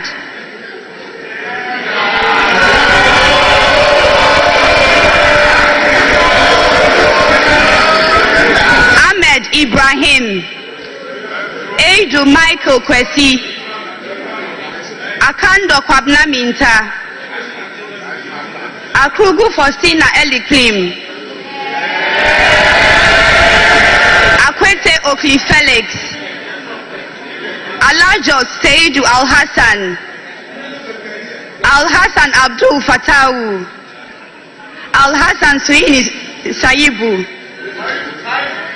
Al-Hassan Umar, Amankwa Millicent Yabua, Amankwa Nicholas, Amankwa Menu Kofi, Amwa Stephen, Amwaku Andrew Esiama,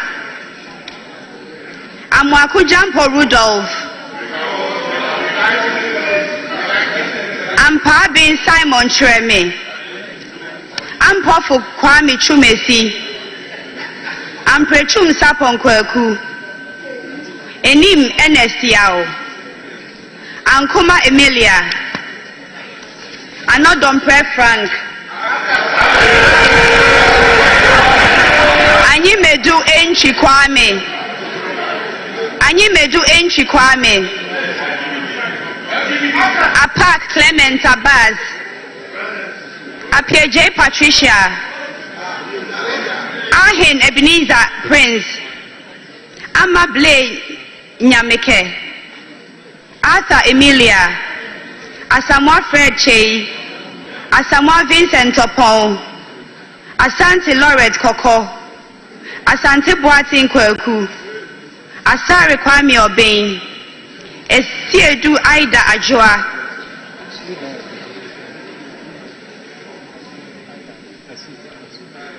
Asensu Boachi Francis, Ashi Alfred Nikote, Estiedu Charles, Asafwa Vincent Eko, Aworigo Simon Akibangi, Ewa Naneje Bafo, Ewuku Samuel, Awuni Seriza Ladi,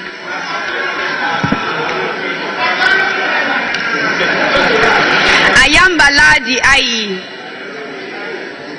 Ayariga Mahama, Aye Nana Asafweje, Ayen Sudan Kwa Grace, Ayene Dominica Kritinga, Azuma Bandim Abednego, Azuma Joseph, Befi Michael, Batagli Mohammed Isa, Baudra Charles, Bawadua Charles, Beja Emmanuel Kwesi, Bequin Frank Estiedu Bequin, Bessie Daniel Keshi, Beyo Titus Kofi, Bisu Mavis Kukua, Boaku Gideon,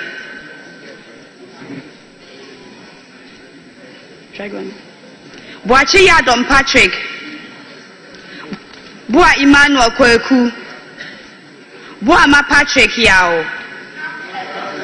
Boatin Joseph Apia, Boatin Kwabna, Brahma Muhammad Bawa,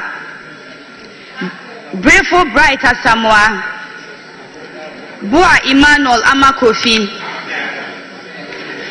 Backman Philip Fifi, Bukari Joseph Nipe, Chiwete Andrew Dari, Kujo Comfort Doyo, Kujo Joanna Jan, Kujo Robert Wisdom, Dafia Mako Roxton Nelson Eche Kwame,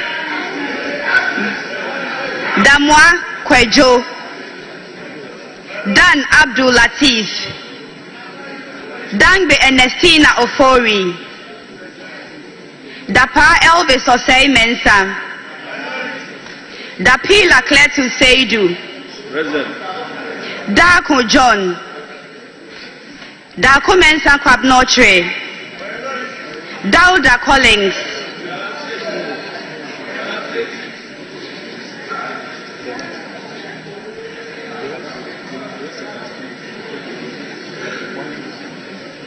J. Sebastian Fred,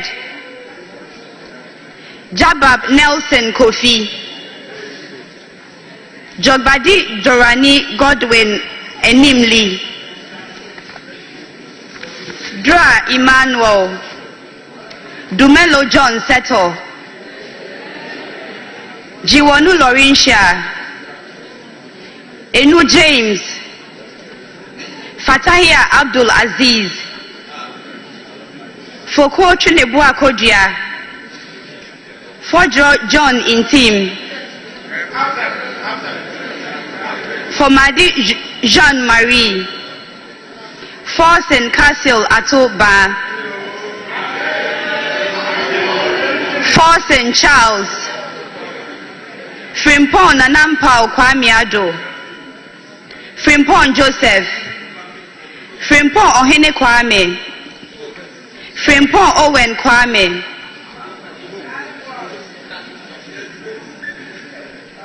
good.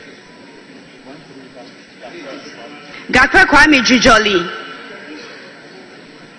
George Samuel Nate, Ganza Al Hassan Kobna, Gomadoyao, Gomashi Jifa Abla, Jan Mensa Richard, Jechi Nasira Fra, Henry Benso Gottfried, Hotoje Alexander Roosevelt, Ibrahim Mutala Mohammed, Ibrahim Azura Mohammed, Idrisu Habib, Idrisu Haruna,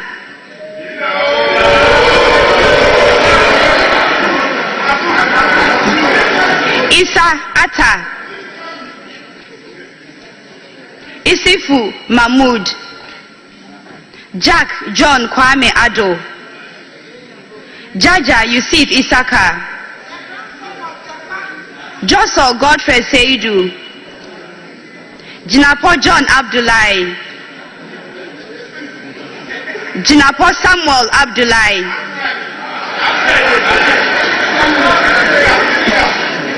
Kabiru Muhammad Tai Abdul, Kini Jeffrey, Kodia Kwame Apia, Kunedu Akwesi, Kosa Martin Kweku Ejay Mensa, Kweli Wolase, Potosu Edem Richard Kofi, Kuma Joseph Kwame, Present.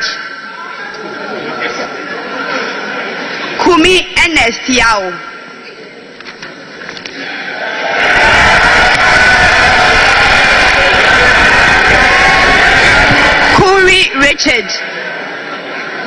Kuri Richard, Kuyon Solomon,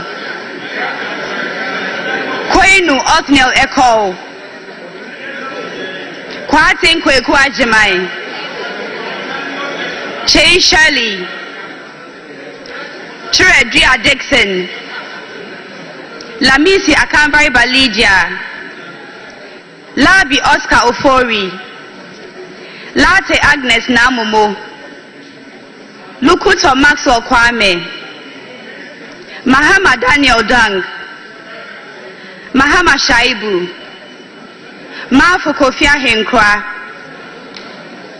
Mensa Collins Adomako,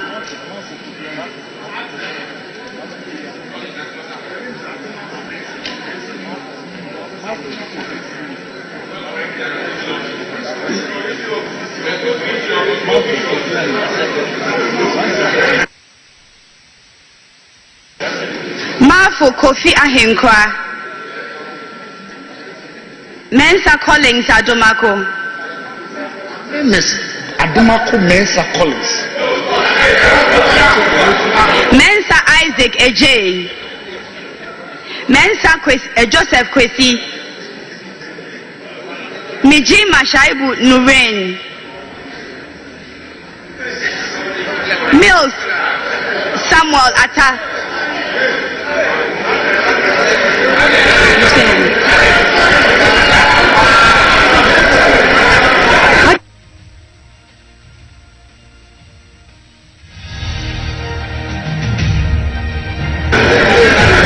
Mie Anthony, Muhammad Haruna, Muhammad Yakubu, Mubarak Seed, Mumuni Alasan, Muntaka Mohammed Mubarak, Inkwikara Suma Anthony, Nandaya Stanley Yao, Nanja Sanja, Napari Dominic, Nate Ayiku Benjamin, Nawani Mark Kurt, Injebila Ebenezer Alumri, Nichema Bila Alamzi, Nitiwu Dominic Bingham Aduna, Inkansabwedu Mavis, Nkrumah Kojo Opon,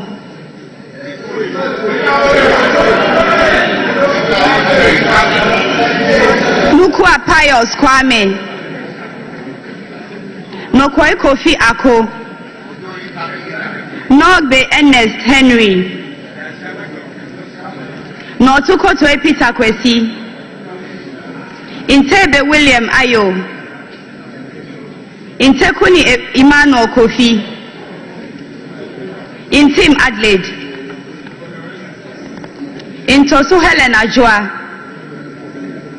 Nuruddin Mumuni Mohammed, Nyakote Albert Tete, Nyaku Bismarck Tete, Nyaku Isaac Boamah, Nyaku Kingsley, Nyaku Thomas Ampim, Nyaku Kwame Naminta, Nyindam Matthew, Oklu Linda Ohenewa, Odampton Isaac Ashia, Oforiata Duke William Allen Kwame, Ofosu Felix Kwache, Ofosu Ejari Elizabeth,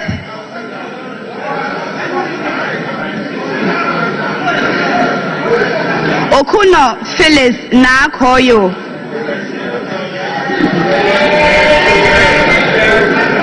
Onyina Champong Akwesi Jensi, Opoku Davis Ansa, Opoku Eric, Opoku Isaac Yao, Osei Kennedy Nyako, Osei Ejay Nana, Osei Akoto Seth,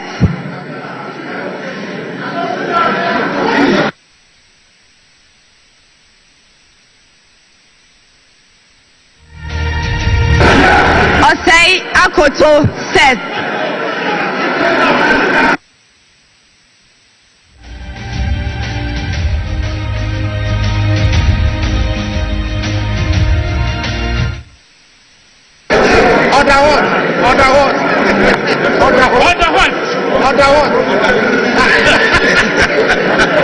Osei Akoto Seth, Osei Asari Abina, Oti John Kwabena Bless, Oredu Charles Esuaku, Owusu Gloria, Owusua Rachel Ama, Owusua Charles Francis Kwabena Brimpong, Peito Desmond de Graft, Pelpo Abdul Rashid Hassan, Pokwe Dusai Ralph, Kwaisin James Jechi, Ramadan Mohammed Adamu, Ricketts Hagan George Kweku, Salam Damata Ama Epianima,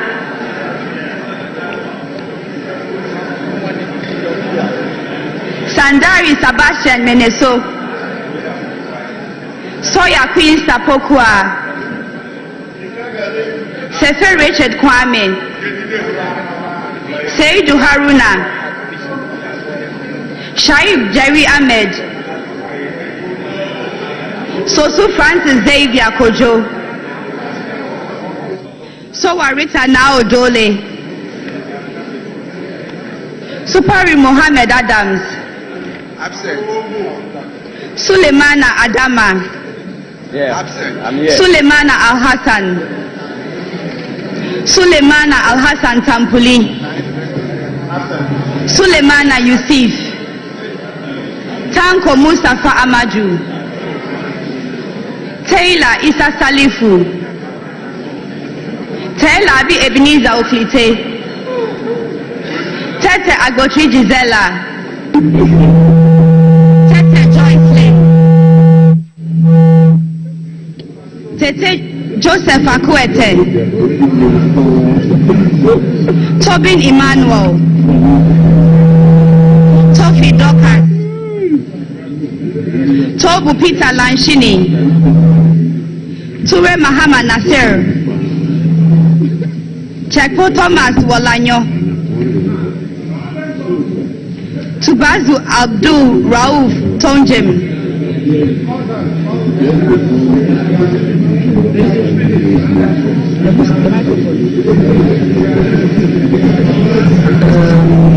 Sorry?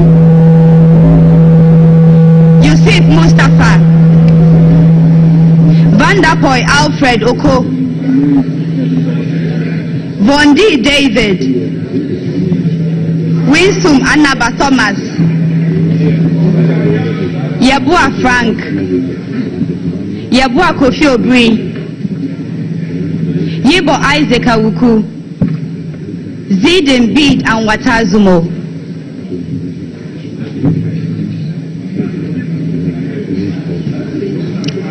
Thank you very much.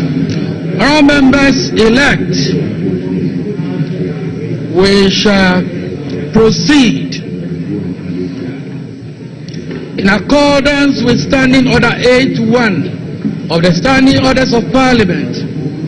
I am satisfied that quorum is present in this House to enable me to proceed to conduct the election of the Speaker. In doing so, I would like to draw your attention to Article 95(1) of the 1992 Constitution, which requires that a Speaker of Parliament be elected by members of Parliament from among persons who are members of Parliament or qualified to be elected as Member of Parliament. I also want to refer you to Order 7.2, which states, a person shall not be proposed for election as Speaker unless the person has given a written consent to the clerk to be nominated as Speaker. It is also important to draw your attention to Standing Order 8.5 of the House, and I beg to quote, where only one person is proposed, the person shall be declared elected and conducted to the chair without any question being put. A member-elect addressing the clerk shall propose a person to the House as Speaker of Parliament and shall move that the person do take the chair of this House as Speaker, which motion shall be seconded without debate or remarks. All members-elect, I now invite nominations for the election of the Speaker.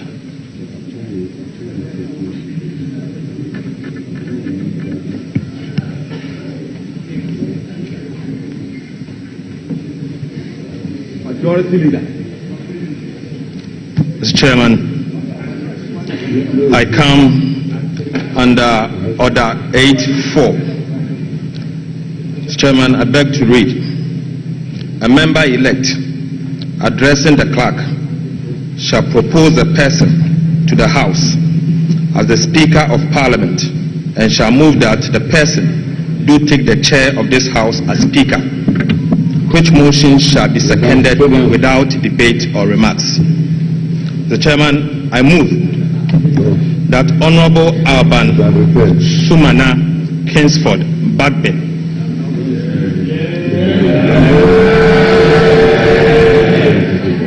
do take the chair of this House as the Speaker of the 9th Parliament of the 4th Republic. Mr. Speaker, Mr. Chairman, Honorable Alban Sumana Hinsford Bagbin is a teacher, a lawyer, a politician, a statesman, a result-oriented and transformational leader.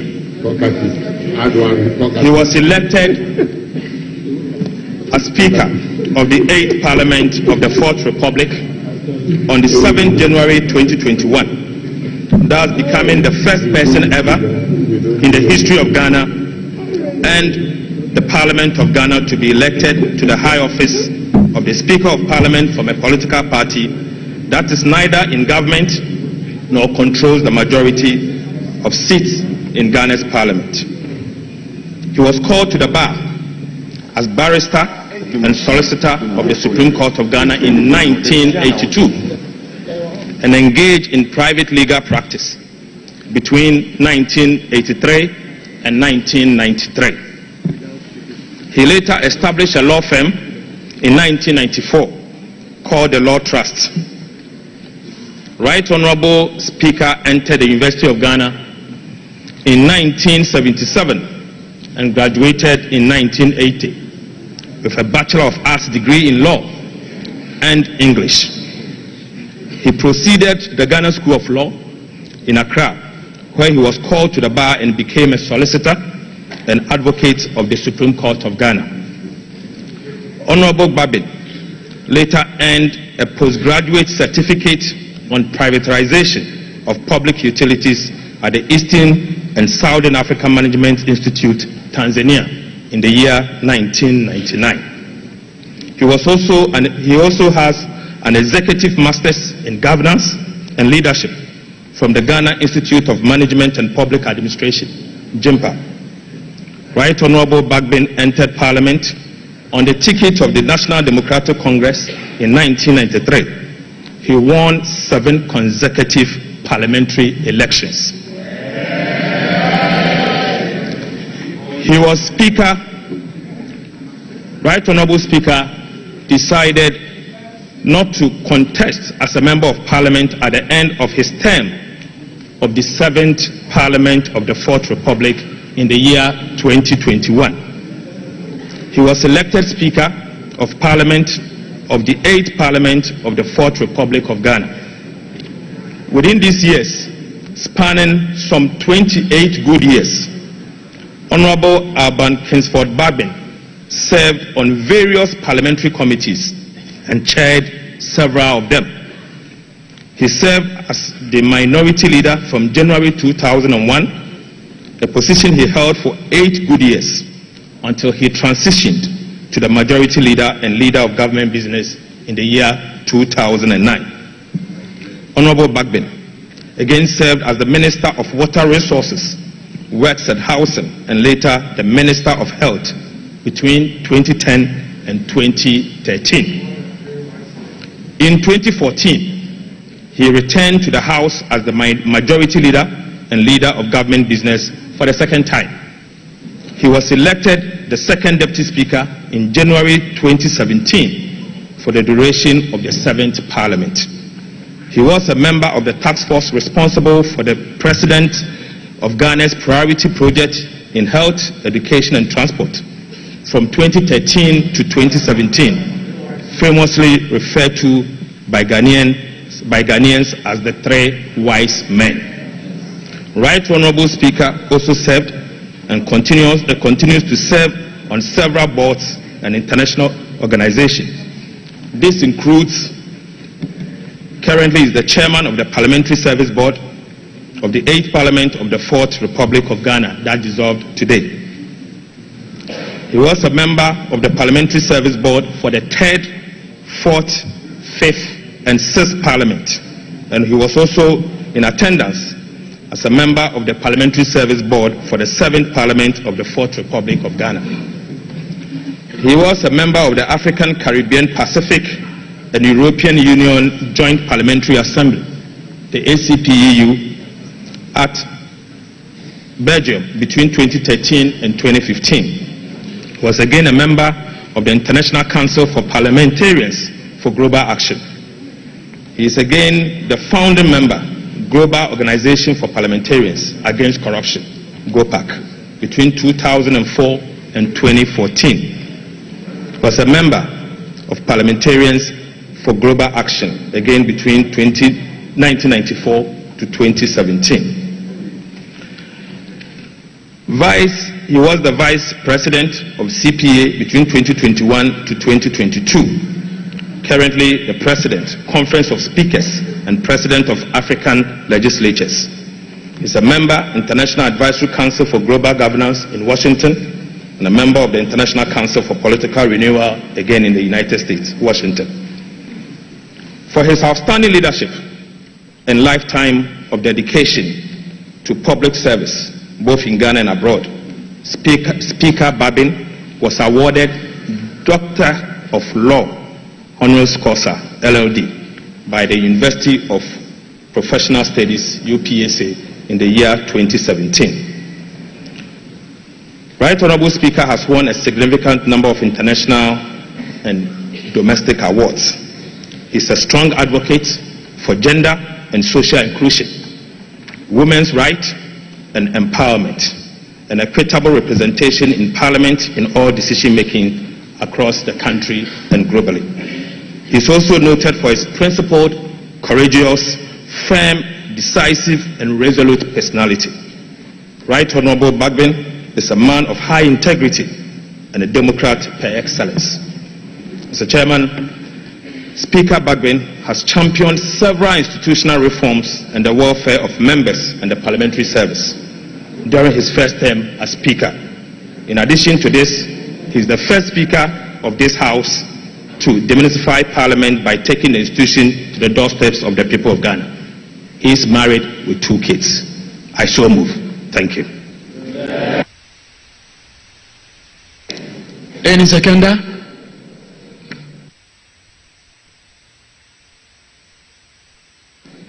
Oh, Minority Leader.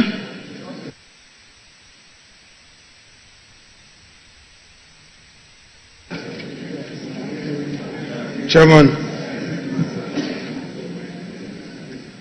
it is my distinct honor to rise to second this motion ably moved by my respected colleague, Dr. Kesil Atuba Fossa. But before I second this motion, before I second this motion, under the rules of this House, which secondment requires that there should be no need for remarks or debate, I shall address some preliminary matters before. Mr. Speaker, Mr. Chairman, this House is an independent constitutional body. The mandate given to us to elect a speaker is engraved in the provisions of the Constitution, in particular Article 95 of the Constitution. The Speaker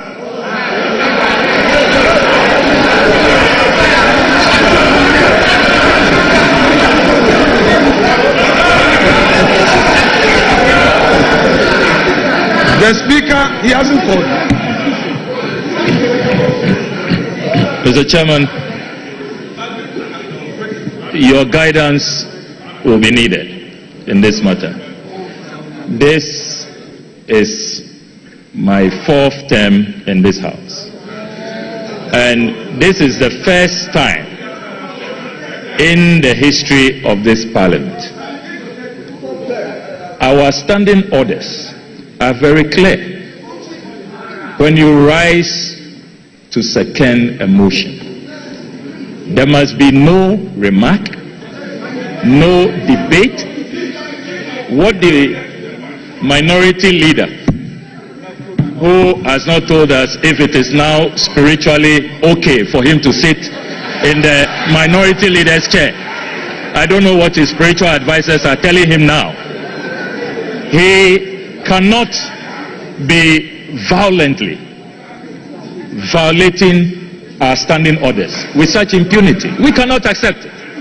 So, Mr. Chairman, please, we invite you to ensure that this solemn occasion proceeds with respect for our Constitution and the standing orders of the House. If you have some, you call it preliminary remarks, you can do that out of the confines of the motion and secondment. You are minority leader. You are well within your right to make your preliminary remarks after. You cannot be violating our standing orders. Please, let's be careful the precedent we set. This is so bizarre. It's never been seen in this House. So, respected minority leader, please. And Chair, I'm getting the impression that the clerk is allowing the minority leader to dictate the pace. Please, let's see your authority. We will not accept this. Thank you. Thank you. Thank you, honorable members. Mr. Chairman. Mr. Chairman.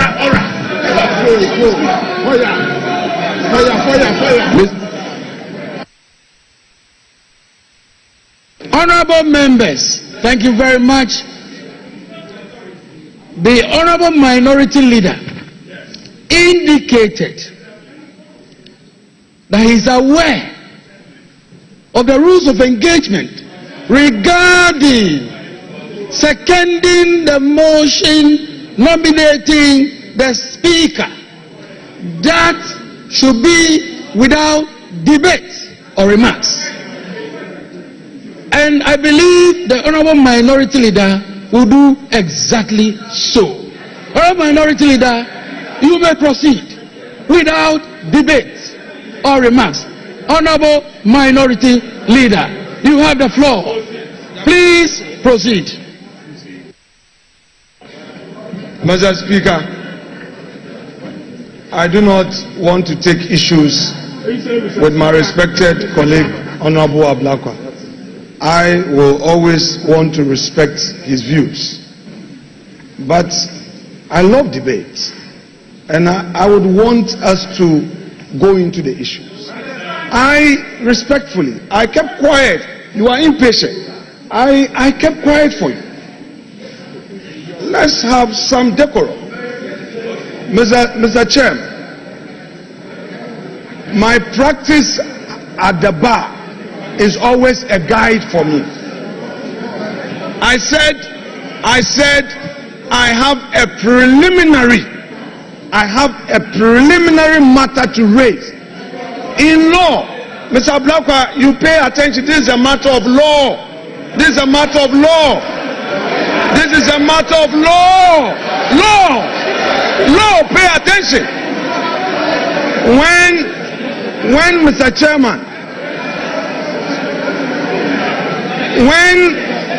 Mr. Chairman, I said I have a preliminary matter, I meant to say that I had to deal with the preliminary matter before I get to the stage of seconding the motion, and that is allowed. Mr. Chairman,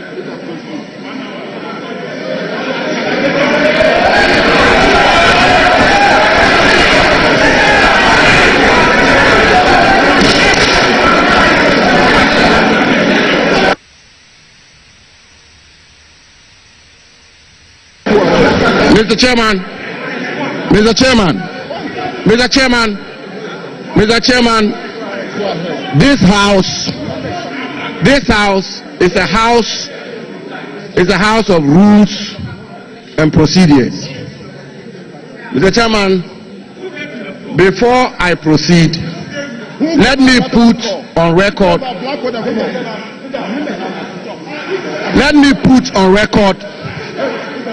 that the minority leader is a distinguished lawyer of repute.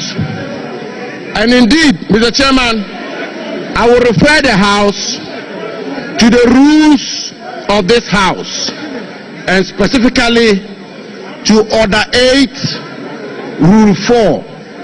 And Mr. Chairman did refer to it, which reads, with your permission, and I quote, that a member-elect addressing the clerk shall propose a person to the House as the Speaker of Parliament, and shall move that the person, quote, do take the chair of this House as Speaker, end quote, which motion shall be seconded without debate or remarks, end quote.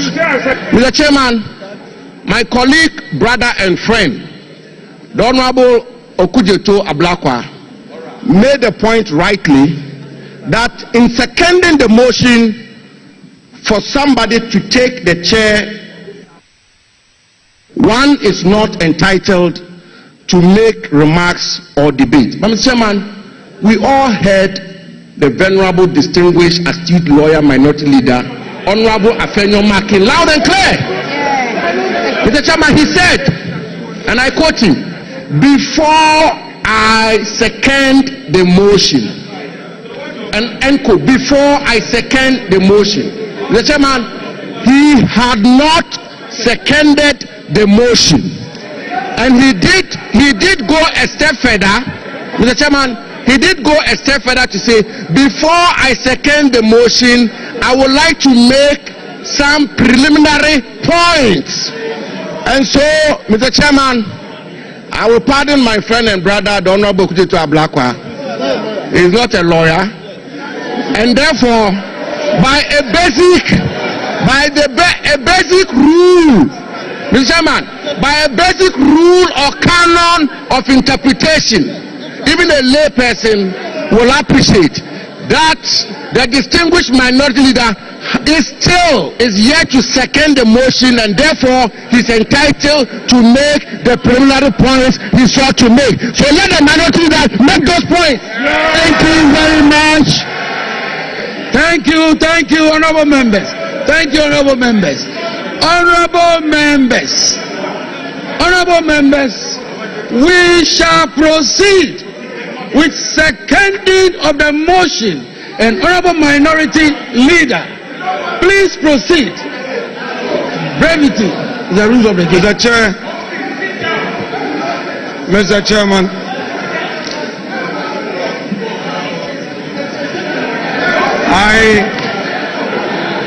Roxy, sit down. Mr. Chairman, to rise to second a motion is a voluntary act. If he's not interested in seconding the motion, he should sit down. Arise to second the motion. The motion is therefore seconded. Thank you very much.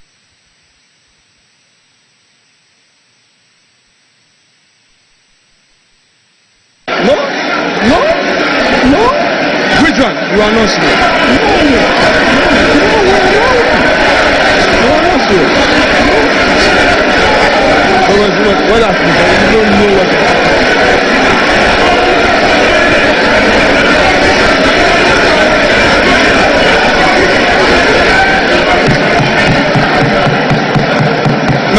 Mr. Chairman. Honorable members, minority leader, just a minute. Would you kindly resume yourself, minority leader? Minority leader, I'll give you the floor. All right. Honorable members. Honorable members. Honorable members. Honorable members. Honorable members. The honorable minority leader was on the floor before the other honorable member interjected. The rules of the House, honorable members, honorable minority leader, please continue with the seconding of the motion. Please second the motion. Please second the motion. Mr. Chairman, our our Constitution, Article 95, provides that there shall be a Speaker who shall be elected by members of Parliament from among persons who are members of Parliament or who are qualified to be elected as members of Parliament. Mr. Chairman, I have in my hand a statement issued by the office of His Excellency John Dramani Mahama, titled President-elect Mandate NDC Parliamentary Leadership to nominate Right Honorable ASK Bagbin as Speaker of 9th Parliament. It reads, the President-elect, His Excellency John Dramani Mahama, has in consultation with the National Executive and Parliamentary leadership of National Democratic Congress mandated the nomination Mr. Chairman of the Right Honorable Aban Suman Kingsford Babi as Speaker of the 9th Parliament of the 4th Republic. Mr. Speaker, Mr. Chairman, this letter is signed by Mr. Felix Ofosu, Kwachi Ofosu, as Special Aide. Chairman, the preliminary issue I'm raising is to the effect that the nomination Mr. Chairman, only requires the consent where from of that the letter? person to be nominated. Where from that letter? That letter, where is it from? Situation where It must not be tolerated. that the executive now directs that a Where from member that letter? to nominate would make this arm of This is the government House of Records. an Where from that appendage letter? of the executive. Mr. Chairman, where from that letter? is the objection that I have. Having made that point, Where from that letter? I need, Mr. Chairman, to also draw your attention You see, Sammy, to the fact you have that been vindicated. in 2001, Jethro. 7 January, when Is Right this Honorable seconding the himself, motion? as minority What leader, is doing? was seconding the motion ably moved by J.H. Mensah for consideration of Alajete as the Speaker. These were his observations, and I read from column 4 of the Hansard of 7 January 2001. I quote, ASK Bagbin, NDC, Nadole Kalu North, as he then was.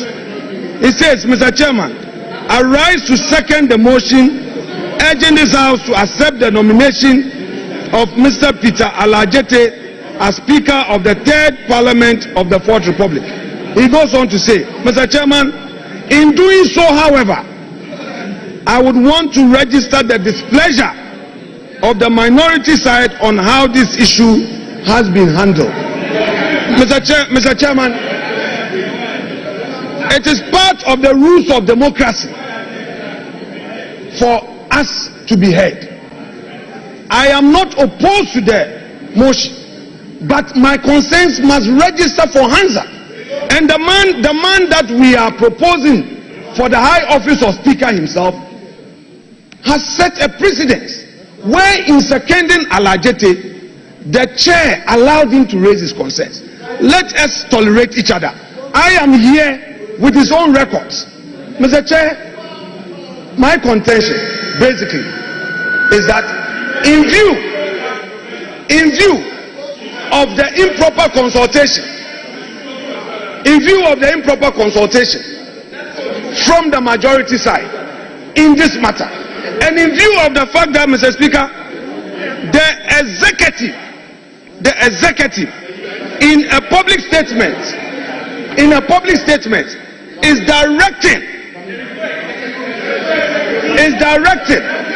the honorable majority leader to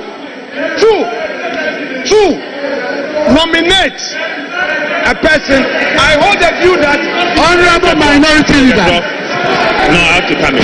Jethro, there is no any executive. Minority leader. There is no any executive. Minority leader. Honorable minority leader. There is no any executive. Honorable minority Which leader. executive? Honorable minority leader. What? There is no executive.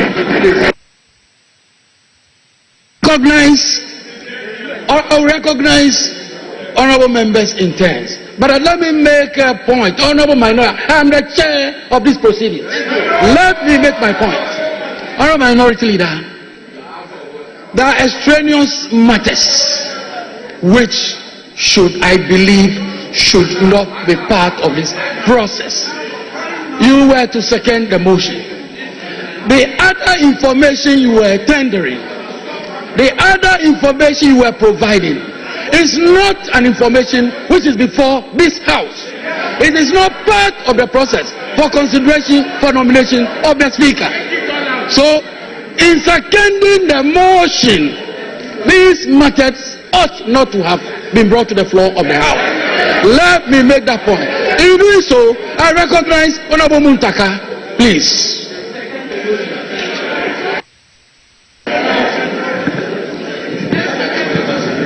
Thank you, Mr. Chair.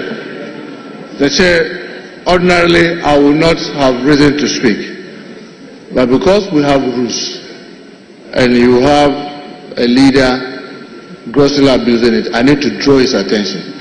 Aside Order 7, I want to refer the minority leader to our standing orders 11510. And in 11510, it says, and I read, under rules of debate, and I read, a member seconding the motion or an amendment shall state, Mr. or Madam Speaker, I beg to second the motion or amendment, except that this may be without limiting the right of the member to speak later at a later stage within the debate.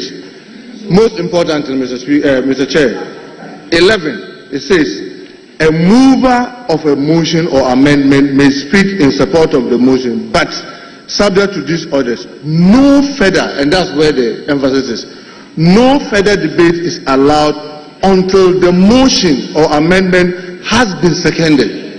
So while you are saying yes, it's within your right as a member, and even when you go to Order 8, after seconding and the motion is taken, before the speaker is called to take the chair, the standing order allows a member to get up and make other comments before that chair. So all we are saying is that in what you are doing, you are abusing the rules. You can second the motion, let the motion pass.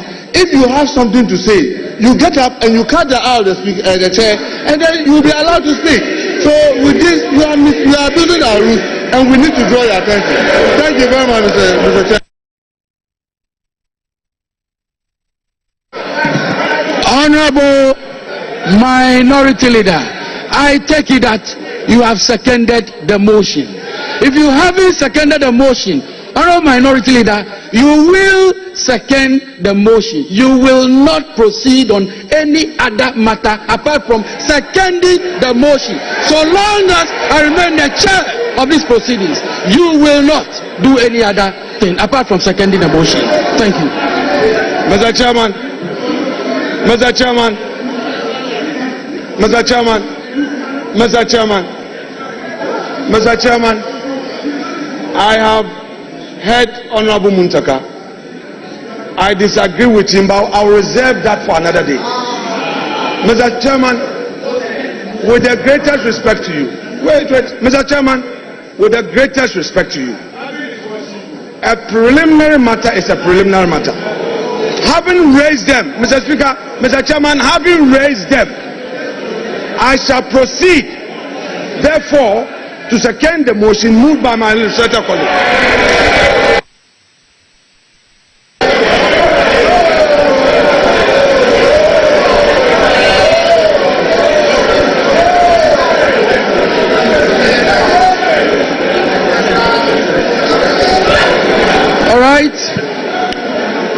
The motion for the nomination for consideration for election to the office of the Speaker has been moved and ably seconded. Earlier, I drew attention to the relevant provisions of the standing orders, which requires a consent letter from the person nominated. Let me indicate, I have in my hand a consent letter addressed to the Clerk to Parliament, Parliament Asakra. Attention, Mr. Ebenezer Ahuma Jetro. Written consent to be nominated as the Speaker. Pursuant to Order 7.2 of the Standing Orders of Parliament, I hereby consent to be nominated to be elected as the Speaker of the 9th Parliament of the 4th Republic. Your cooperation is highly solicited. Signed, Right Honorable Alban Sumana Kingsford Bagby. So we have the consent letter. Having secured the consent letter, yes, it is appropriately tabled. It is appropriately tabled. Yes, together. Yes, together with all. Yes.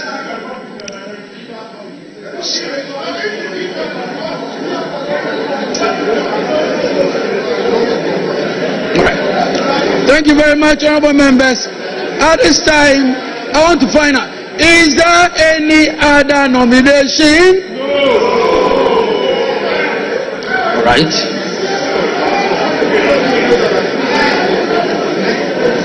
Mr. Chairman, in response to your question, our side has no other nomination.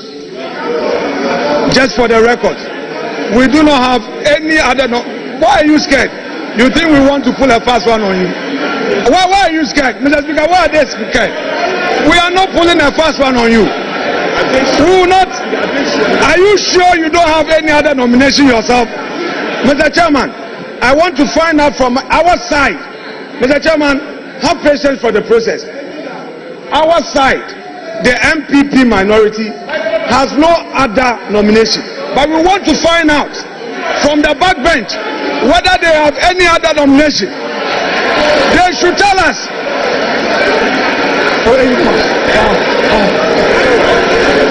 Whether they are only relying on the president-elect's nomination or they have another one. They let us know.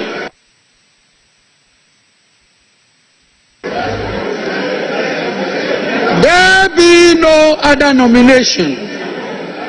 I hereby duly declare Alban Sumana Kingsford Bagby as having been elected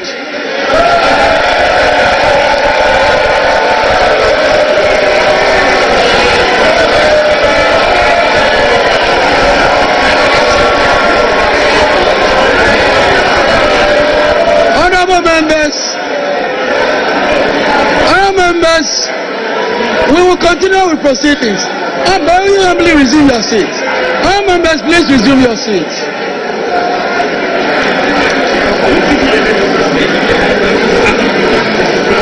Now, we will invite the sponsors to conduct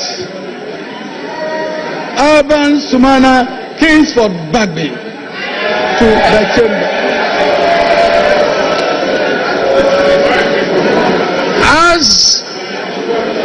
As Alban Sumana Kingsford Bagby is being conducted into the house, I shall invite the Chief Justice, Her Ladyship Justice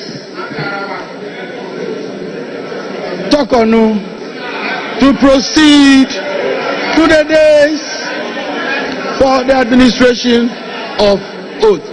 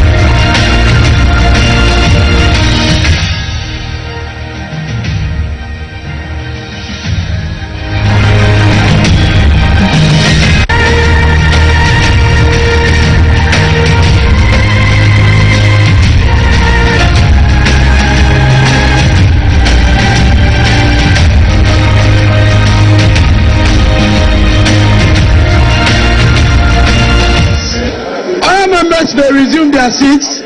You may resume your seats.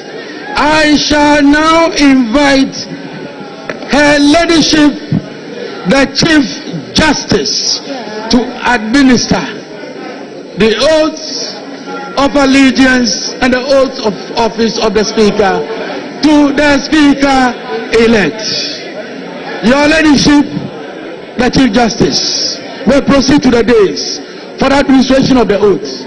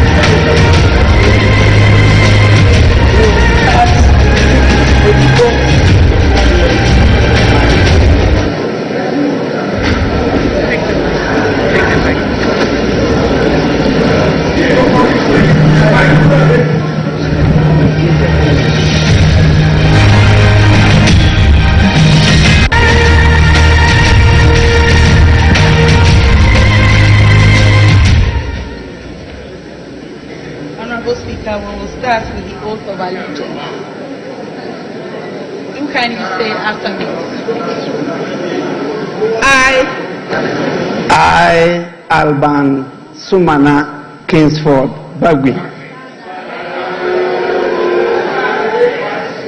Do in the name of the Almighty God swear. Do in the name of the Almighty God swear.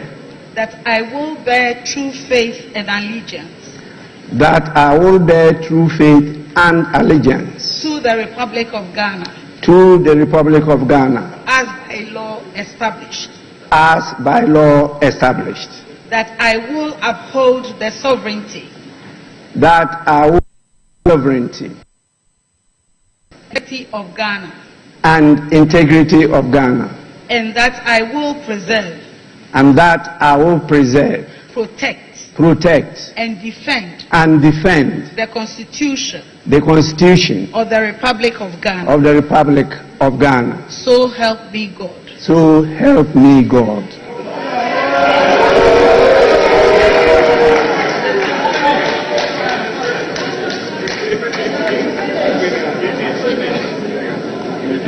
Now we will have the Speaker's oath. I, Alban Sumana Kingsford Bagui. Do in the name of the Almighty God swear. Do in the name of the Almighty God swear. That I will bear true faith and allegiance. That I will bear true faith and allegiance. To the Republic of Ghana. To the Republic of Ghana. As by law established. As by law established. That I will uphold the integrity. That I will uphold the integrity. Of the Republic of Ghana. Of the Republic of Ghana. That I will faithfully. That I will faithfully. And conscientiously. And conscientiously. Discharge my duties. Discharge my duties. As Speaker of Parliament. As Speaker of Parliament. And that I will uphold. And that I will uphold. Preserve.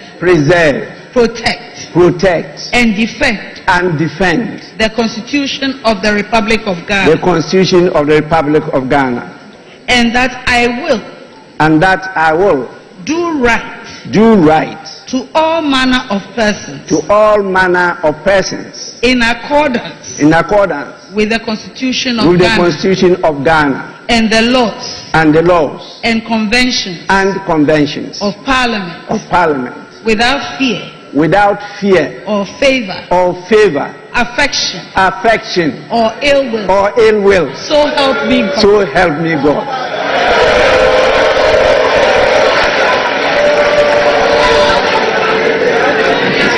Ayiko.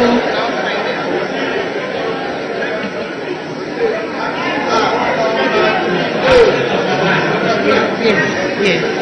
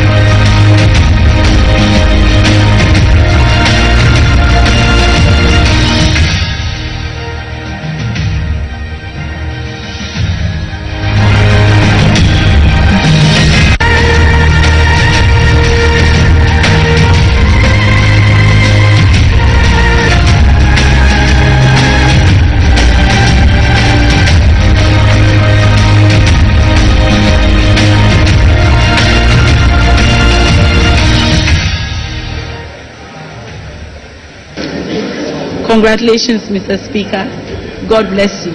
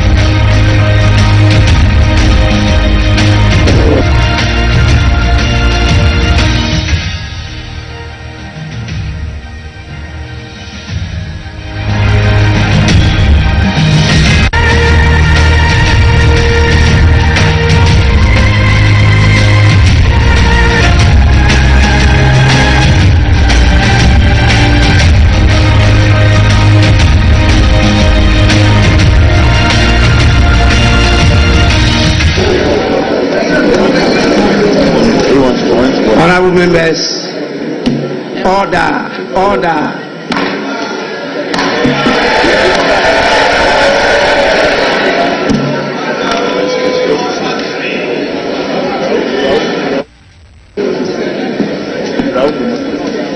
Muslim.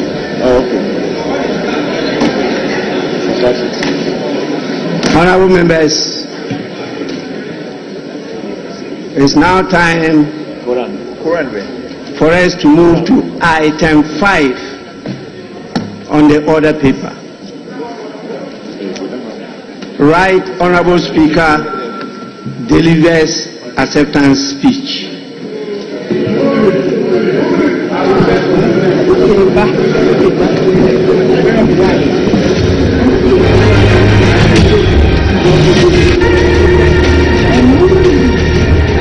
Honorable members, I proceed to deliver my acceptance speech.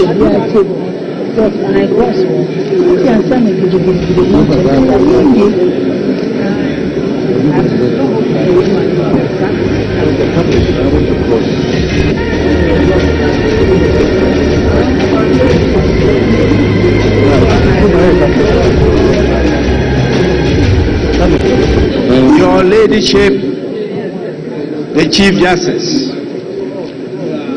Justice Mrs. Gertrude Araba Isaba Saki Tokunu,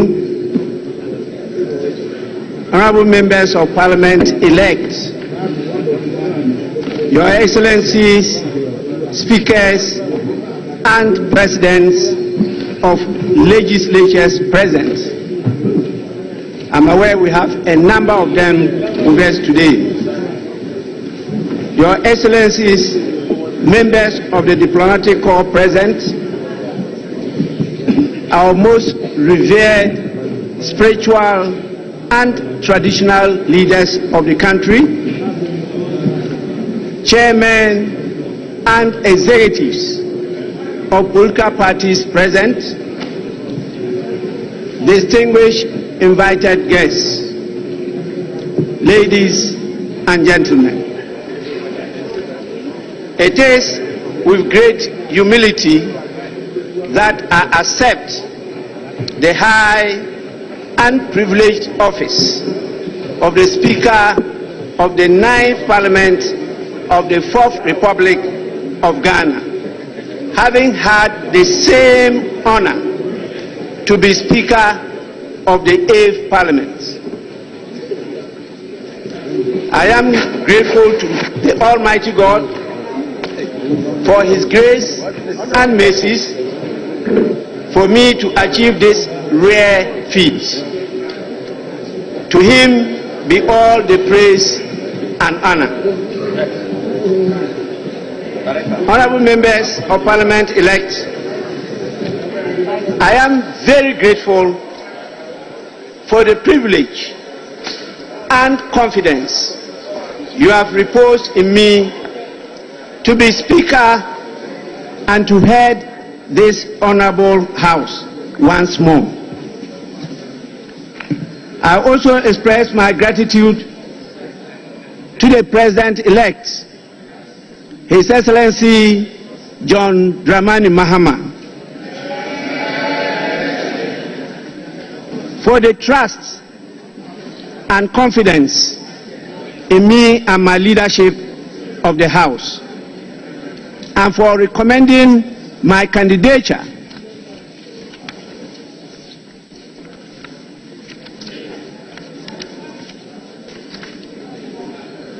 in consultation with the leadership of the great National Democratic Congress to be elected Speaker of this Parliament. I came to the Speaker of the 8th Parliament with my experience as the longest legislator of the House.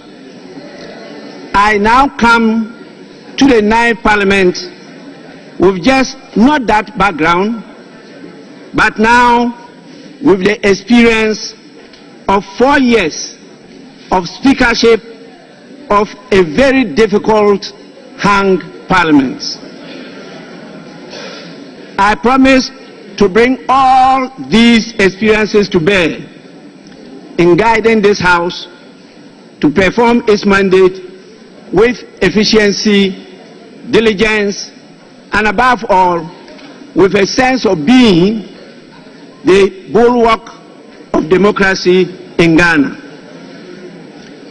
To the good people of Ghana who continue to hope for a better Ghana, I urge you to support your parliament and be interested and engaged with the work of parliament.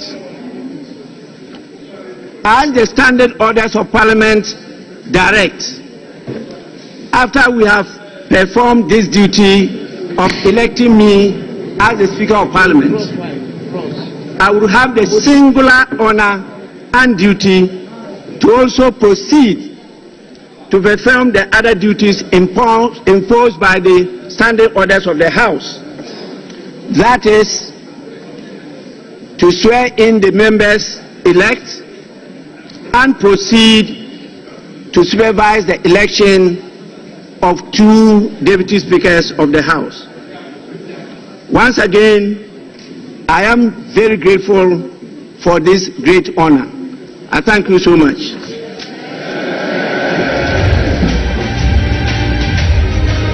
Honorable members, we now proceed to item 6 on the order paper. Taking of oaths.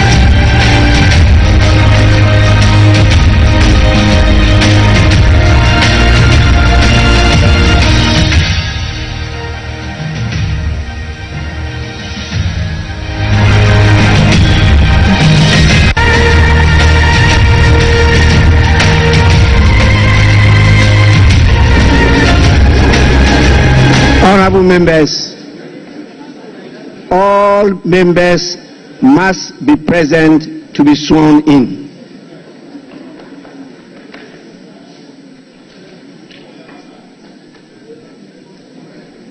I notice a number of members have moved out of the chamber, and if you are not sworn in, you remain member-elect.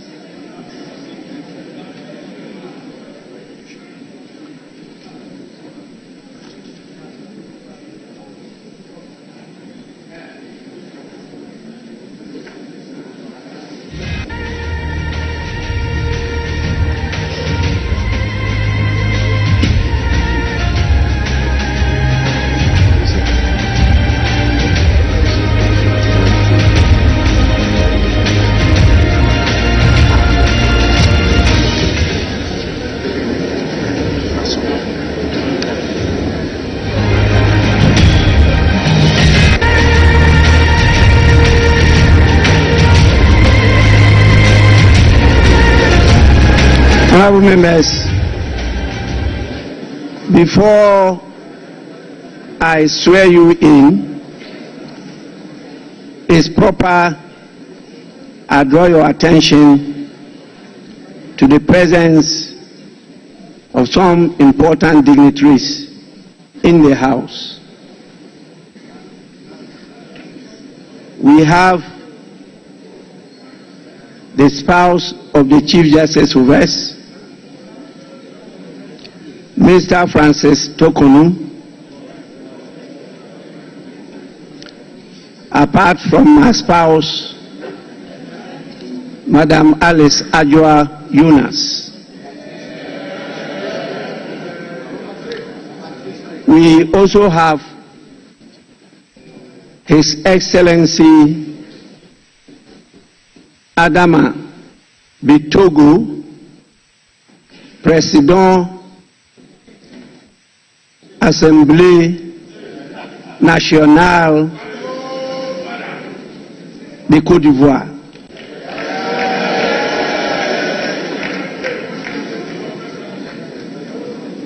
As you know, he's a very dear friend and brother of mine. You are most welcome. We also have the Right Honorable Nagbekum, Speaker of the Liberian House of Representatives. We have His Excellency Fortune Zifamia Cherubira, Speaker of the Pan-African Parliament. We have Honorable Ajaratu Traore Coulibaly, Second Deputy Speaker of the ECOWAS Parliament.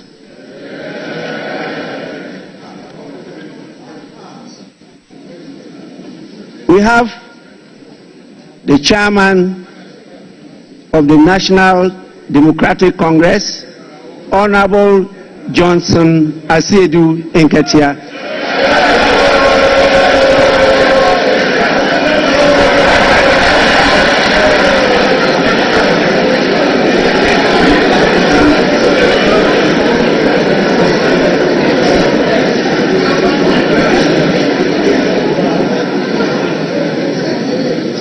He is ably supported by the General Secretary of the National Democratic Congress in the person of Honorable Fifi Fiavi Kweti.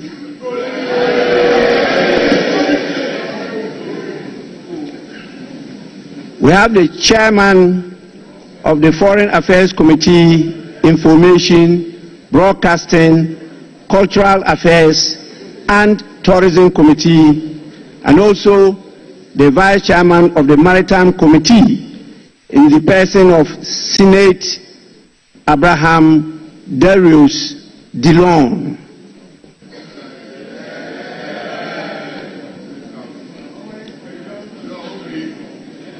I'm sure you can see the galaxy of our kings, our queens, our queen mothers in the public gallery. And I see your lovely, the term I use here is spouses of members of parliament.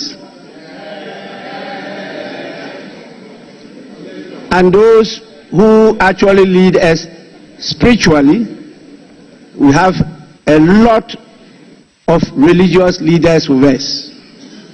So those of you who go quoting the holy books, whether the Holy Quran or the Holy Bible, please kindly take note and don't mislead when you are quoting.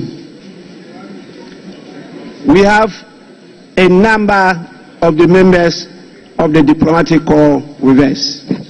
On your behalf, I warmly welcome all of you. Now I can see that all members are present.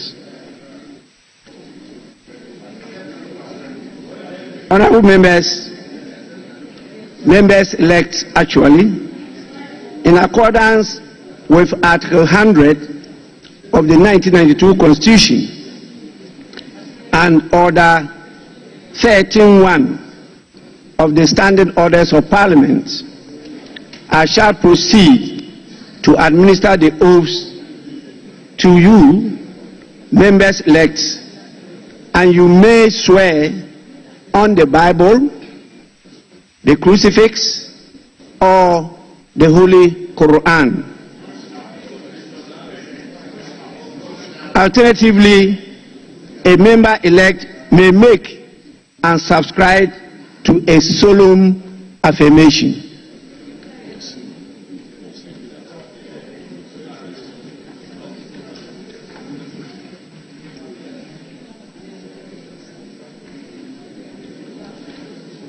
May I now kindly request members-elect to rise in their seats.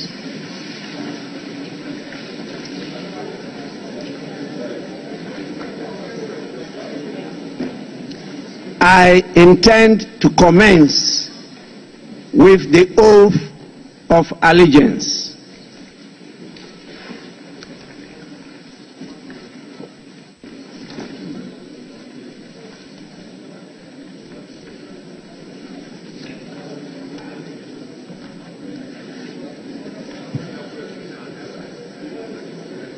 Honorable members-elect,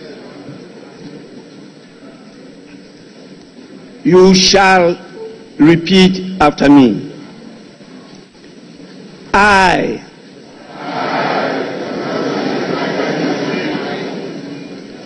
do in the name of the Almighty God swear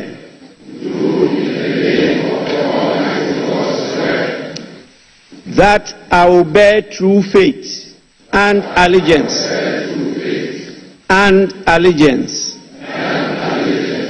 to the Republic of Ghana, as by law established, that I will uphold the sovereignty and integrity of Ghana, and that I will preserve, protect, and defend the Constitution of the Republic of Ghana. So help me God.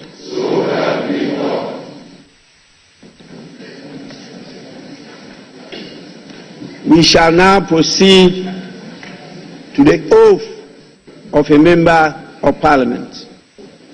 And once again, you repeat after me. I, having been elected a member of Parliament, do in the name of the Almighty God swear that I will bear true faith and allegiance to the Republic of Ghana as by law established. That I will uphold, preserve, protect, and defend the Constitution. And defend the Constitution of the Republic of Ghana. And that I will faithfully and conscientiously discharge the duties of a member of Parliament. So help me God. Honorable members, you may now resume your seats.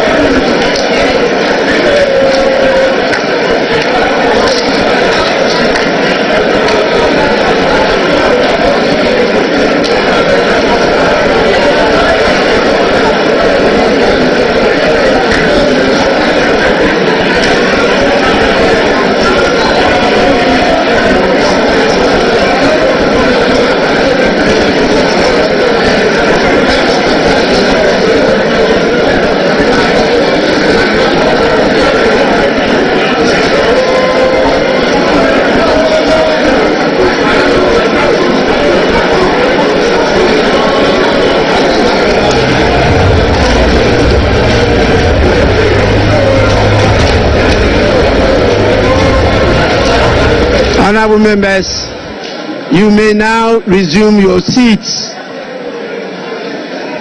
Please resume your seats.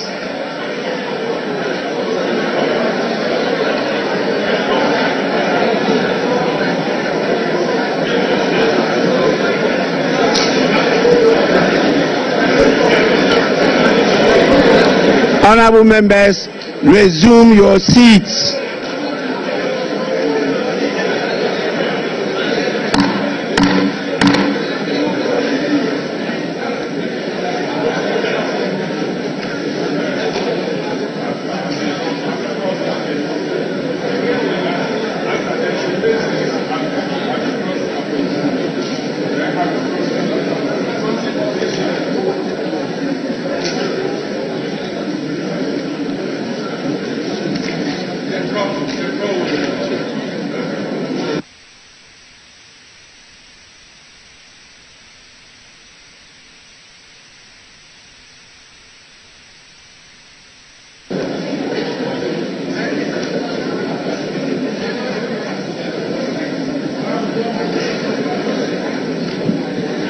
Honorable members,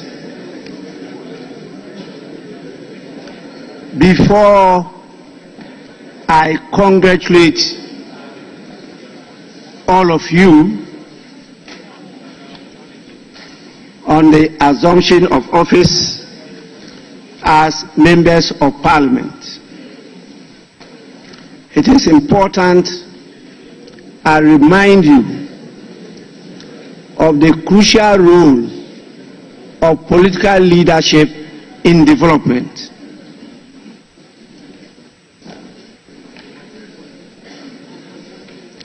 Honorable members, it is very important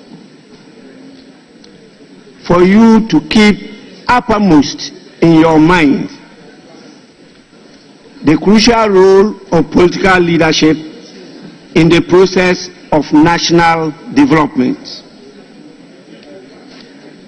Society develops or fails to develop depending on the extent to which its political leadership is intelligent, creative, skillful, committed, and has the capacity to enlist support, induce loyalty, and to inspire confidence.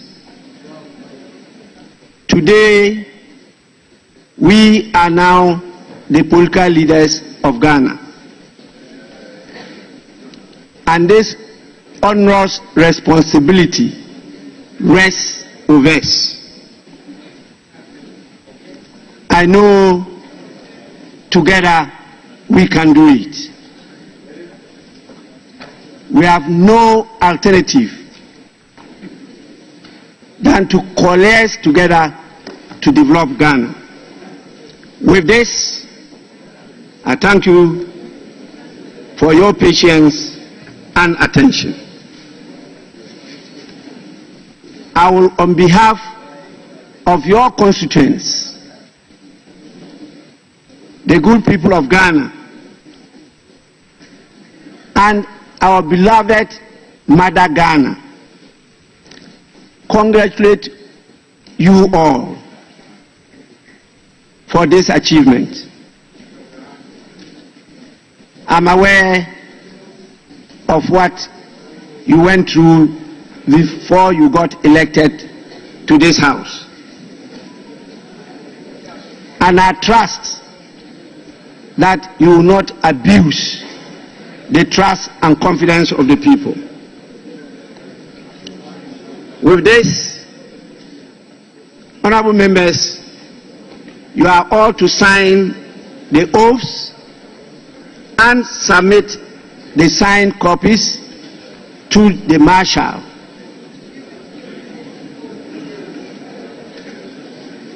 Please, you can do that now or later.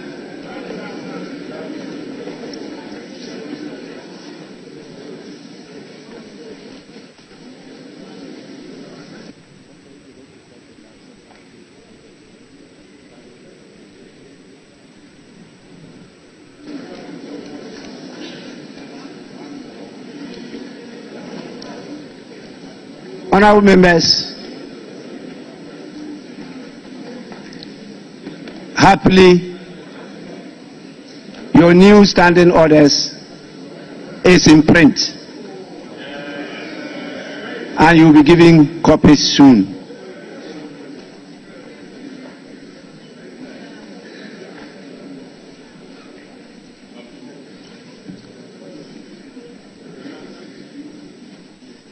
May I now have the guidance of the leadership of the House, whether there's any more item for us to take, or we should call it a ninth.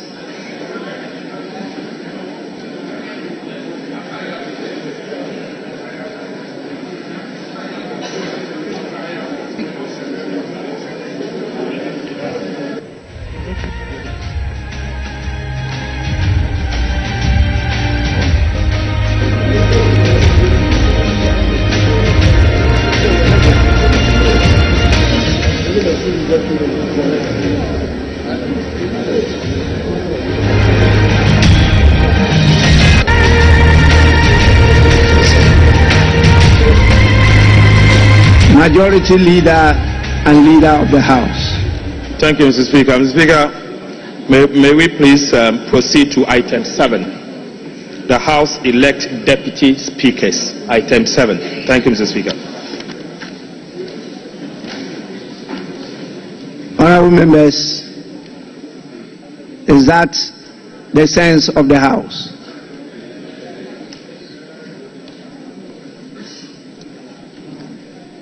We shall now proceed to item 6 to elect the 2 deputy speakers of the House.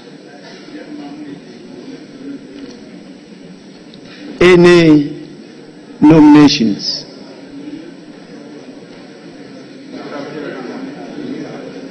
Right, Honorable Speaker. Pursuant to Article 96 of the 1992 Constitution of the Republic of Ghana, and the Standing Order 12 of this House, I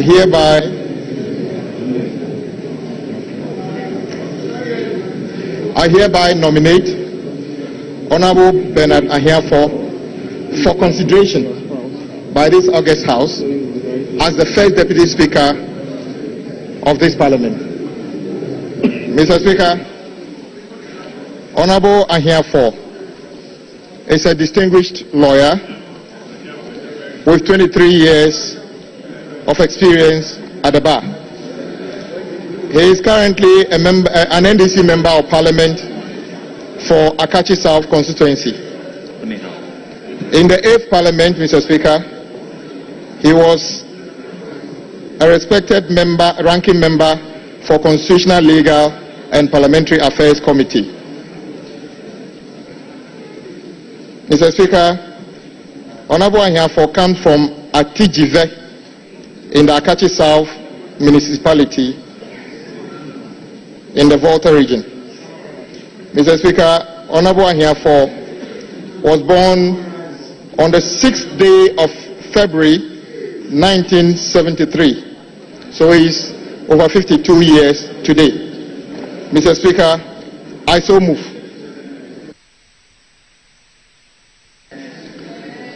Honorable members, any seconder? Right, Honorable Speaker, I rise to second the motion ably moved by Honorable Member of Adaku, Honorable Kwame Abuja. I so move.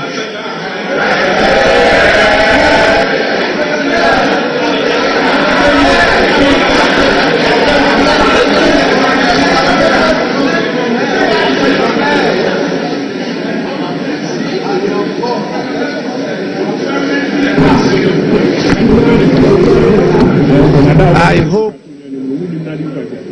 honorable members, honorable members,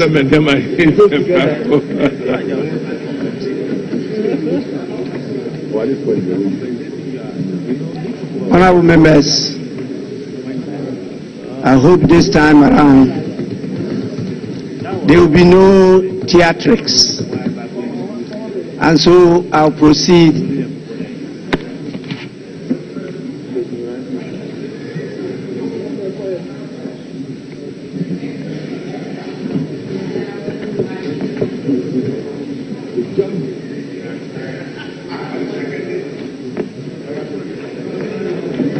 Honorable members, the motion has been moved and seconded. I proceed to put the question.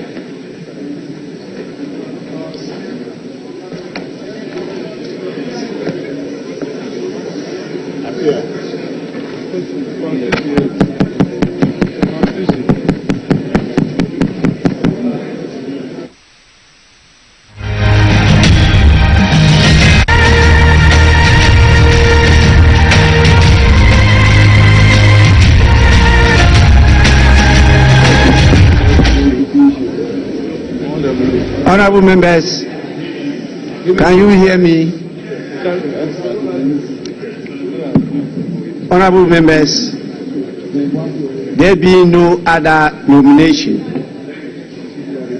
I proceed to declare Honorable Bernard Ahiafo, Member of Parliament for Akachi South Constituency, duly elected as the first Deputy Speaker of the 9th Parliament of the 4th Republic of Ghana.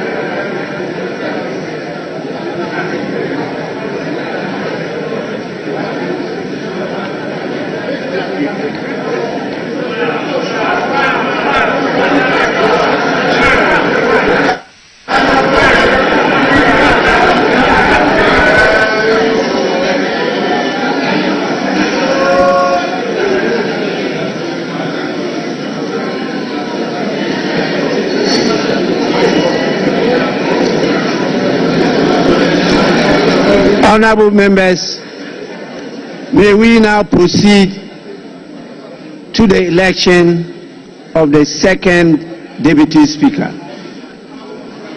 Any nomination?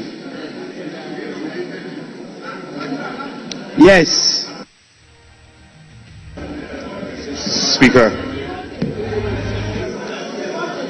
I rise with respect to nominate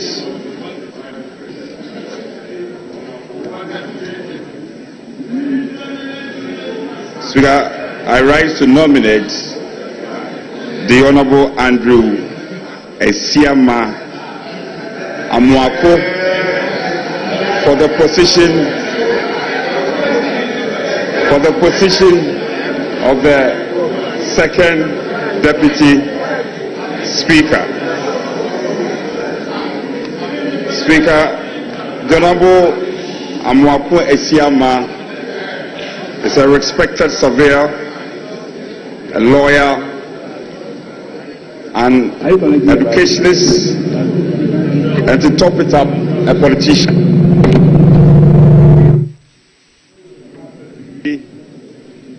In environmental law, degree in conflict, peace and security. He also holds a bachelor's degree in land economy and law. Speaker, the Honorable Esiama is proudly married with 5 children. All of us, most of us in this chamber can testify that in the 8th Parliament,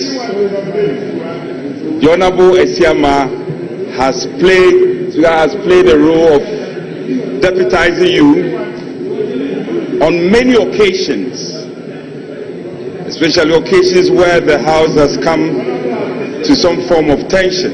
He has dispensed his job and himself creditably.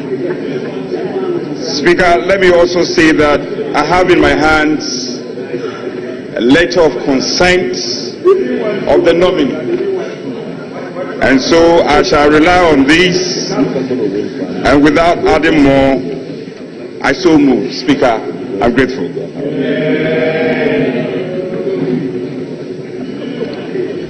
Honorable members, any seconder?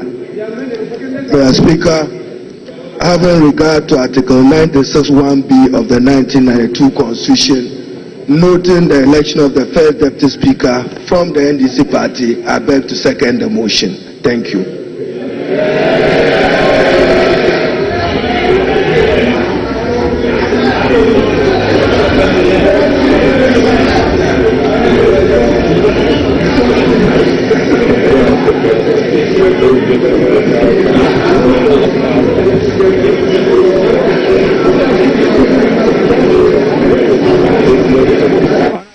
Yes.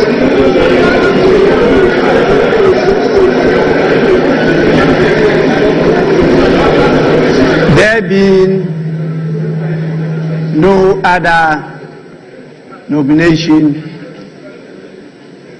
I proceed to declare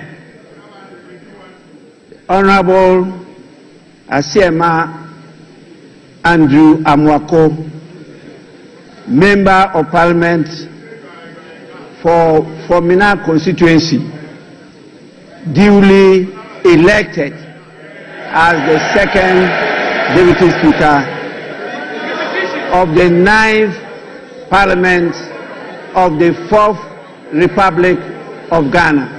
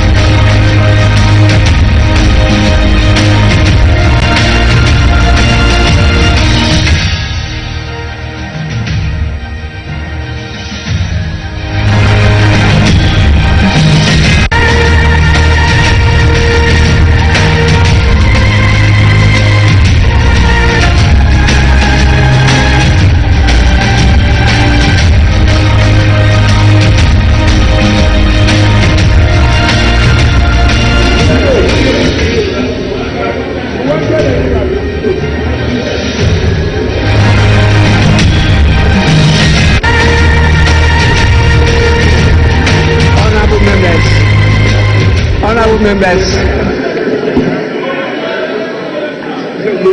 they wanted to bring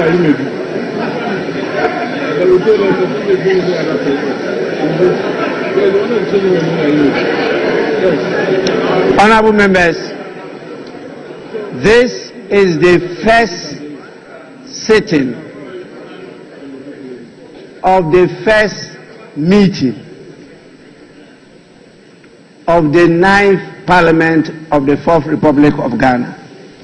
So I understand, but let it be known that it's unparliamentary to clap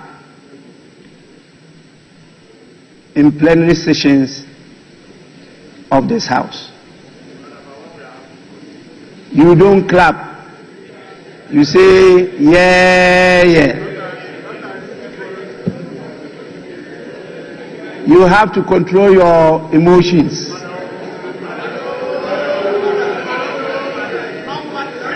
It's a learning process, and so it's important I draw your attention.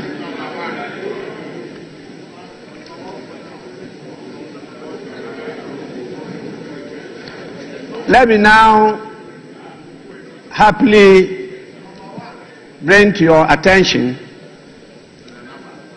that the people who made me possible to get to these heights have come in their numbers from the beautiful constituency, the Nadoli-Kaleo constituency in the Upper West region. And so I have a number of my hard-working constituents at the public gallery. I think it's important you thank them on my behalf for what they've done for all these years. I'm extremely grateful to all of them. Now, with your kind indulgence, I will proceed to suspend the sitting of the House to 10 in the forenoon, when we shall all reconvene at the Independence Square for another important activity. Honorable members are expected to be seated by 9 in the forenoon. Proceedings will commence at 10 prompt. With this, the sitting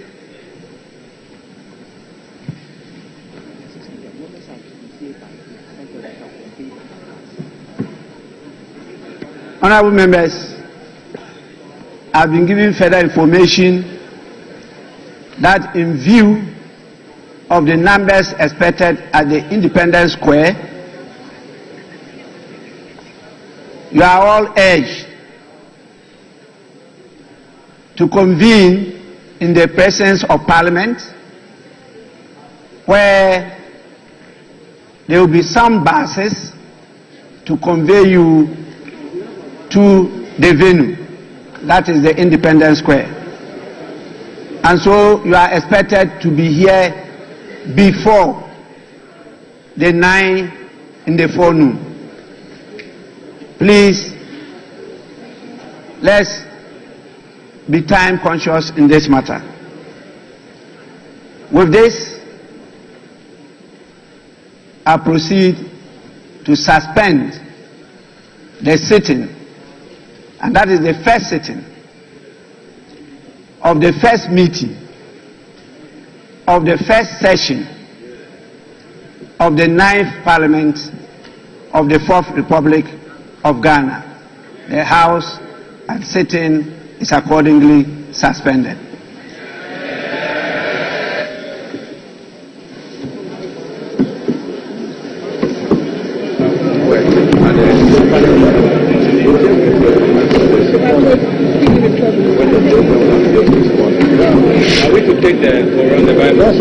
explain everything. It's for you.